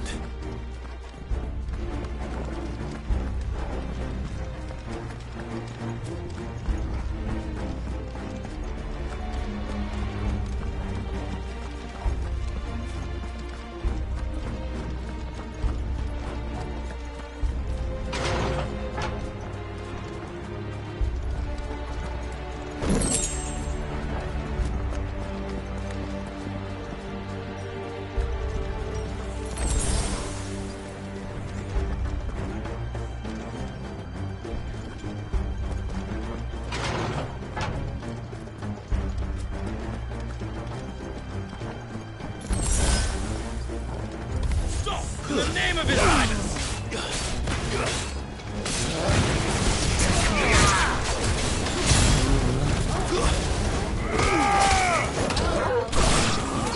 Nice try.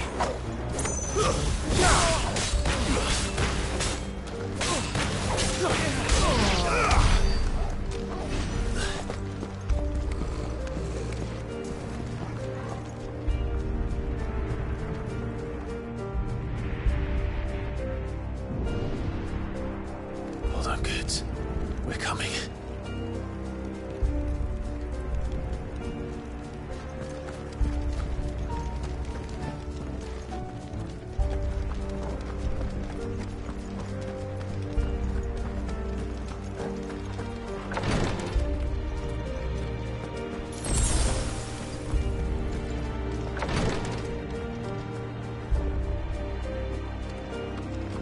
Who goes there? In the prince's name, none shall pass!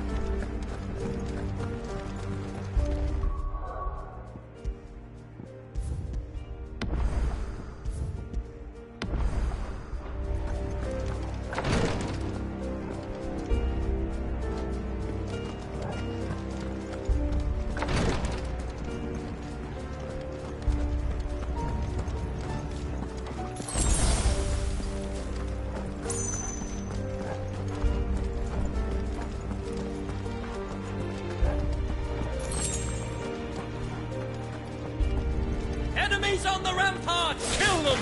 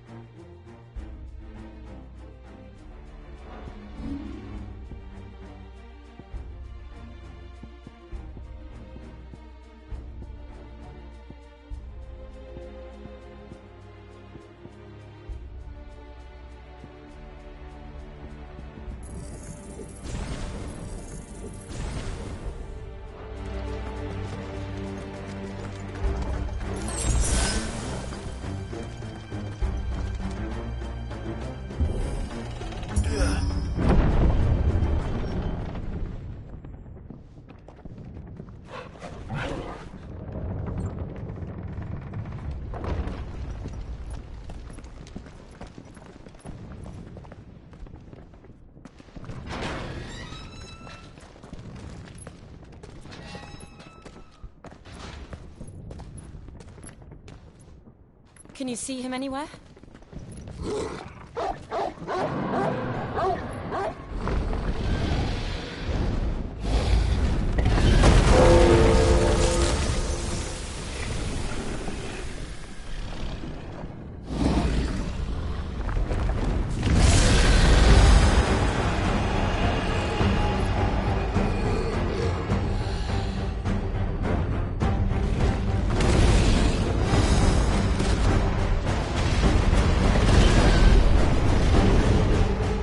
It must be one of the Dragoon's pets.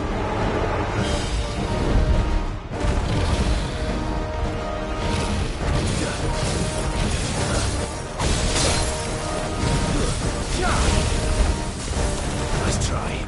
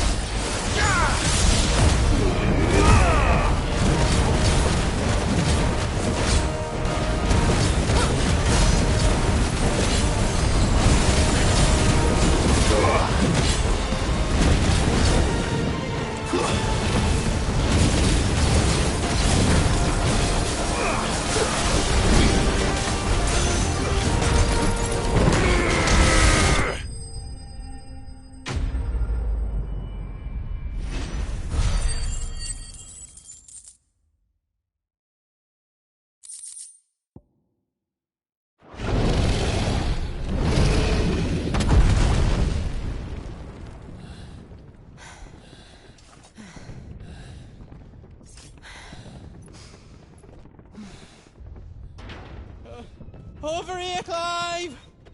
Are you alright? Goods, there you are. I didn't know there'd be a dragon.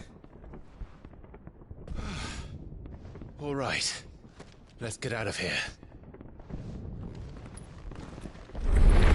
Oh!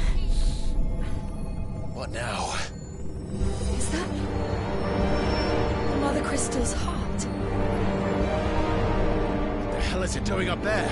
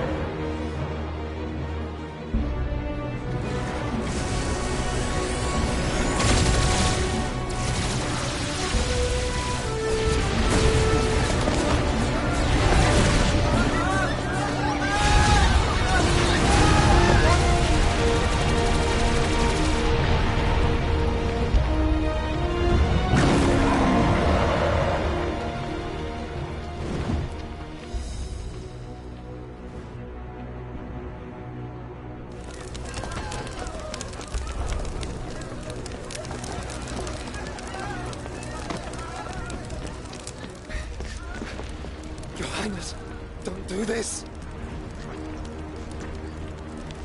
We must leave. Now, Your Grace. I beg of you. This is not what he wanted. Something's happened. Forgive me, Yod, but I must put a stop to this. Your Grace!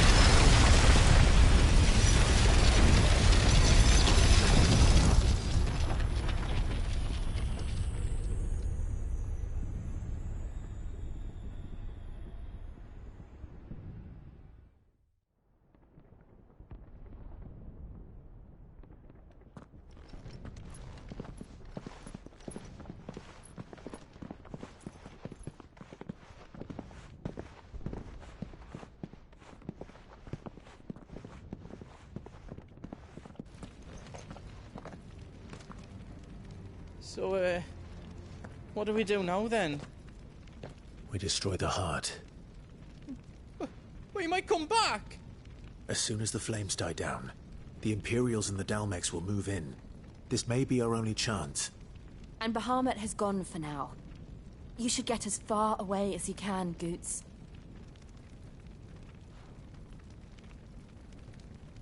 What? And leave you lot in the lurch? I can't do that. If you're staying, then so am I. I packed everything up before I made a run for it, so if there's out you need, just ask. But I won't be giving it away for free. Nana'd never forgive us if I did. Thank you, Goots.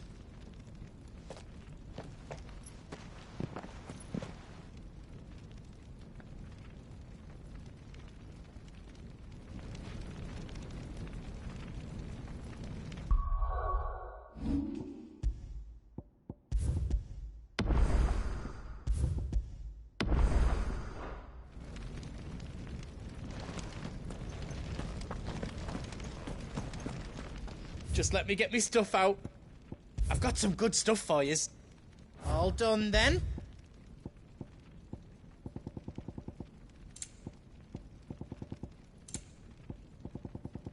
Anything else I can make for you?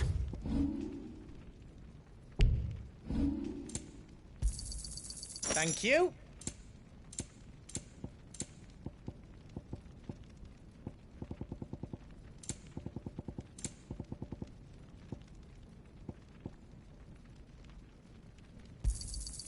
Righto, here you go. Is there out else you need? Thank you. All done then?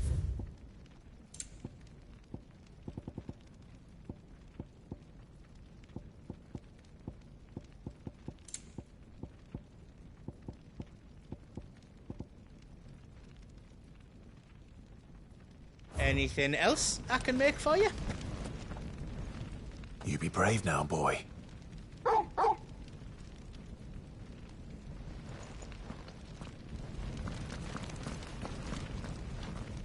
Drake's tail is right there, Clive. It's time to free Storm from the Crystal's curse. Oh, it's past time. But remember, Bahamut is still out there. And I dare say we'll be seeing him again before the night is done.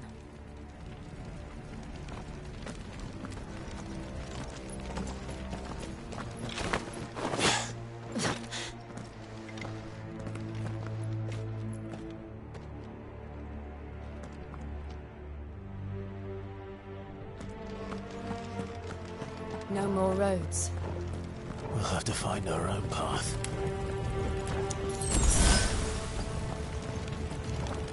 Do you feel that, Clive? Ether.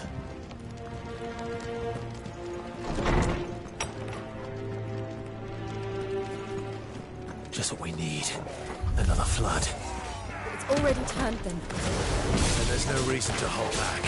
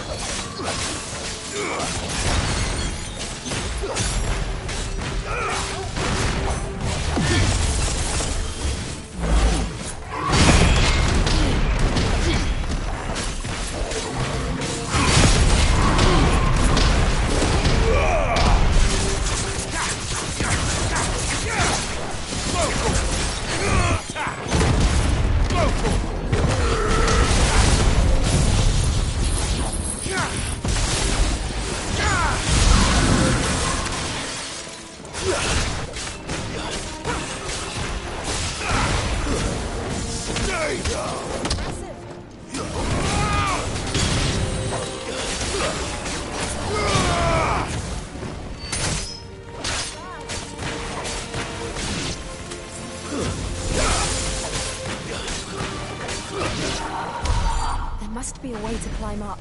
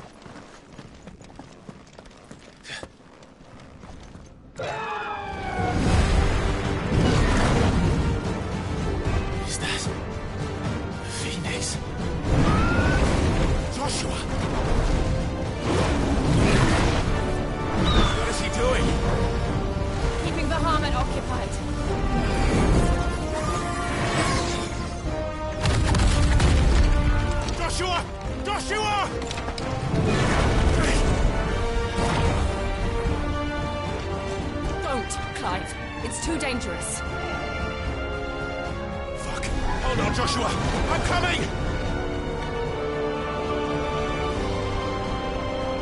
We have to save him. And we will. We just need to keep moving.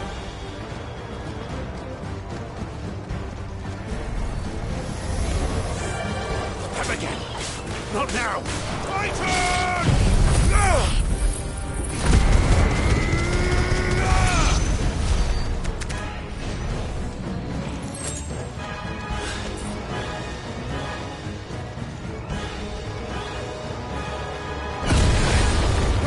What was that? Bahamut. He'll kill us all.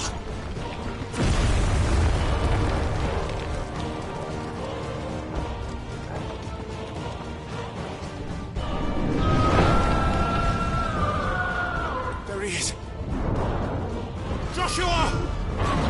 I'm here, brother! Clive. I can't hear you. Joshua! They're heading for the heart. And so should we.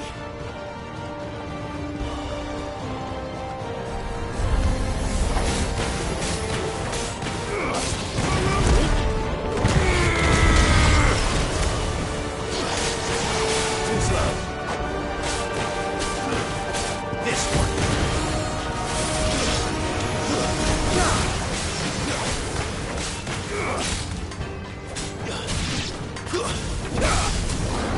Go, go, go!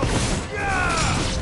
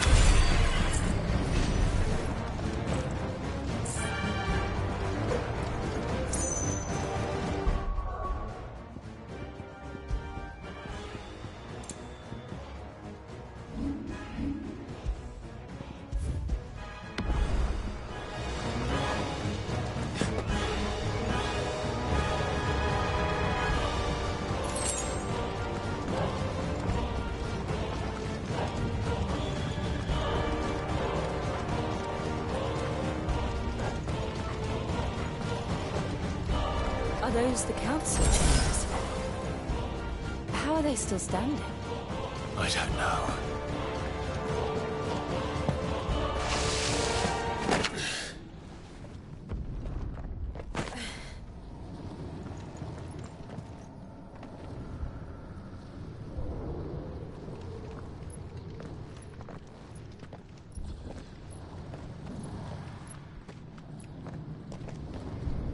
He'll be all right, Clive. He's a survivor. We're getting close.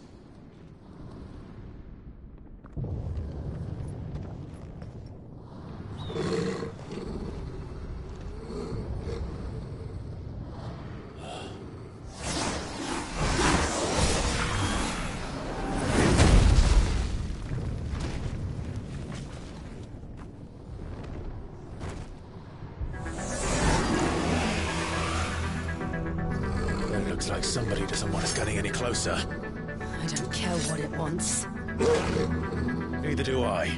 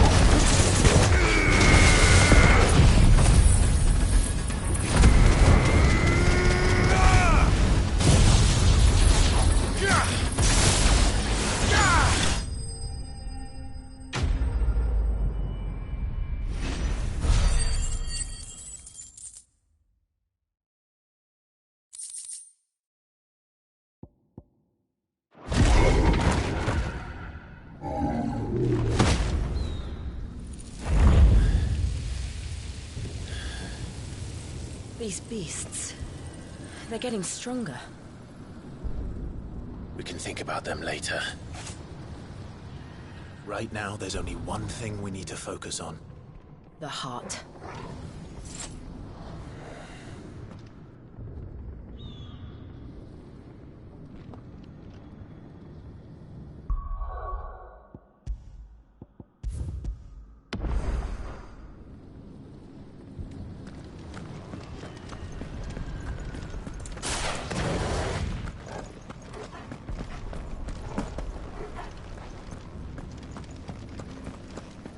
We might be able to get up through the building. It's worth a try.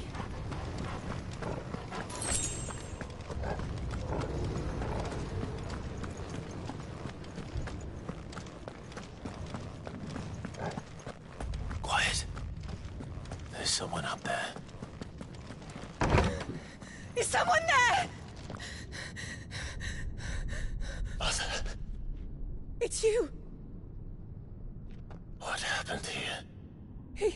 He tried to take him from me. Oh, my boy.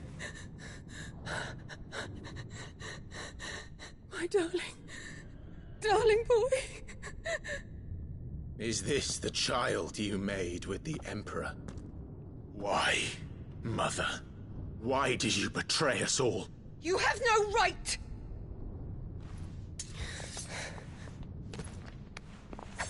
Answer him. We took you in, savage. Show some respect for those who raised you.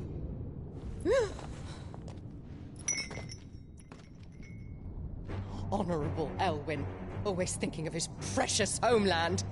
But what worth is a homeland in a world beset by the Blight? Father did not seek to protect his country. He sought to protect his people. A leader's duty is not to protect his people. It is to protect the source of his sovereignty. The noble blood that runs in his family's veins. So long as this bloodline remains unbroken, what does it matter if a nation falls? One can always found another. Unlike him, I did my duty. I preserved my line. I bore a son of the noblest blood, to whom the whole world might kneel. That is why I gave Rosaria to Sambrek, that I might join my line with the Lesages and birth a savior of this benighted land, blessed by both Bahamut and the Phoenix! You sold your country for a child. Why did he need another? You had Joshua. I had nothing. You were always your father's son, so very strong and bold and daring, and yet you failed to awaken. Would that Joshua had been granted 1/10 of your strength? Oh! How the nobles laughed that Elwyn's firstborn was surely the son of a concubine, and my own, not long for this world. The shame of it! The shame of being slandered by one's inferiors! How could you ever know how that feels? It should have been you! Why didn't the Phoenix choose you? Joshua's every waking moment was spent trying to shoulder the burden that you and the Phoenix and the Duchy foisted on him. That's why I became his shield. To help bear the weight. But what did you do? You betrayed your own blood and surrendered your son to his fate! Joshua. My darling boy. I never meant to hurt him. The soldiers' orders were clear. He was to be spared. Why did you survive when the only one I truly cared for died? What? Have you not looked out of the window? Joshua is here!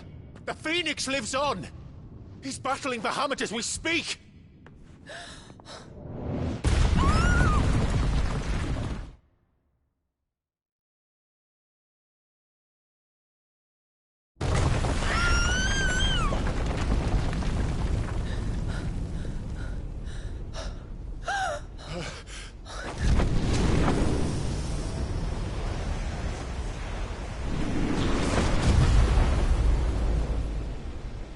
Joshua! Wake up!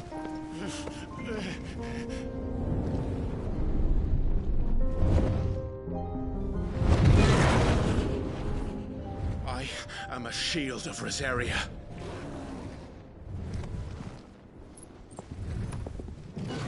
And I will do my duty. What are you...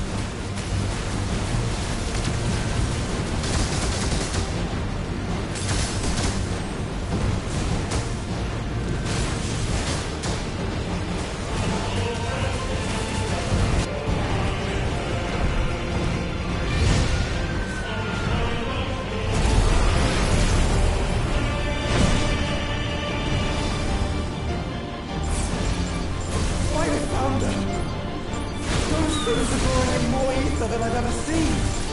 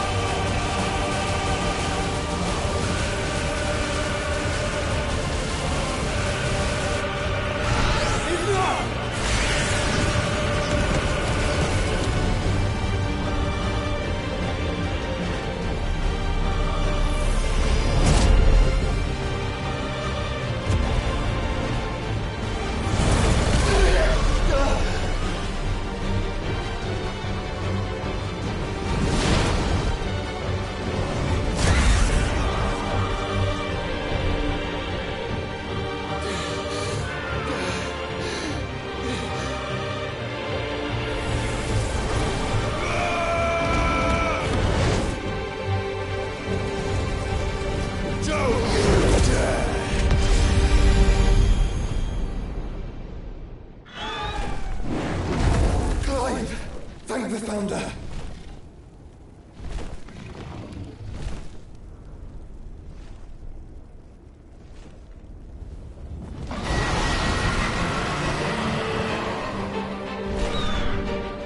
It's now or never, Joshua.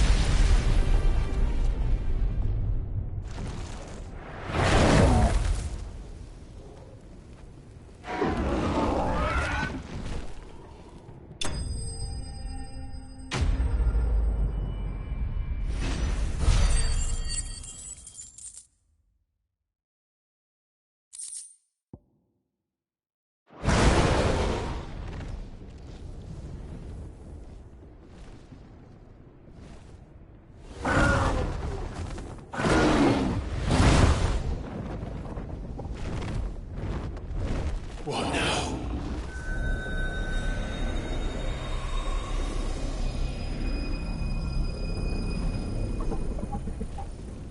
This is drinking me. We have to stop him.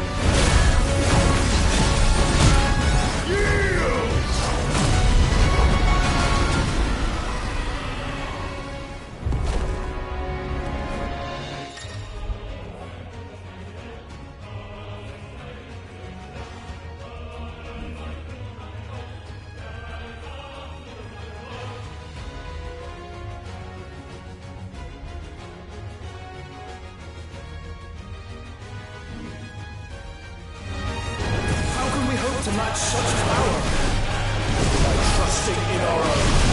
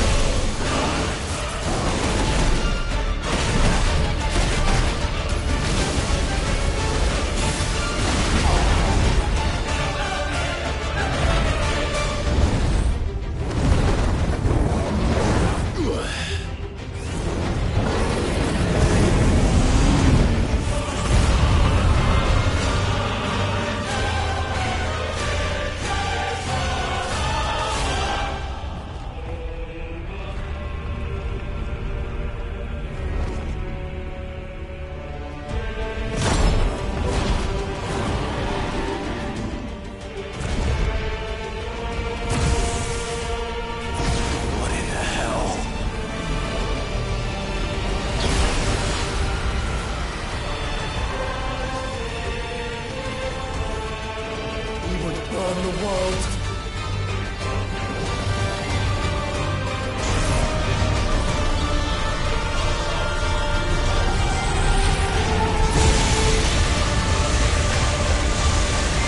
Not today. Come on, Joshua!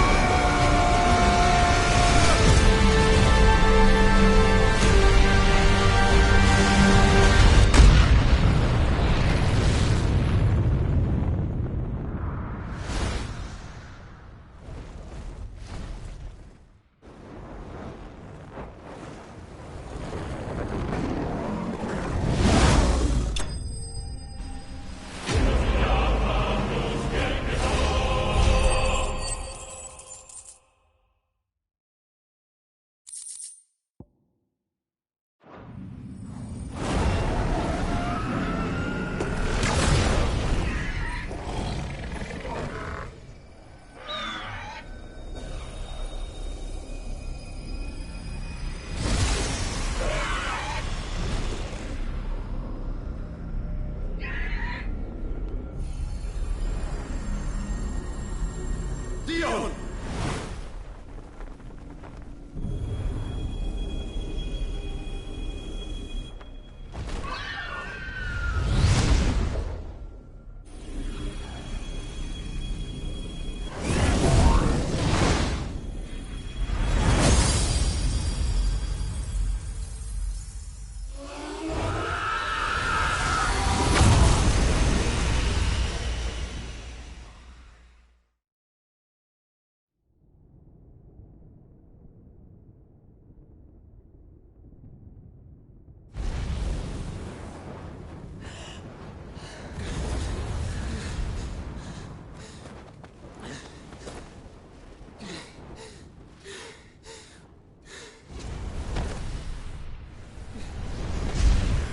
Joshua!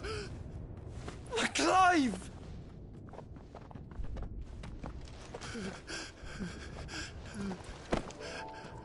My brother. I'm sorry. I'm so sorry. You're alive.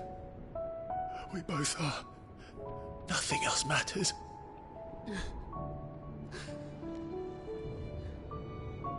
I never dared hope that I would see this day.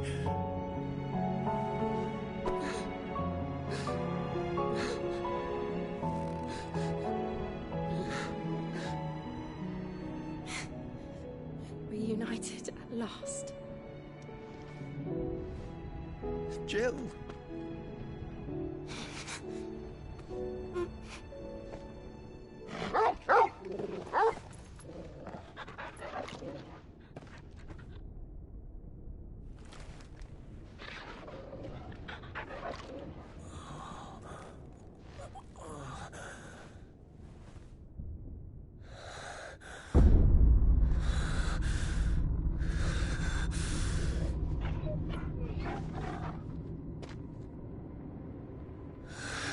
This is for my father!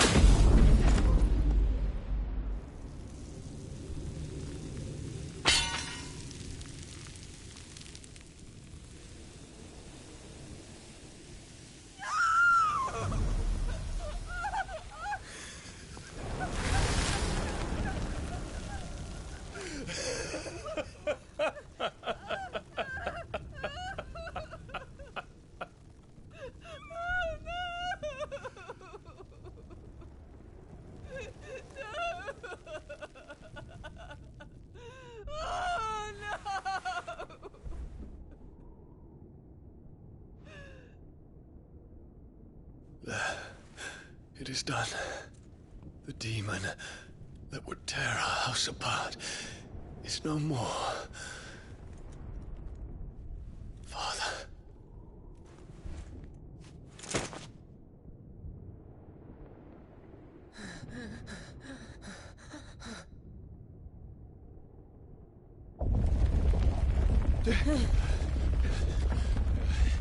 The Mother Crystal. It's collapsing. Right. We need to leave. No. Wait.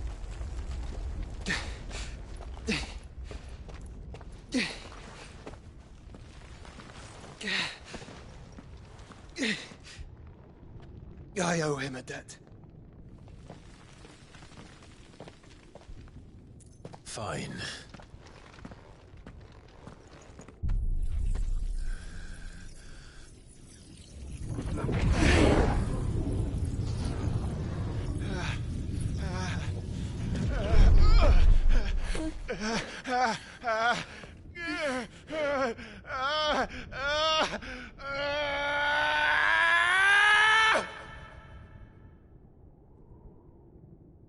You there.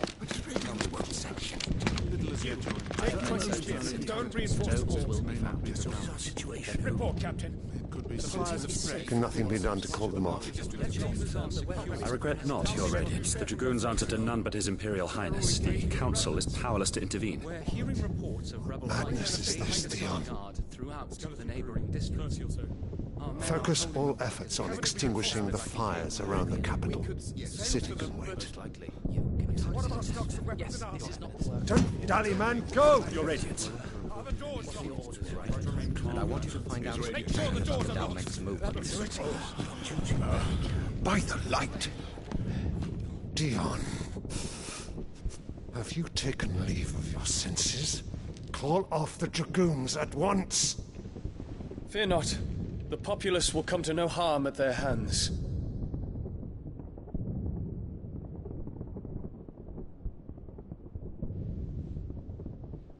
I am here to save you, Father. Save me?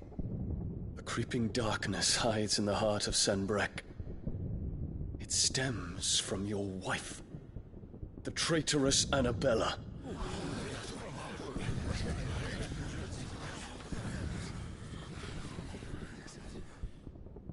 Not another word, Dion. Father, though you may not see it, the darkness has taken hold of you. It has made you forget yourself.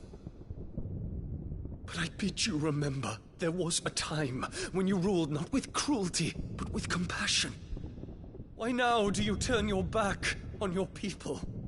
Why now do you seek to stoke the fires of war?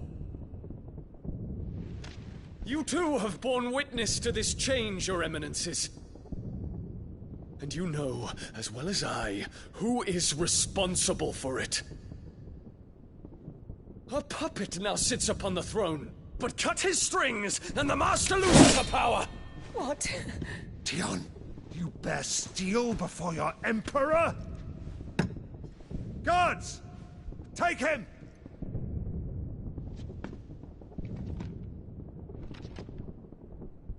For every citizen who falls, another can be bred. For every home that burns, another can be built. Those were your words. But when the last of your citizens has fallen, and all of their homes have been reduced to ash, what will become of your empire, of its rulers, of your god? As the Mother Crystals crumble one by one, and the Blight sweeps in to claim all that we hold dear, our people look to their Emperor for protection. Yet he labors not to secure their futures, but to seize what is left of the twins for himself. Even if it should come at the cost of everything his loyal citizens have labored to build. Dion, you must understand. A small price to pay, is it not? You've been blessed with great power, Dion. Enough to win me the world. So go, claim Valisthea for me, brother.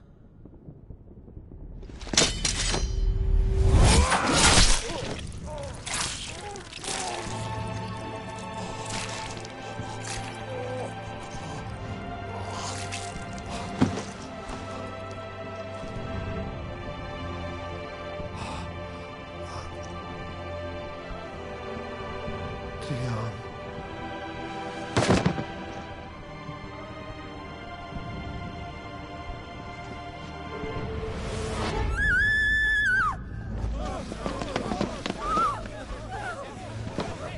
Gods! Gods! Father. Poor father. How he doted on his children. That he would die to protect me was plain. It was but a matter of when. You planned this? You did well to endure so long. But you broke in the end, as I knew you would. And now Muthos approaches. Put him to the proof. I would see if he breaks. Go, Bahamut. Kinslayer.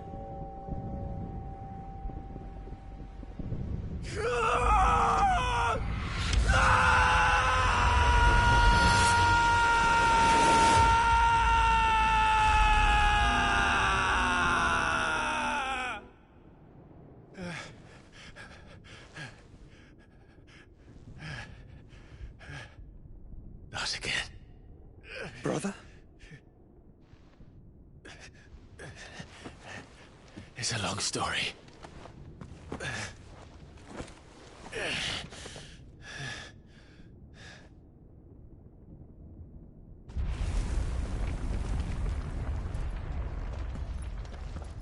You cannot stay here, Mother. Come. Take my hand.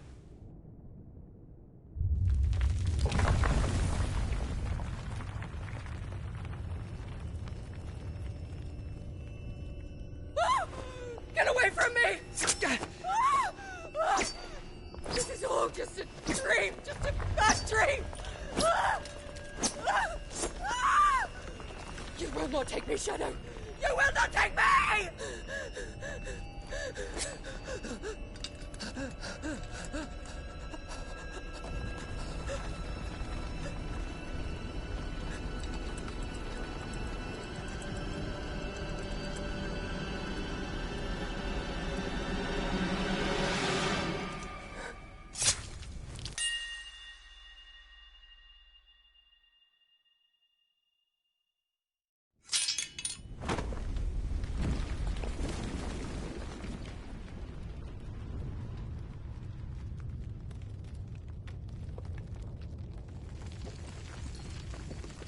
Mother.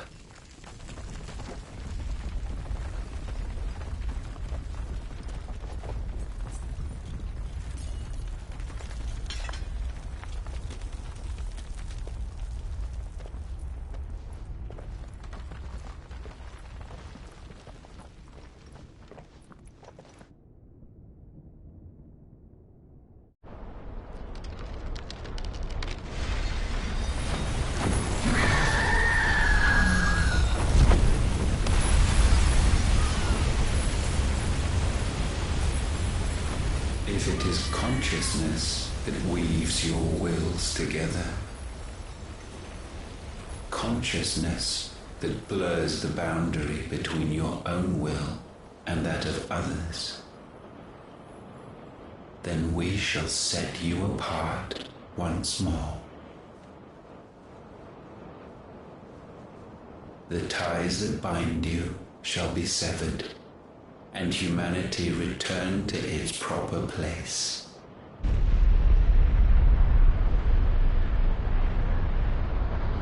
By primogenesis shall a new age of reason begin.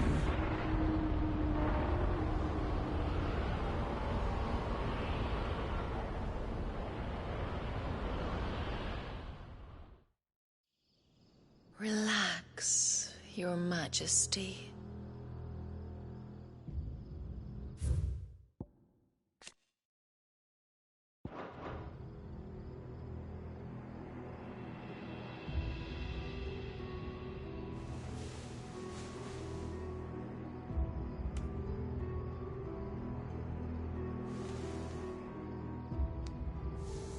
Don't you want to play?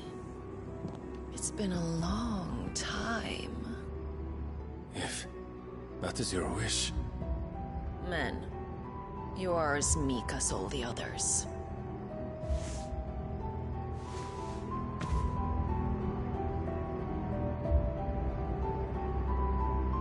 Such feeble creatures.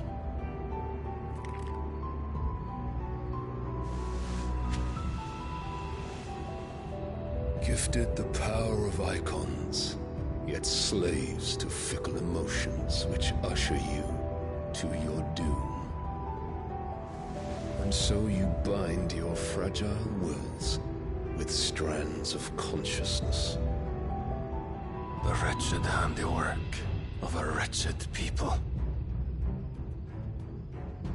The Sons of Fire were united at last, and for but a moment, their flame burned bright.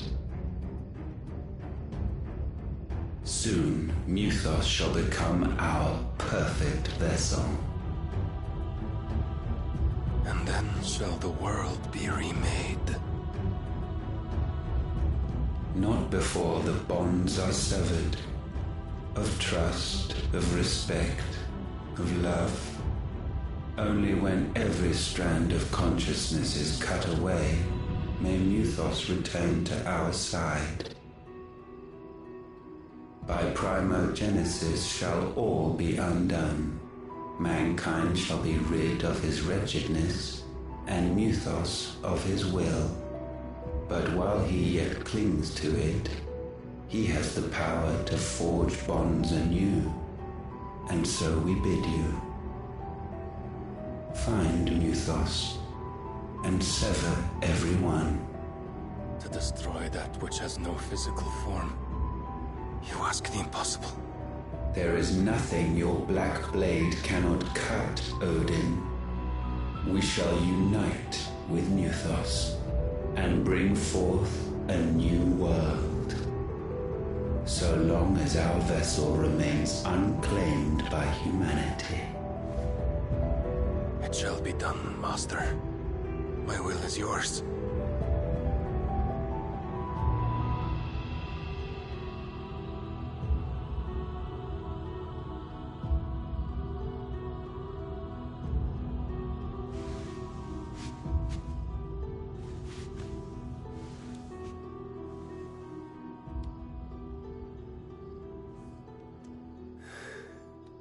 Mother.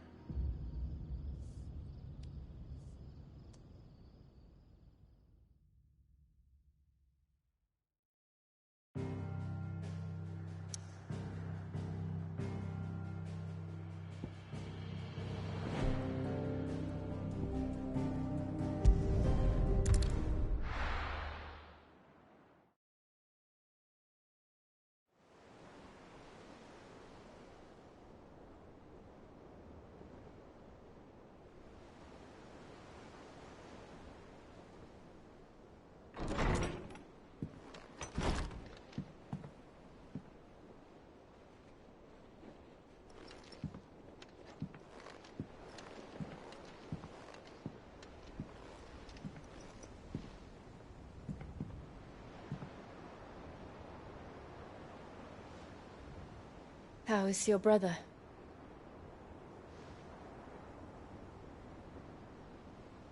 Asleep since I returned from the Dominion. Taya says he should be back on his feet soon enough. For a while, at least. She discovered something on his chest. A swelling, circled in stone. The curse.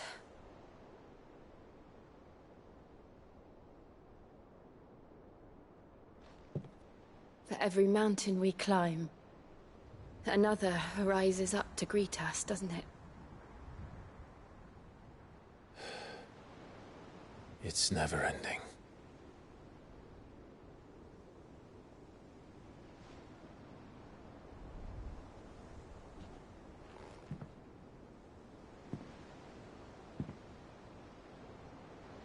Even the sky seems to have grown tired of it all.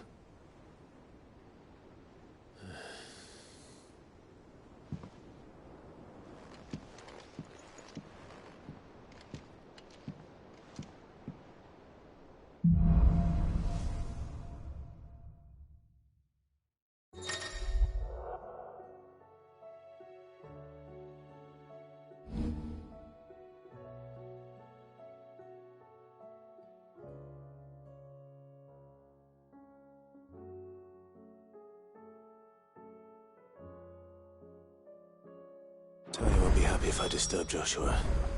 While he rests, I might as well see what Otter has to say.